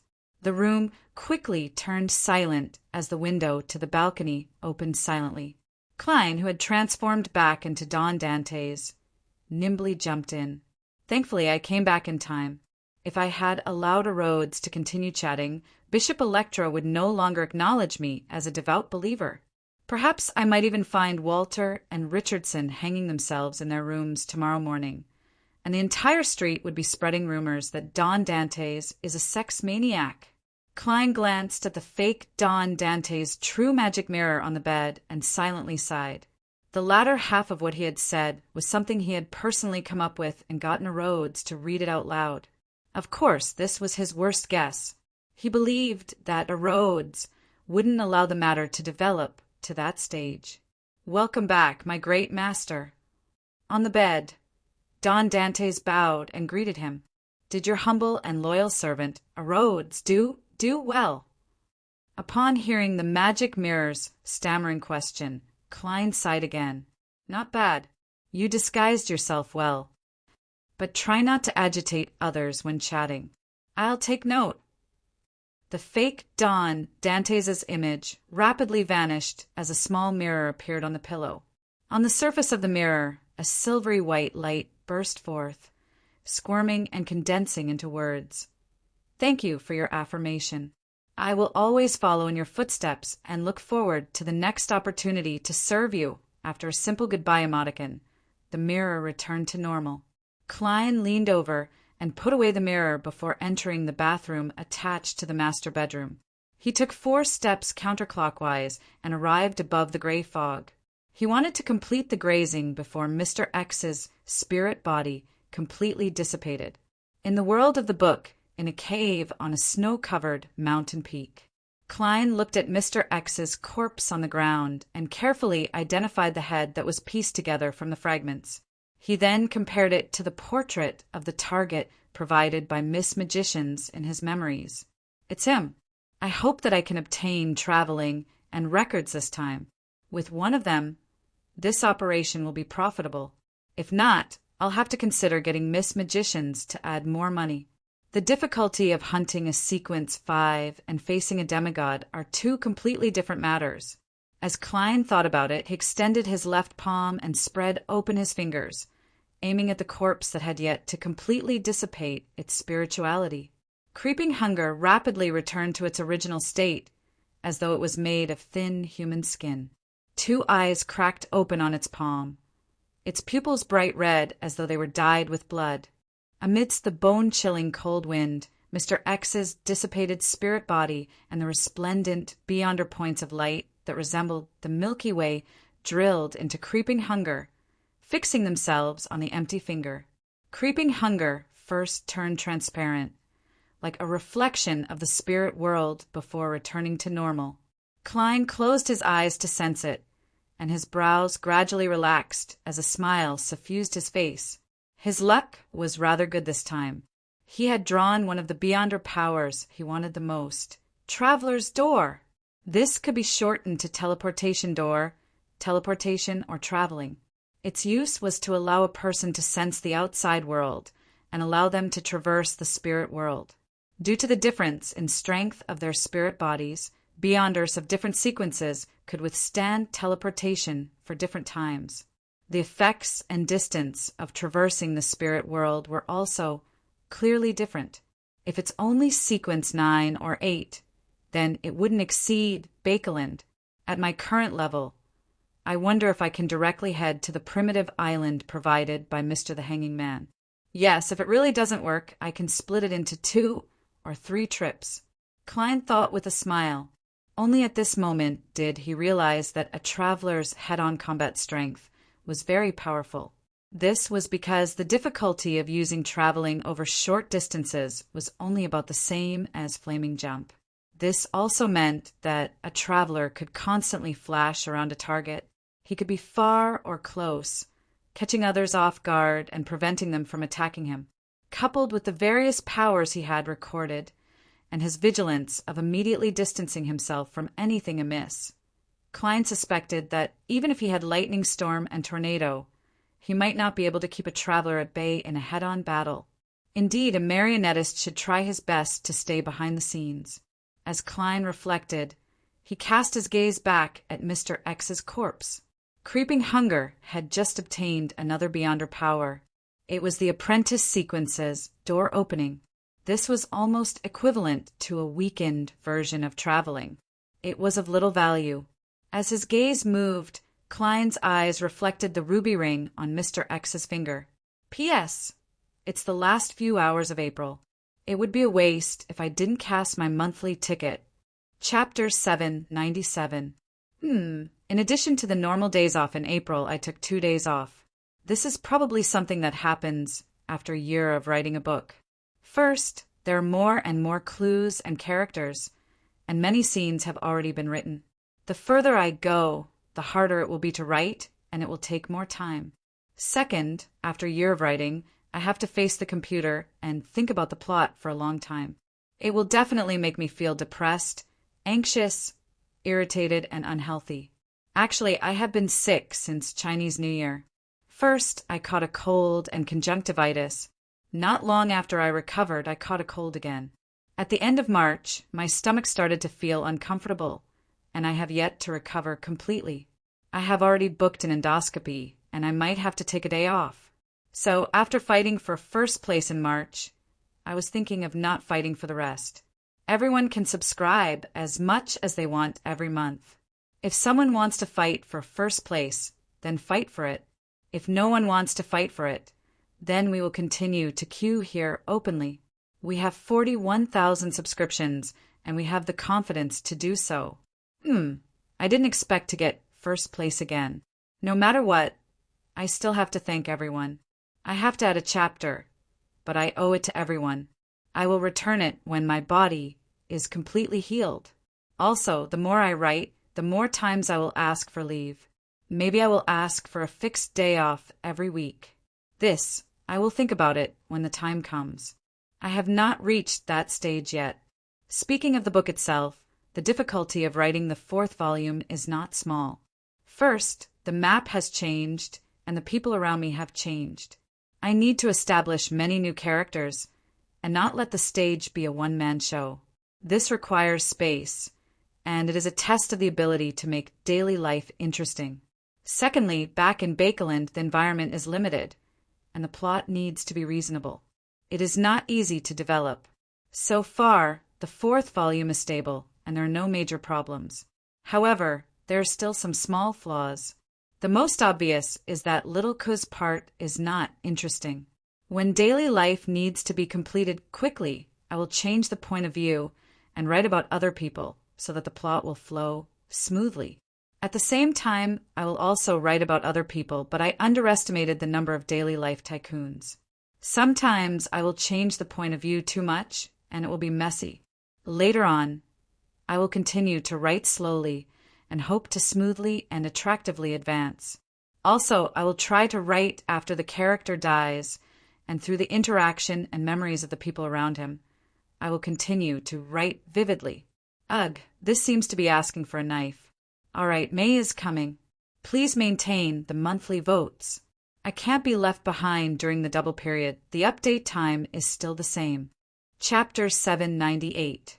After staring at Mr. X's corpse for a while, Klein resisted the urge to personally plunder the spoils of war. He made Wraith Senior, who was standing beside him, take 2 steps forward and take off the golden ring embedded with a ruby. This way, Even if the items Mr. X carried with him had unimaginable negative effects, it would be borne by his marionette. It wouldn't affect Klein. After a serious inspection, Senor returned with a ruby ring, 48 pounds, and an ordinary pipe filled with tobacco. Just this? An oracle from the Aurora Order only has this much? Klein looked at this scene in surprise, nearly cursing Pauper. Soon he calmed down and used his rationality to convince himself that the situation was very reasonable. Mr. X is a traveler. He can record the beyonder powers of others, and he's considered a rather comprehensive one. Even if such a powerhouse has other mystical items, he would definitely be inclined to record them and not carry them with him. This way, he can enjoy the benefits of having different powers that complement each other while avoiding the corresponding negative effects, preventing himself from getting himself killed. From this train of thought, there's a high chance that this ring has a passive or triggered effect. With this in mind, Klein nodded gently and made Wraith Senor carry Mr. X's mangled and sticky head, attach it to him, and return above the gray fog. After sitting in the fool's seat, he no longer feared anything. He directly took the golden ring embedded with a ruby and used divination to confirm the actual effects of the mystical item. Its name is Flower of Blood. It can allow the wearer to gain a deeper level of control over their own flesh and blood. As long as they don't die directly and aren't completely purified, thus losing control, they will be able to squirm and recover. This is equivalent to giving it an instinct. It's a passive effect, from the looks of it. My decision to use Death Knell to deliver a fatal blow was correct. If I hadn't used all my strength, Mr. X might not have truly died.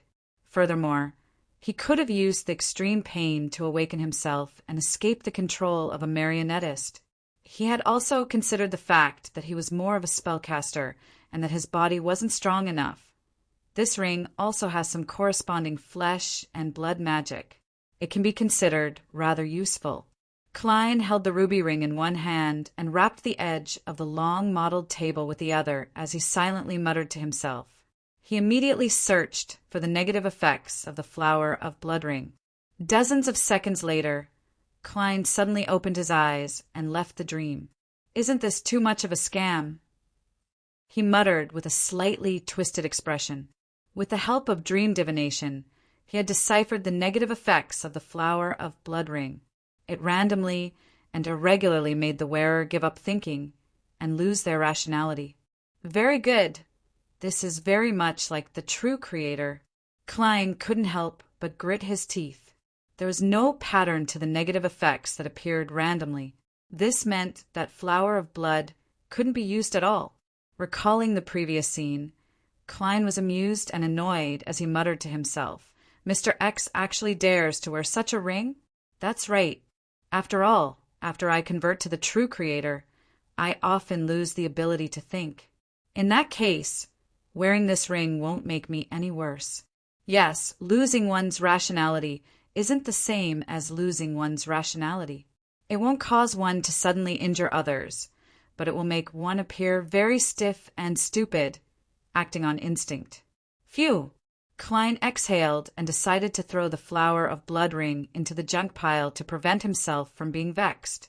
From his point of view, not only was this crappy item useless to him, he couldn't sell it even if he wanted to, unless he got someone from the Aurora Order to buy it back. However, that would make the true creator very happy. At this moment, he glanced at Admiral of Blood Senor, who was standing beside him through the corner of his eye. Klein's heart stirred as he clapped his hands. Why didn't I think of that? I might not be able to use it, but I can get my marionette to use it. After all, he's already dead. He's completely obedient and doesn't need the ability to think. Admiral of Blood, Flower of Blood, they're destined to be a pair. Although Senor has lost control of his body due to his death, I can provide this way, even if he doesn't have the time to transform into a wraith, and his body as a zombie isn't strong enough, he can be reattached even if he loses an arm or leg. Of course, to a marionette, this isn't important. It doesn't affect his intrinsic quality. The main goal is to obtain some additional flesh and blood magic. A few seconds later, The delighted Klein made the old triangular hat and dark red coat Senior pick up the ruby ring on the table and wear it on his left index finger. After doing this, Klein made the wraith return to the gold coin. He raised his left palm and spread open his fingers. He wanted to release the interrogator inside Creeping Hunger. This was a promise he had made a long time ago. And when he obtained Creeping Hunger, this was the last spirit body that had been grazed inside that hadn't been freed. Amidst an inconspicuous cold wind, a blurry and transparent soul appeared beside the long bronze table. He was a man in his 30s wearing a Navy uniform. He had a brown beard, and his face was filled with pain and confusion. "What's your name? Why did you die at the hands of Zillings?" Klein asked in a deep voice. The man fell into a daze for a moment before saying, "My name is Andy Hayden." "My name is Andy Hayden, the second mate of the Enmat. I died in a naval battle." "No, I didn't die on the spot.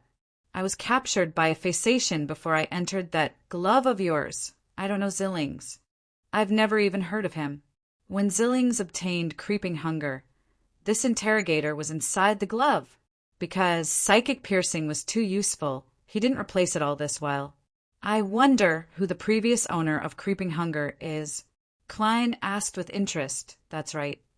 Who's the Phaeacian that captured you? What does he look like?"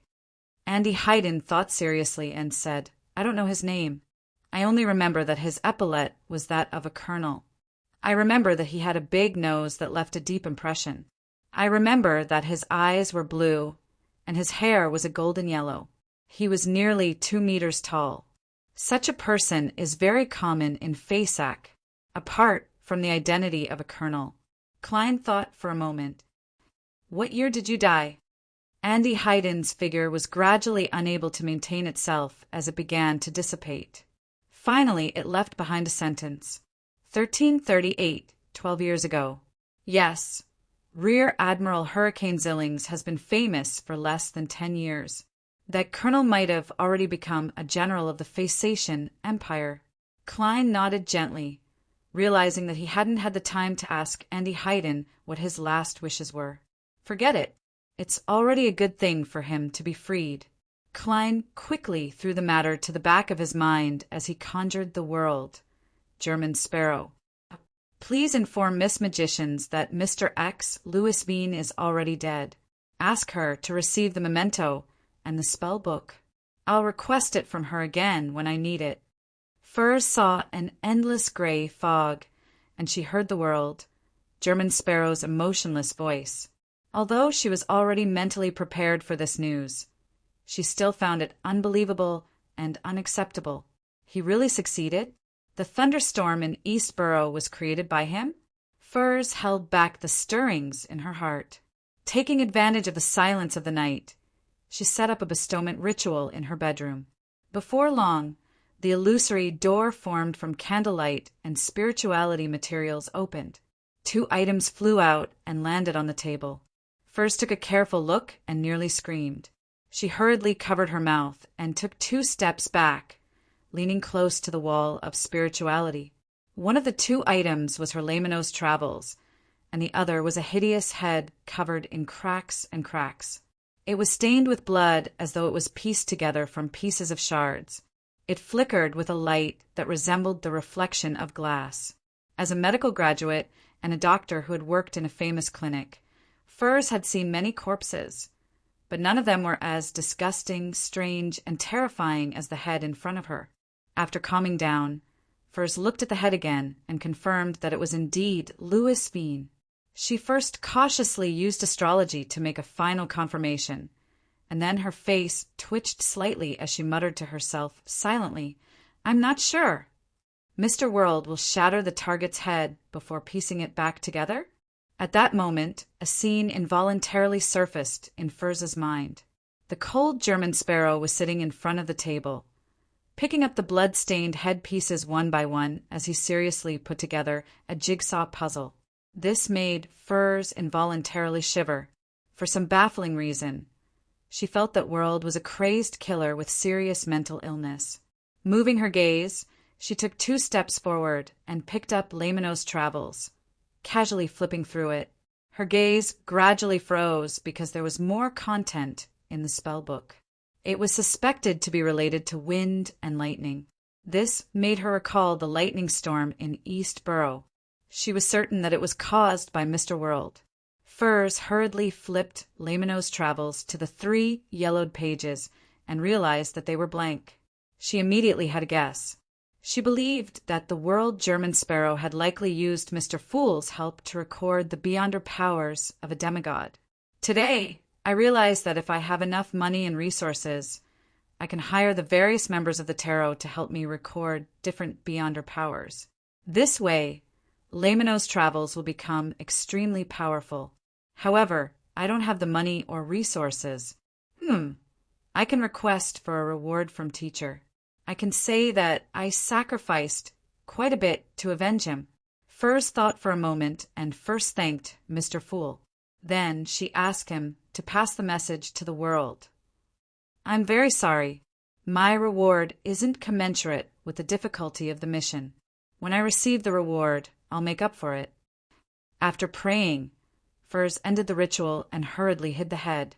If Zio were to discover it, she'll definitely imagine a horror story. After doing everything, Furs clapped her hands and thought leisurely.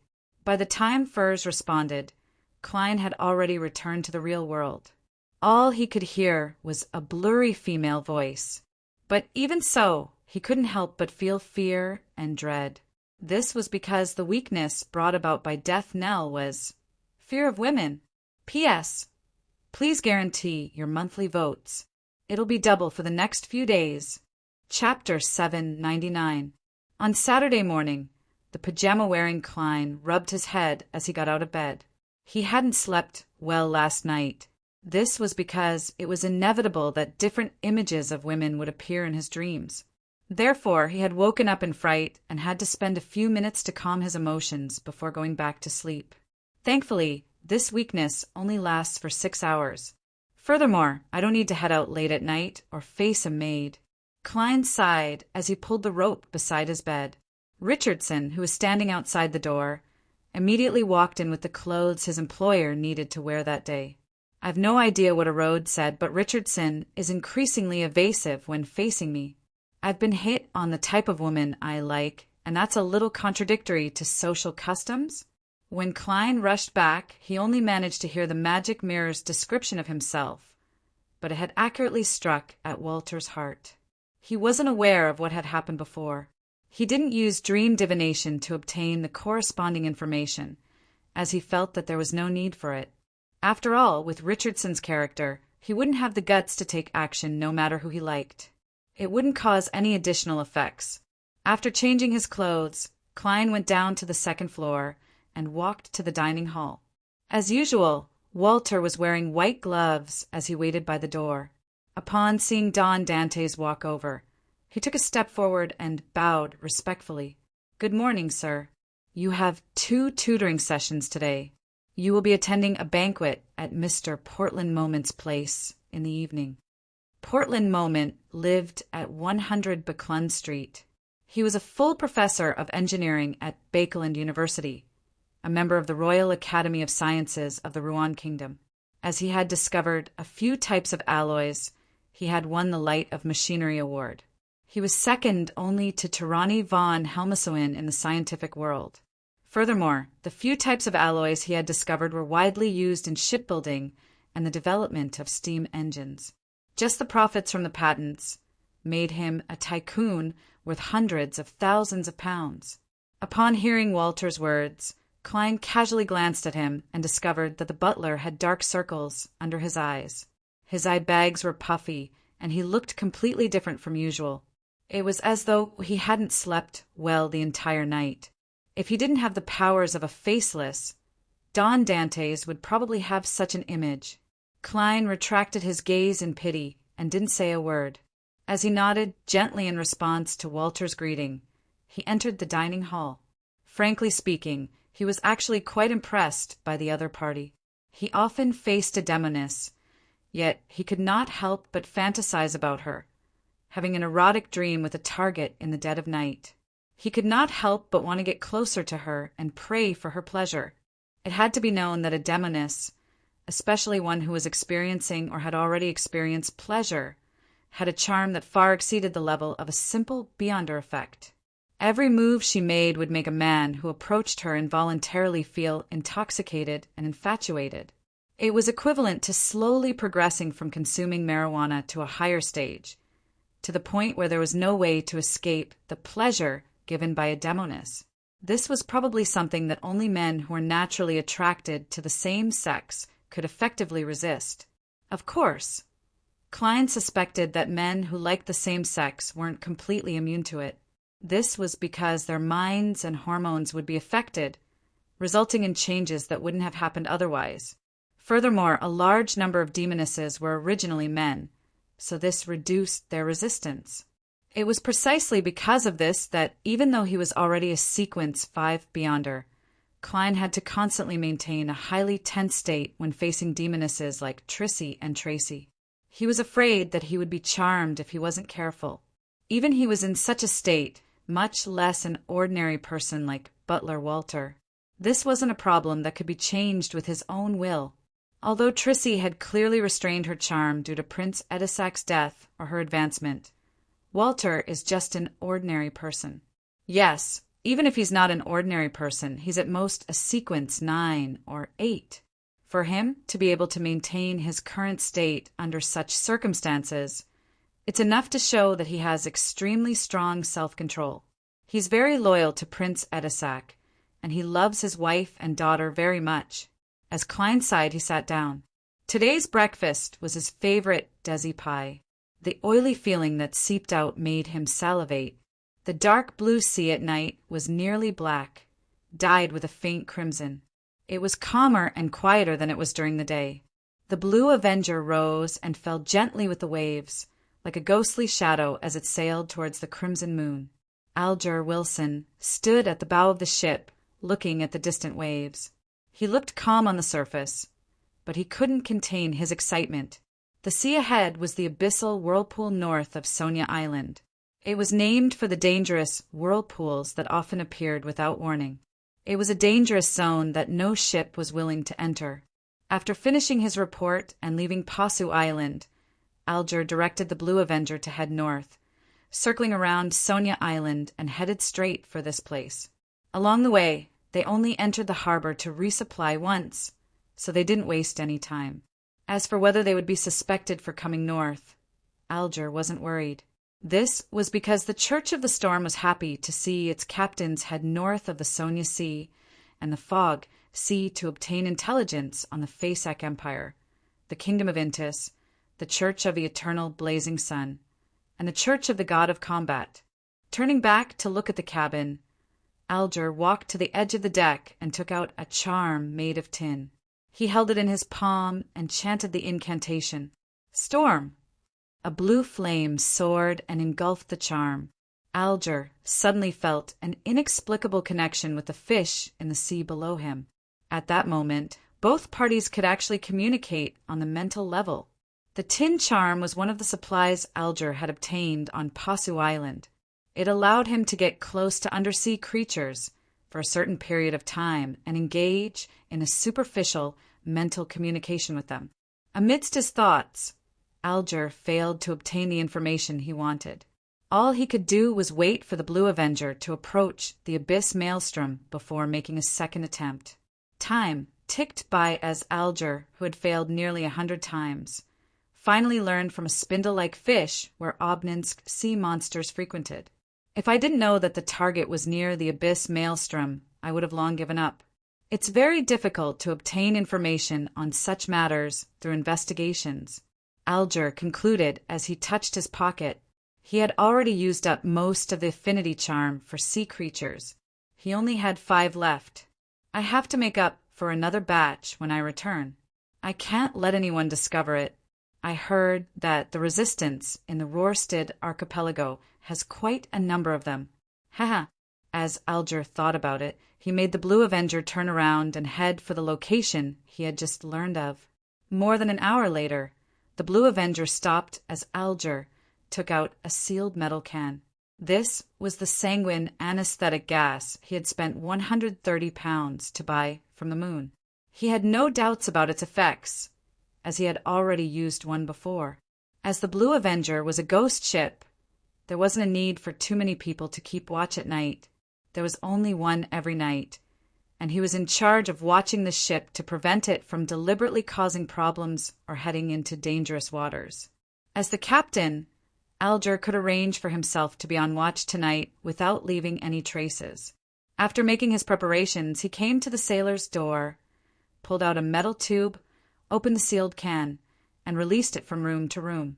He didn't even let go of the junk storeroom, so as to prevent any crew members from playing cards in the middle of the night. After doing all of this, Alger, who wasn't in a rush to concoct the potion, brought the ingredients and changed into an underwater suit made of sharkskin. He then jumped down from the right side of the ship without stirring up any splashes. In the gloomy waters, Alger's eyes gradually turned dark blue as he saw his surroundings clearly. He breathed in the air in comfort and constantly dived down until he came to a pitch-black deep sea. Then he used the seabed creature affinity charm again to communicate with the strange fish around him. With the kind-hearted fish's guidance, Alger determined his direction and asked as he swam. Finally, he arrived at a place that looked like an underwater volcano. The fish creatures actually didn't know that the Obninsk lived here.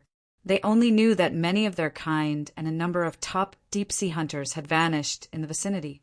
With his beyonder powers, Alger looked into the distance and saw that there was a huge, dark cave on the underwater volcano. Tentacles that were thicker than the pythons in the southern continent's primitive forests floated out from it as they gently swayed. The huge suction cups, the patterned skin, and the cave that was several times the size of the Blue Avenger left Alger feeling an inexplicable sense of fear. He didn't dare approach. An Obninsk is at least equivalent to a powerful Sequence 5. Furthermore, it has a terrifying body. Yes, I can confirm that it's a target. Alger carefully swam over and stopped at a dangerous distance. After careful identification, he once again used the seabed creature affinity charm. Following that, he let his spirituality penetrate the seawater and spread into the cave in an attempt to communicate with the powerful psyche that was curled up.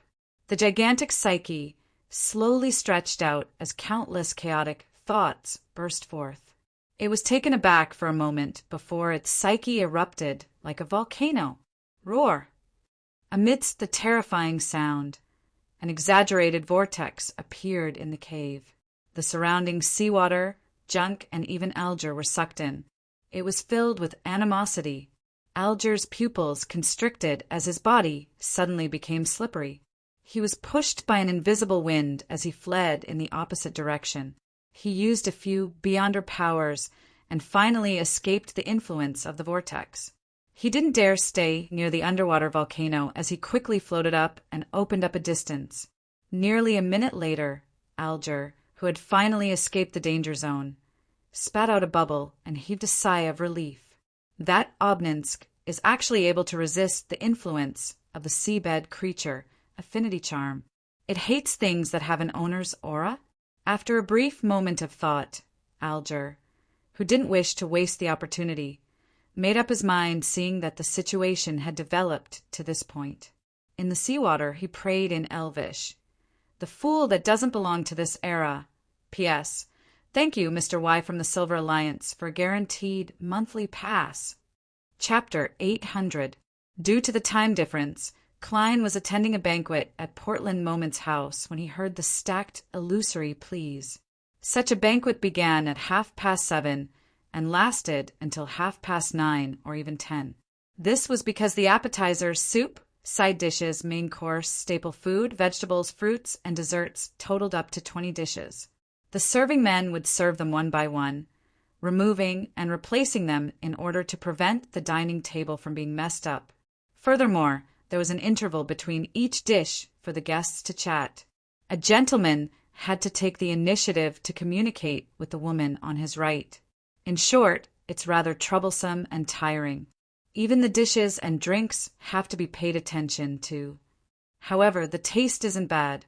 Klein took the opportunity to say to Ma, and Willis on his right while the roasted lamb was being replaced, "Sorry, I need to use the bathroom." He then stood up, pressed his right hand to his chest, and bent his back slightly to greet the other guests. Then he left the dining table and headed for one of the washrooms on the second floor. After entering and locking the door, Klein immediately took 4 steps counterclockwise and arrived above the gray fog. Mr. the Hanging Man's prayer. He wishes for me to help him obtain the goodwill of the Obninsk sea monster. He's willing to gather 15 pages of Roselle's diary or help me do something of equal value. His progress isn't slow. Sitting in the fool's seat, Klein emanated his spirituality and touched the constantly expanding and contracting crimson star. He considered for a few seconds. Investigate all the Faysac colonels who participated in the Konotop naval battle in 1338. As an expert in history, he learned from the interrogator's spirit body that he died at the sea in 1338. After he died at the hands of the Phaeacians, he immediately figured out which naval battle it corresponded to. Throughout 1338, the relationship between Rouen and Faysac was tense, with occasional friction. However, there was only one battle in which a colonel-level officer died, the naval battle that broke out in East Balam's Konotop. And in a Faysac fleet, there definitely weren't many colonels. In the dark and deep-sea water, Alger Wilson saw the endless grayish-white fog and heard Mr. Fool's response. Investigate all the colonels of the Faysac Empire who participated in the Konotop Sea Battle in 1338. Why would Mr. Fool pay attention to such trivial figures? This involved a huge secret. Alger's heart skipped a beat. He no longer hesitated and agreed. "Your will is my will," Yi Fuqian said calmly. Such a mission was difficult and complicated for him, but it wasn't dangerous. It was the type of mission he could handle right now. After the response, Alger heard Mr. Fool's deep voice again. "You can return to the vicinity of the target now." That's it. As expected of Mr. Fool, after obtaining the authority, he was more like a sea god than cavituous, and his power was no longer limited to the Rörsted archipelago. Alger was overjoyed and solemnly expressed his thanks. Then he bent his waist and spread his legs, turning around and diving down again. In just a few minutes, he returned to the side of the underwater volcano. He saw that the water around the huge, dark cave was in chaos. The tentacles were flailing and hadn't calmed down yet. Although Alger believed that Mr. Fool was powerful and terrifying enough to be an awakening ancient god, he instinctively turned cautious when he saw the scene. He carefully approached him. He suspected that the Obninsk's flailing tentacles were welcoming him, and at this moment, above the gray fog, Klein, who was holding the sea god's scepter, frowned slightly. It refuses to communicate with Sea God. It even hates this feeling and isn't willing to get close to Sea God, he muttered as though he had a toothache. He had failed to influence the surrounding waters with the help of the supplicant. For some reason, the Obninsk had a strong resistance towards the beyonder powers of getting close to sea creatures. Through the prayer scene, Klein could vaguely sense the target's anger. It wanted to tear apart any living being that dared approach it. Mr. the Hanging Man has gone over. He's gone over. The corners of Klein's mouth twitched as he decided to use a different method. He raised the sea god's scepter a little higher, making the blue gems on it light up one after another, emitting a bright and dazzling light. Right on the heels of that, he transmitted the tyrannical aura of lightning storm onto the Obninsk. The thick tentacles that had been stirring up the seabed suddenly froze, then fell down and stuck tightly to the ground.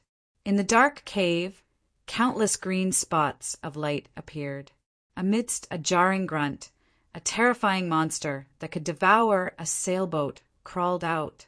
Its patterned black body was massive and distorted. It had 3 heads, and each head had more than 10 eyes. Each of them emitted a green glow. The monster immediately crouched down, as obedient as a domestic hound. Sure enough, communication requires skill. Klein nodded in satisfaction. Once again, he used his beyonder powers of affinity with marine creatures. Through mental communication, he made the Obninsk's 3 heads open their mouths at the same time. This made 3 deep caves appear in front of Alger. Each of them was wide enough for a sailboat to pass through. Praise Mr. Fool! Alger looked up at the magnificent scene in front of him as he couldn't help but mutter inwardly. He didn't waste any time as he chose the head in the middle and quickly swam in. A winding tunnel quickly appeared in Alger's vision. The walls were made of flesh and blood, and the width was comparable to the front deck of the Blue Avenger. Gulp! Water surged inwards as it followed the tunnel deep into its depths. Alger hurriedly seized the opportunity to dive in. Suddenly, he felt as though he had returned to the time when he had just become a sailor. He was in a battle against the waves, and he felt dizzy and unable to maintain his balance. By the time Alger used his beyonder powers and finally stabilized his body, he had already left the tunnel of flesh and blood. He found himself in a pitch-black and empty world. There was a sticky sensation beneath his feet as a pungent stench of blood emanated from his surroundings.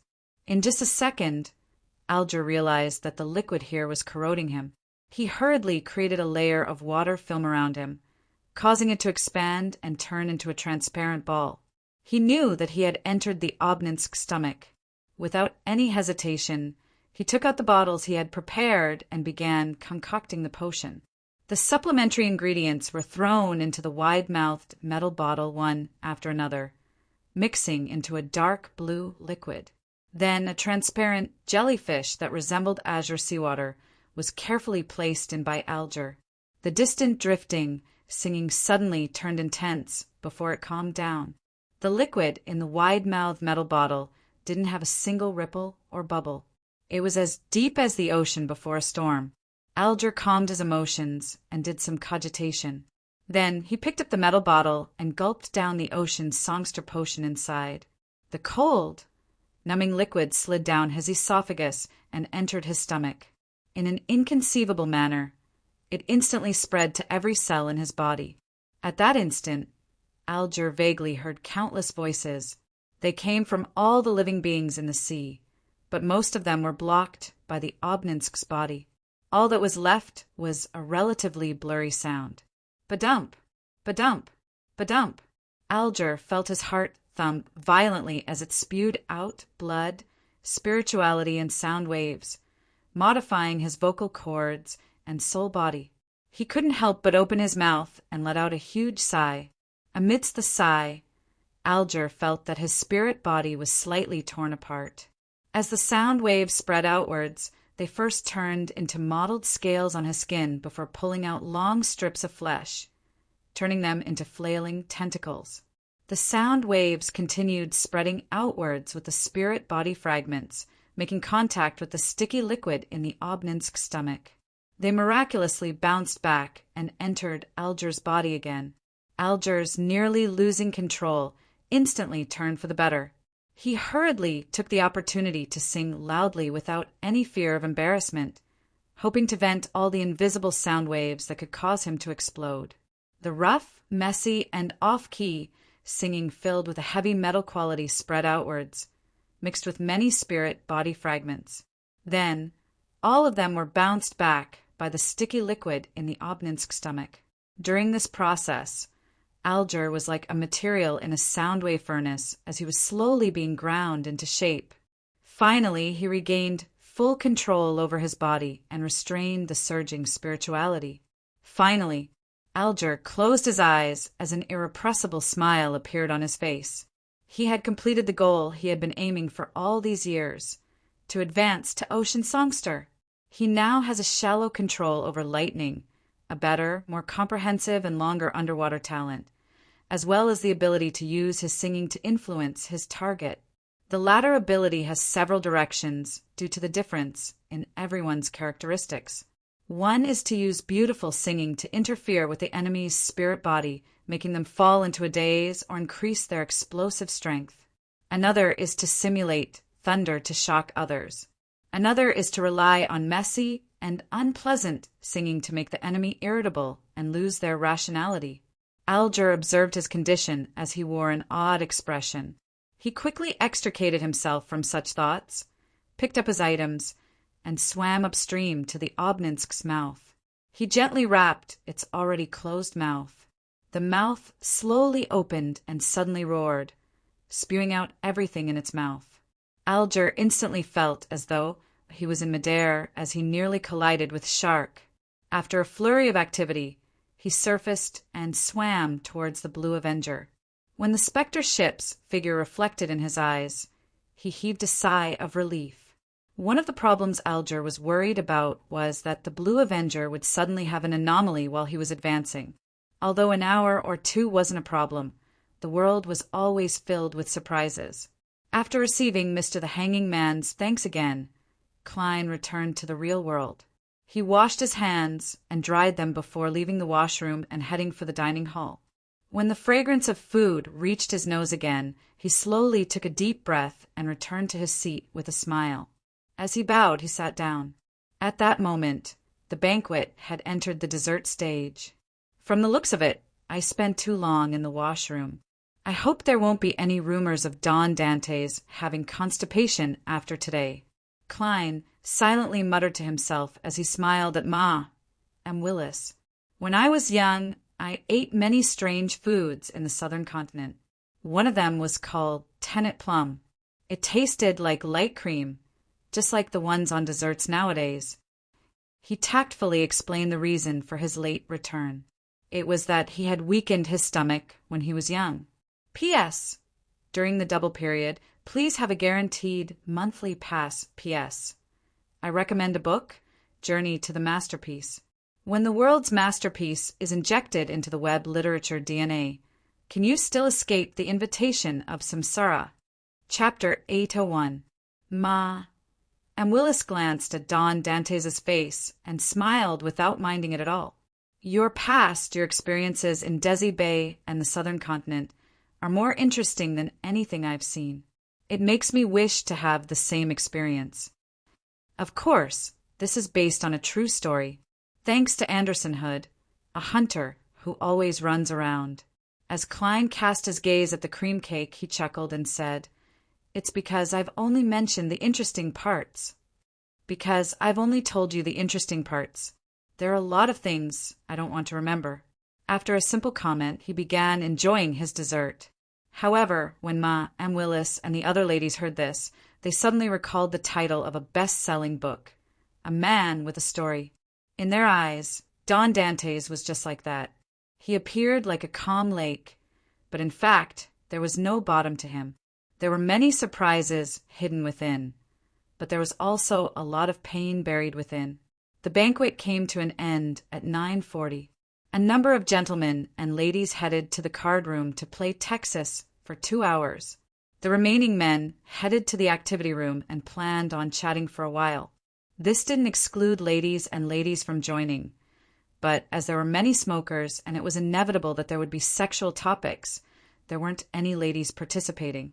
They either went down to the first floor and gathered around the piano, listening to the performers play while singing softly, or they would form groups of 2 or 3 and play chess for fun. Klein chose to head to the activity room on the second floor. A private chat with fewer people helped him be accepted into this circle as soon as possible. After entering the room, he observed the environment and went straight to the window. He opened it and pulled out a high-backed chair to sit down.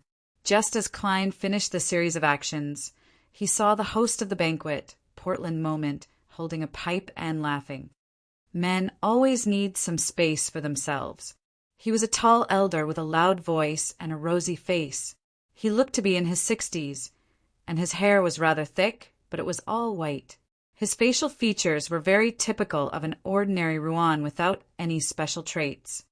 Yes, when ladies are around, they have to consider their image and their feelings. I wanted to kiss it an hour ago. Hazel's father, Member of Parliament, mocked, took out a gorgeous silver metal box and took out a cigarette. So did the other men who came into the sitting room, pipes or cigarettes appearing in their hands as if by magic.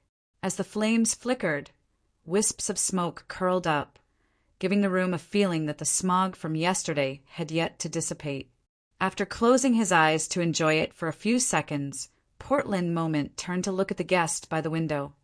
"Dwayne, don't you smoke?" Klein clenched his fist, pressed it to his mouth, and coughed lightly. "I haven't fully recovered yet. The doctor told me not to smoke for the time being." Frankly speaking, he was about to choke. Fortunately, he had cleverly chosen a spot by the window. This group of opium smokers. Klein curled his right index finger and rubbed it in front of his nostrils. He really wanted to use his magician's beyonder powers to create invisible air tubes that extended outwards to bring in fresh air and escape the harm of secondhand smoke. However, considering that there might be beyonders hidden among the men present, he rationally gave up on the idea. Portland Moment laughed out loud when he heard that. "I heard from Bishop Electra that your illness wasn't without reason, Dwayne. You lack a wife." This professor was a believer of the god of steam and machinery, but his wife believed in the Evernight goddess. Therefore, they settled down on Buckland Street near St. Samuel Cathedral. From time to time, bishops would visit and interact with them. Is he mocking me for thinking of women when I'm sick? I really can't tell that Bishop Electra is a man who likes to spread rumors. It's all Rhodes's fault. Klein lampooned as he shook his head and smiled. I respect marriage very much. If I don't have a suitable goal, I'd rather be single. At this moment, Mr. Willis, a high-ranking employee of Bakeland City Hall, blew out a smoke ring. Actually, I'm very envious of Dwayne's single status.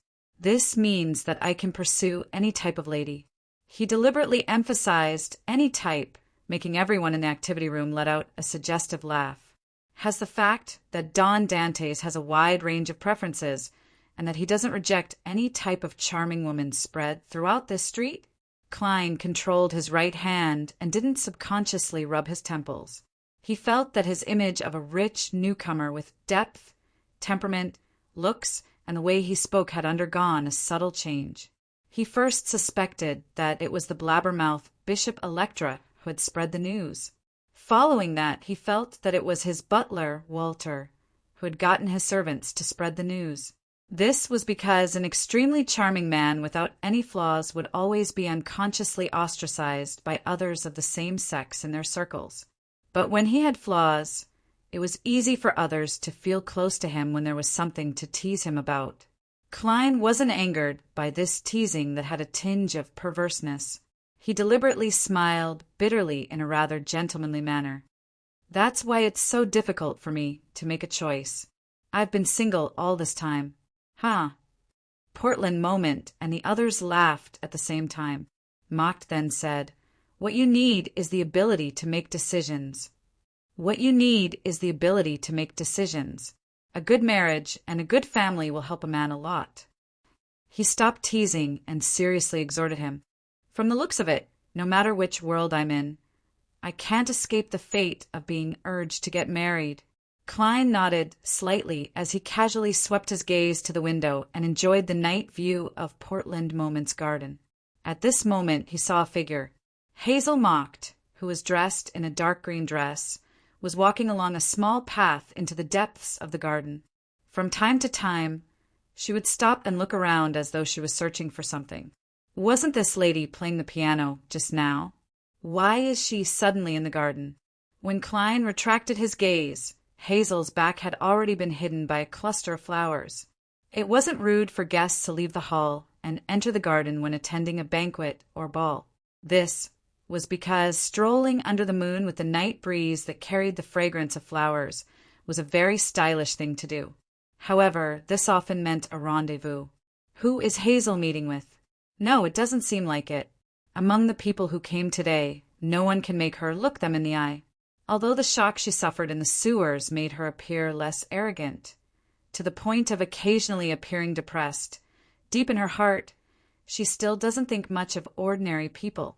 Dealing with the negative effects of a mystical item? That doesn't make sense. Finding a lounge or the bathroom would be better than going to the garden. It'll be more concealed. Besides, during her ball, she also went to the third floor and not the garden. Klein eliminated all the impossibilities and had a preliminary guess. From the way Hazel is sensing or searching for something, she seems to have discovered something abnormal and is planning on observing and dealing with it up close.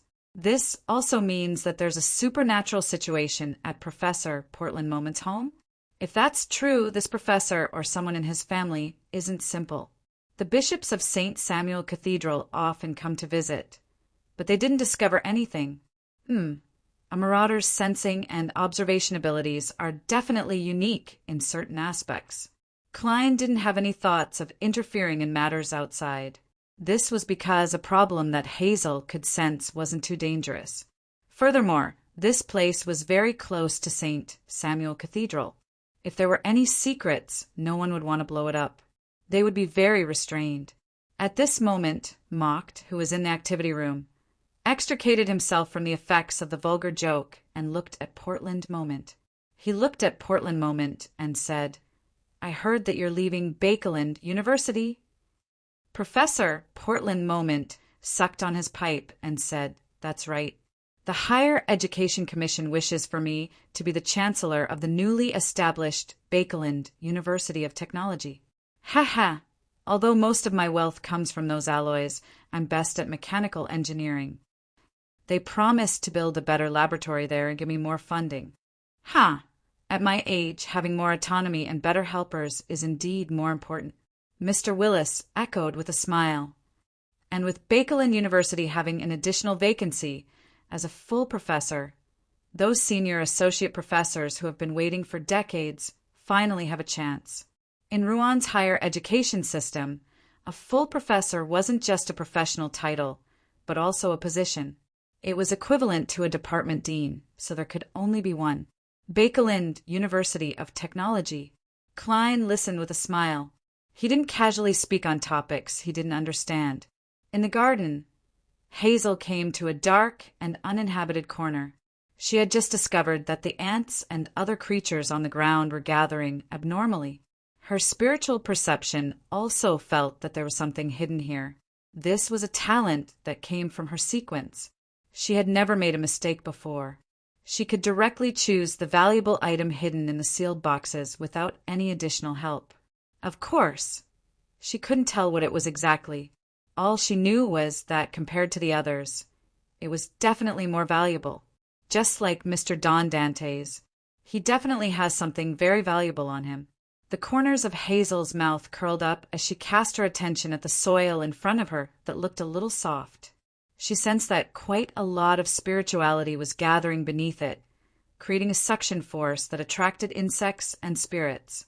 It's not a human body, but some used spirituality materials. They should have been thrown away separately, but they ended up being buried together, resulting in unnecessary changes. Hazel's eyes darkened a little as she deciphered the situation beneath the soil from the spiritualities, characteristics, and changes that weren't concealed. She lifted her chin slightly and looked back at the building, believing that there was at least one supernatural being in Portland Moment's house. And if she didn't deal with the problem in the corner of the garden, this place and the nearby houses would be haunted in a few days. Hazel retracted her gaze, extended her left hand, and aimed at the soil in front of her. She gently clenched her fist and twisted her wrist. The spirituality that had gathered there suddenly vanished, as though it had been stolen by someone. P.S. Seeking monthly votes during the double period. P.S. Regarding the physical book, the publisher has communicated with me. They are aware of everyone's opinions. They will be changing the editor in charge later, starting from the 3rd volume. As the 2nd volume needs to be handed over, all the changes that need to be made will be marked in red on the electronic version for me to review and confirm. Chapter 802, 100 Buckland Street, Portland Moment's house, Garden Corner. Many of the ants and bugs that had gathered here began to disperse, and the gloomy and cold feeling grew weaker and weaker.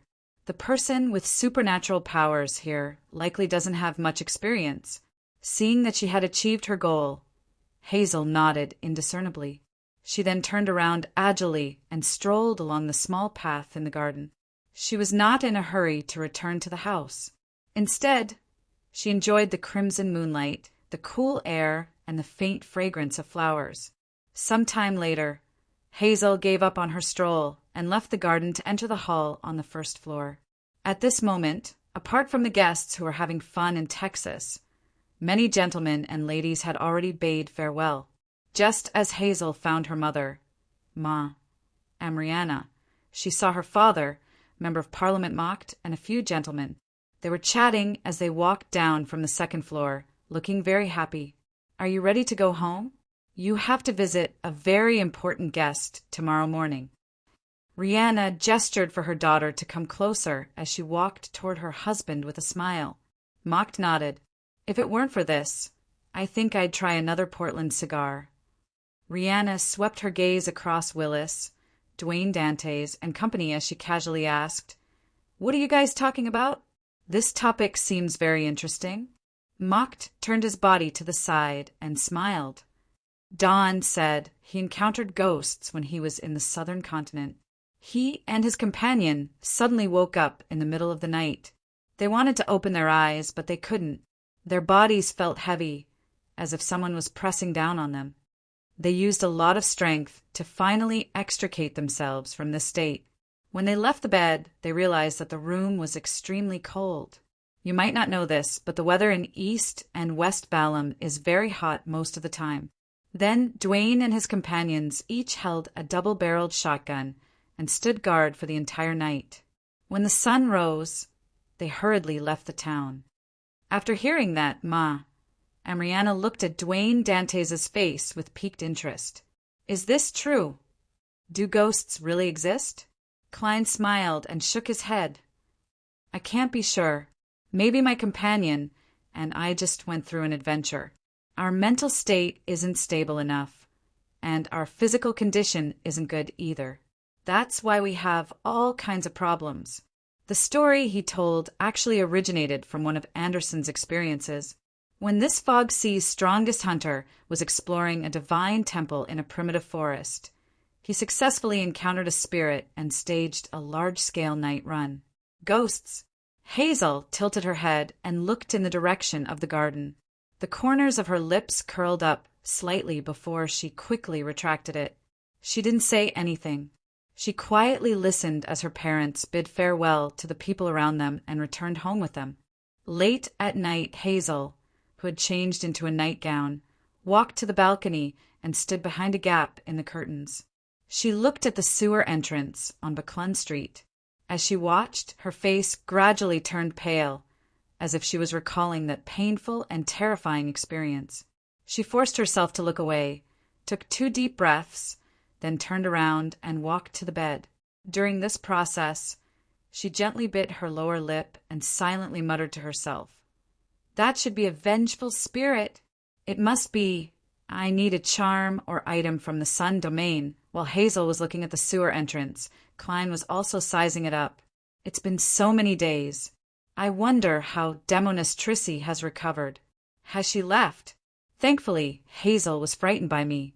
She hasn't dared to approach the sewer entrance recently. Klein swept his gaze across the iron-black street lamps as he nodded slightly. He then opened the iron cigar case and made his wraith marionette appear in the full-body mirror. He had already decided to send Senor to check the sewers to confirm Trissy's condition.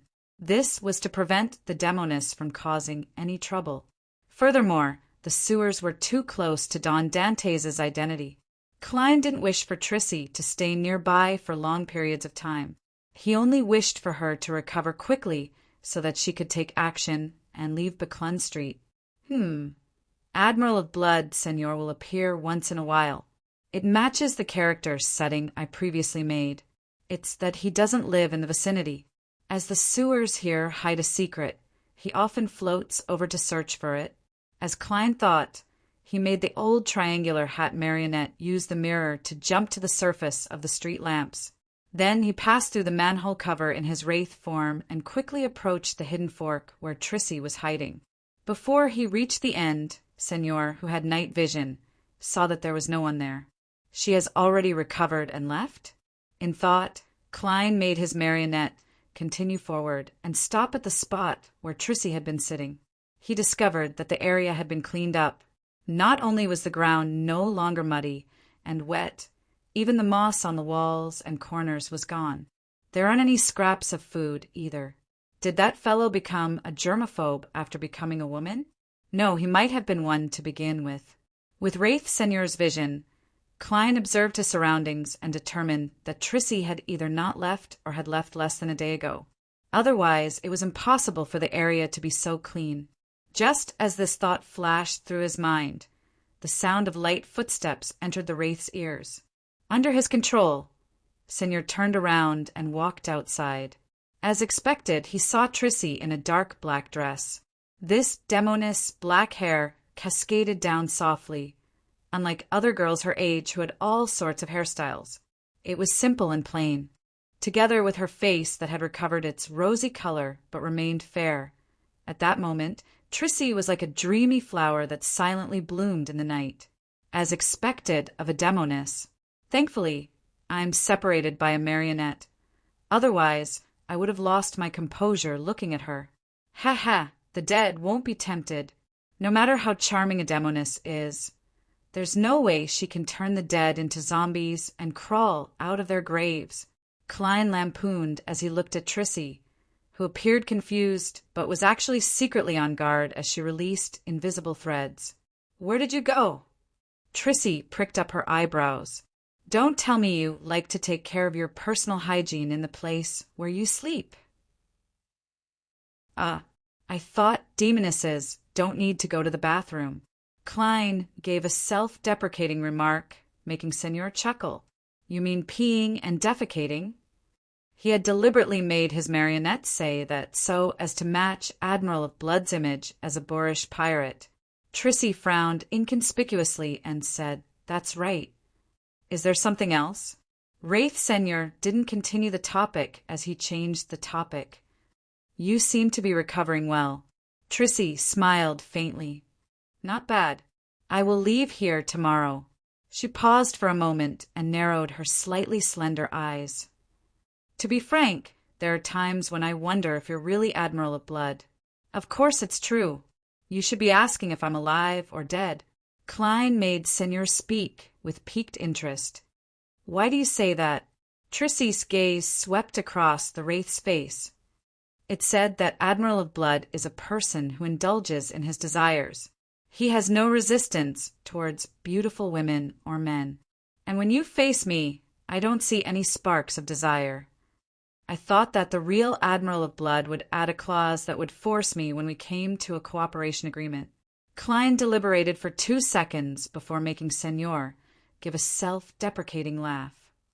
I'm afraid of indulging in pleasure and being controlled by you. Trissy's expression immediately changed. This was indeed one of the reasons why she had taken the initiative to raise the topic. To demonesses who controlled pleasure, beyonders who were accustomed to indulging in their desires were natural prey. Klein took the initiative to skip the topic and made his marionette speak. You're going to seek out a target tomorrow? Clearly, the captain of the Royal Guards definitely knows you and knows what you look like. After all, they arranged for you to be by Prince Edisac's side. Klein silently added. Trissy lowered her head, looked at her toes and chuckled. Don't worry, I have a perfect plan. As she spoke, she turned her body and casually pointed deep into the sewers. From here, at the end of the 6th left fork, there's a secret passageway. There are also signs of long-term human activity. Ha ha! I discovered it while wandering around for the past few days. I believe this has something to do with that girl from last time. Is that also the reason you came here? Secret passageway? Klein didn't confirm or deny it. He made Seigneur laugh. Did you discover anything? Trissy shook her head. Nothing at all.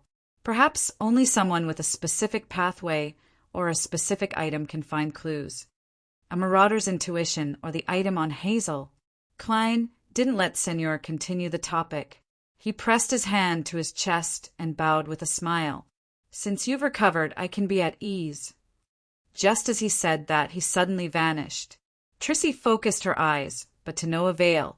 Only when the invisible threads she had sent out were blown by a breeze did she retract her gaze, confirming that Admiral of Blood had truly left. At that moment, Klein had already controlled the wraith to return to the sewer's entrance. He didn't attempt to explore the place Trissy had mentioned. There were 3 main reasons for his choice. First, it was beyond 100 meters. Second, he suspected that he wouldn't discover anything. After all, he wasn't from the Marauder pathway, nor did he have the corresponding items. Third, Trissy was still around. On Thursday morning, Furs, who had woken up naturally, washed up. She chewed on a piece of toast and opened the door to take out a pile of items from the mailbox. As she walked to the coffee table, she casually flipped through the items in her hands and found a reply she had been looking forward to for days. Throwing down the newspapers, bills, and other letters, Furs tore open the letter in her hand. Teacher has already reached Bakeland. Furs quickly scanned through it and muttered in surprise.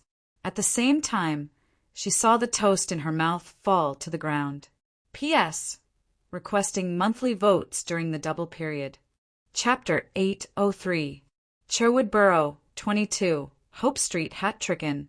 The receptionist at the front desk was just about to take a sip of water when she saw a lady walk in.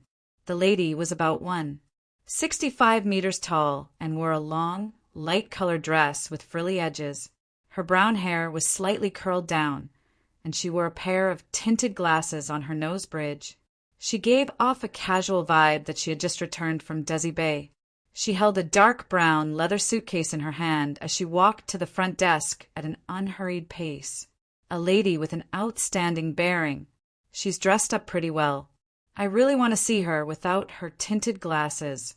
As a female, the receptionist habitually sized up the lady's clothes and accessories. She then heard the lady say with a languid voice, 1 night, single room. 1 night, a single room. 2 solely and 8 pence. The receptionist first reported the room rate for the day before asking, "Do you have any identification documents?" She wasn't too keen on the process of registering one's identity, because the inn itself had no way of verifying the authenticity of the identification documents. Yes. The lady put down the dark brown suitcase, took out a stack of identification documents from her handbag, and handed it to the receptionist. Margaret Taylor. The receptionist muttered as she registered. Then she found a bunch of keys and said, "Room 2012. "Thank you." The fashionably dressed lady took the keys, picked up the dark brown suitcase, and headed for the staircase. At this moment, an attendant in a red vest came over and bowed. "Is there anything I can help you with?" His gaze then landed on the dark brown suitcase she was carrying. The lady's lips curled into a smile as she shook her head. "There's no need. It's very light." After saying that, she didn't stop. She walked up the stairs and entered room 2012. After closing the door and putting down the suitcase, she suddenly raised her right hand and pressed it to her chest. She let out a long sigh of relief. "Why do I feel like a perverted murderer?" She was none other than the disguised Furs. There was nothing in her suitcase except for Mr. X's head that was wrapped in newspapers. The 2 waiters would never have thought that a fashionable woman would carry a suitcase with no clothes, no skincare products, no cosmetics, and only a dead person's head that was almost broken into pieces and covered in blood. If they were discovered, the entire hotel would be shocked. This was the material for a detective. Furs calmed herself down, picked up her suitcase again, and opened the door. She observed the corridor and saw that no one was coming or going. She hurriedly walked to room 2016 and knocked on the wooden door. Her teacher, Dorian Gray Abraham, lived in the room she had used last time. When Furs noticed that someone was looking at her through the peephole, she heard the knob being twisted and the sound of the lock turning. Dorian Gray wore a black suit and had broad shoulders. He glanced around warily and made way for the students to enter. Then he closed the door and asked cautiously, "No one noticed me, right?" Furs put down her suitcase and took off the tinted glasses that covered half her face. "No, I used a fake identity."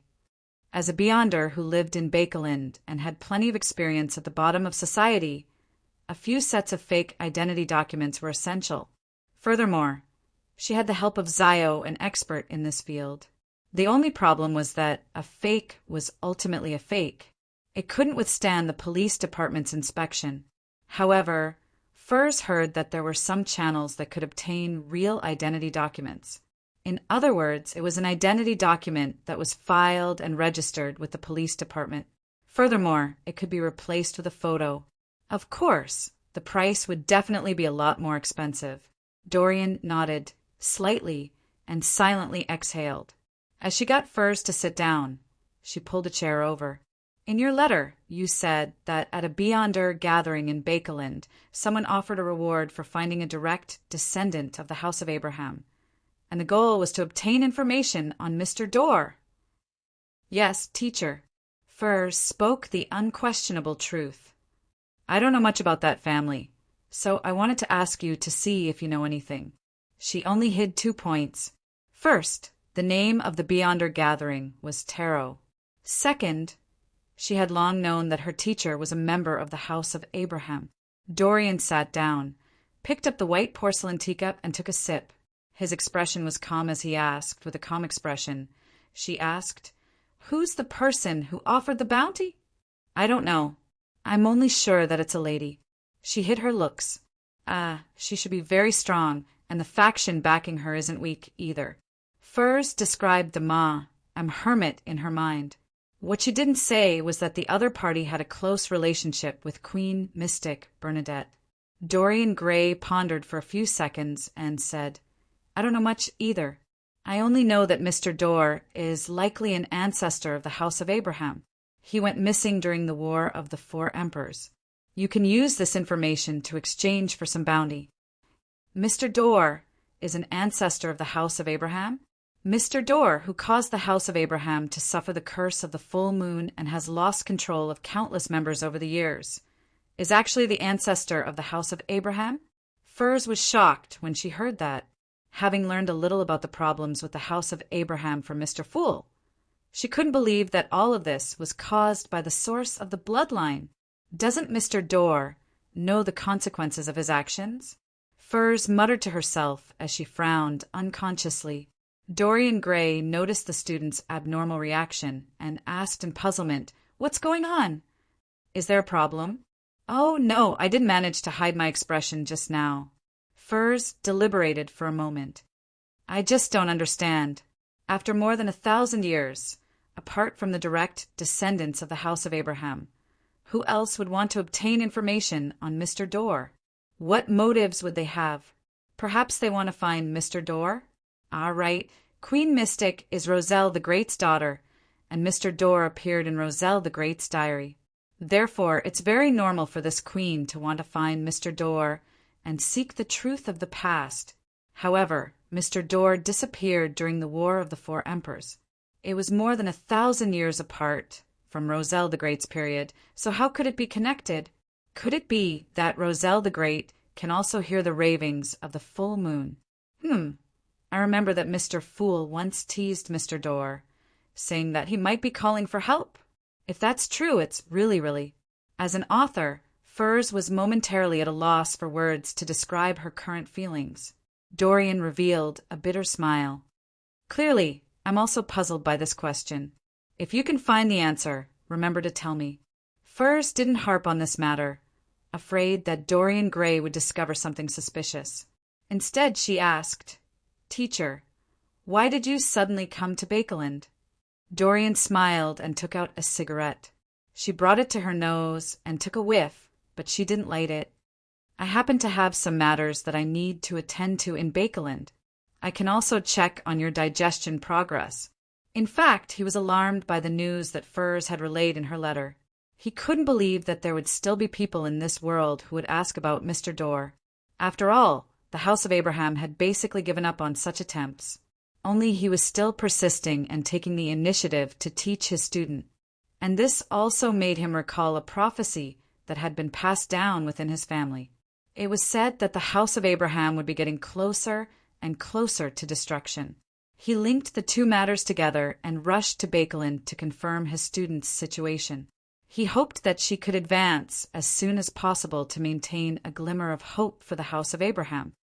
I just grasped the various knowledge of astrology, Furs replied guiltily. As she had been short of money some time ago, she had yet to buy the high-level crystal ball required by the astrologer. In order to not continue this topic, Furs turned to Dorian Gray to ask about the rules of acting as an astrologer. She received some tips, such as, astrology isn't omnipotent. Towards the end, Furs looked at the dark brown suitcase beside her. Teacher, there's one more thing. What is it? Dorian leaned back in her chair and took a sip of her black tea. Furs spoke according to the script she had prepared beforehand. After I found out that Louis Wayne had betrayed the organization and caused great harm to you, I've always wanted to find him and avenge you. Give up on this idea. Dorian sat up straight. Even if you have Lamino's travels, there's no way you can beat him, much less kill him. I'm very pleased with your intentions, but you don't have to take the risk. I definitely won't be able to do it alone. Furs muttered silently. She directly said, I know a very powerful bounty hunter. I previously spent about £10,000 to get his help.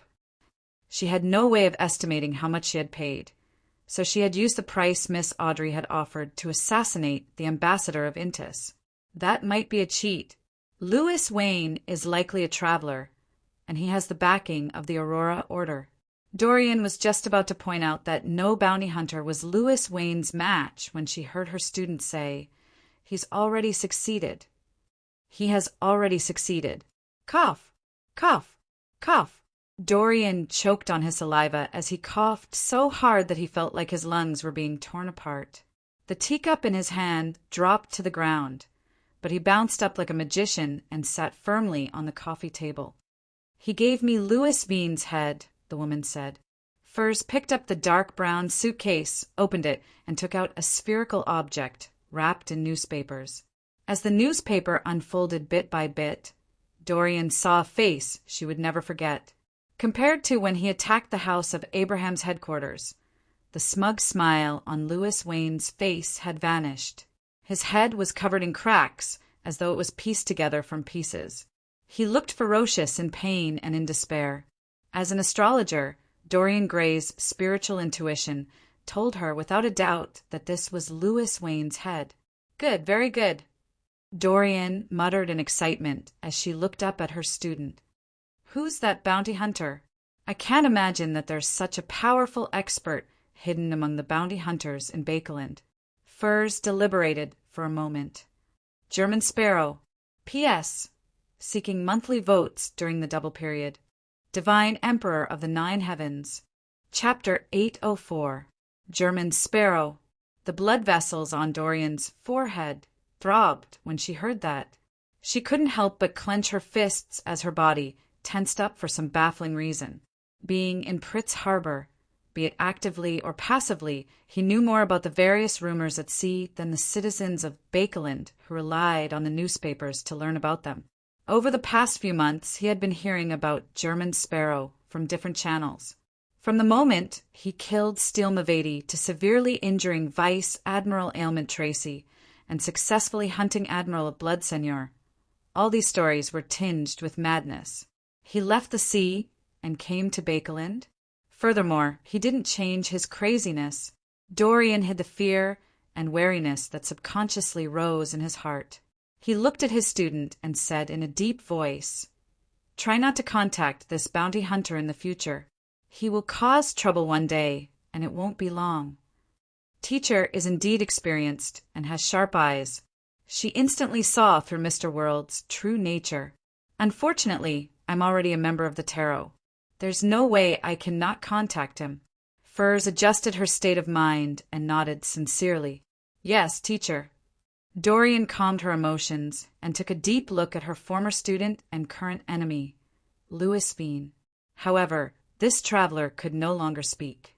He didn't even have a shred of spirituality left in him. After a few seconds of silence, Dorian leaned back and looked at Furs. Did you just say that you paid £10,000 as a bounty? He wasn't aware of Furs's financial situation. All he knew was that this student was a best-selling author and likely earned quite a bit of remuneration. Furthermore, the few Beyonder circles she usually mingled with seemed pretty good. There were always transactions with high remuneration, so it wasn't too shocking or unacceptable for her to save up £10,000. Furs shifted her body guiltily. Too much of a premium? She deliberately used this rhetorical question to hide the fact that she had falsely reported the price, so as to appear inexperienced in such matters. Dorian shook her head. No, it's too cheap. It's so cheap that I can't help but suspect that the German sparrow has other motives. As a member of the battered House of Abraham, he was always on high alert. To use the professional terminology of various clubs and gatherings, this is called a membership price.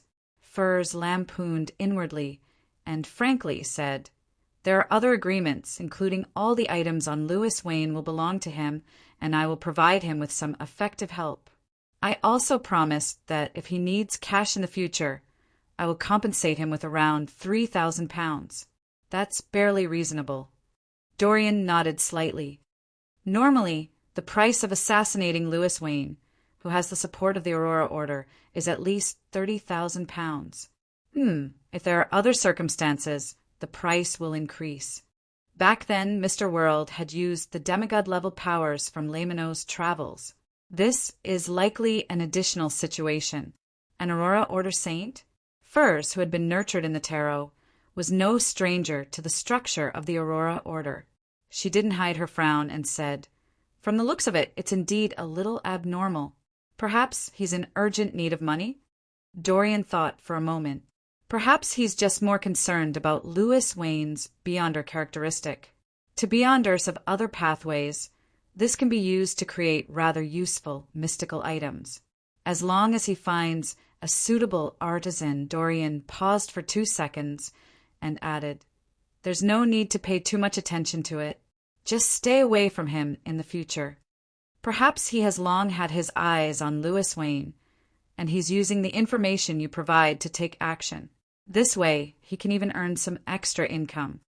Dorian didn't continue the topic as she took out a fist-sized crystal ball of purified water from her pocket. It's made of star crystal. It can effectively enhance your astrology. Amidst the light outside the window, the crystal ball produced resplendent waves. Without waiting for Furs to reject it, Dorian chuckled and said, Louis Wayne is my enemy. The remuneration for getting rid of him should be paid by me. I don't have that much cash at the moment, so I can only use some items to make up for it. No, there's no need. Furs shook her head in a half-hearted manner. The truth was that when she planned to get rid of Louis Wayne, it was purely to avenge her teacher. She didn't consider the subsequent rewards, but against her will, she couldn't reject it. Dorian's expression turned serious. Are you trying to make me feel guilty and uneasy? Don't worry. I'm still quite rich. Furs took the opportunity to nod. All right. Dorian revealed a smile again. Also, I've brought you the potion formula for Scribe. You can gather the corresponding ingredients while digesting the astrologer potion. Hee. I'll give you one of the main ingredients, Asmon's brain. The rest is up to you. Asmon was a monster that only existed in ancient legends. It resembled an unprotected human brain, enough to fill a room. Not only could it create terrifying illusions, but it could also cause its attackers to die from its own attacks. As she spoke, Dorian took out a yellowish-brown parchment and handed it to Furs. Furs took it gratefully and quickly scanned through the main materials. A complete brain of Asmon, a cursed object of an ancient, vengeful spirit. I hope I can gather the remaining ingredients before I finish digesting the astrologer potion. Just as Furs rolled up the goatskin, she saw her teacher, Dorian, take out a pure gold box from his suitcase. After removing the wall of spirituality, Dorian opened the lid and said, without the gold isolation, Asmon's brain will continuously affect you, causing you to hallucinate until you lose your mind. Inside the square box was a cluster of pale, wrinkled, and semi-transparent objects. They were only 1/5 the size of Louis Wayne's head. as expected of a family with a long history. Furs thanked her sincerely once again and took the pure gold box. She skillfully closed the lid and sealed it with a wall of spirituality. Dorian didn't stop. Instead, she found an excuse to get Furs to leave while she set up a ritual to summon the void creature, Malmax, who liked music. She then took out 2 stacks of documents from his spherical body. The 3 items from before were prepared for Furs after he received news of Mr. Dorr. Therefore, he had placed them by his side ahead of time. These are 2 properties in Bakeland. One is in Hillston Borough, and the other is in Sherwood Borough. They're in pretty good locations. The total price should be £6,500. You can sell as much as you want, Dorian said with a smile. Although the house of Abraham had fallen, as an angel family with a long history, it still had a lot of inventory, including land, forest, real estate, manors, and mines. However, Dorian only controlled a part of it, and the rest belonged to various small families. The house I'm renting now costs £2,500 on the market. The area is okay, but the location is average. The things that the teacher gave me today really add up to £10,000. Furs couldn't help but sigh in her heart. Inside the Holy Wind Cathedral, deep blue officiant Randall Valentine looked at the mandated Punisher deacon opposite him. Any results? The newly appointed Archbishop of Bakeland was a middle-aged man with an astonishing aura. His hair was dark blue and thick, and his earlobes were rather large. His eyes seemed to contain lightning and storms at all times. The mandated Punisher deacon, standing in front of his desk, was a thin, middle-aged man. He wore a modified captain's hat, and there was nothing special about his appearance. There was only a greenish-black tattoo in the shape of an anchor around his neck. The gentleman replied respectfully, "Your Excellency, we've already captured a few people who participated in the gathering, but they don't know who the others are, much less the identity of the person who assassinated Mr. X. According to their description, the assailant is about 6 meters tall, and there's a high chance that it's a female. We can't eliminate the possibility of it being a short man." Randall held back his anger. "What do you plan on doing next? As we are temporarily unable to know who Mr. X invited to the gathering, and females about 6 meters tall are rather common. Our plan is to relax our vigilance on the surface and only keep an eye on a few suspicious targets. We will then turn the captured people into informants. Without us pressuring them, the lunatics from the Aurora Order will definitely take the initiative to seek out the murderer and avenge Mr. X. They should have a general area of investigation. This way, not only will we be able to find the assassin, but we will also be able to find clues to the Aurora Order," the thin, middle-aged man explained in detail. Randall nodded in thought.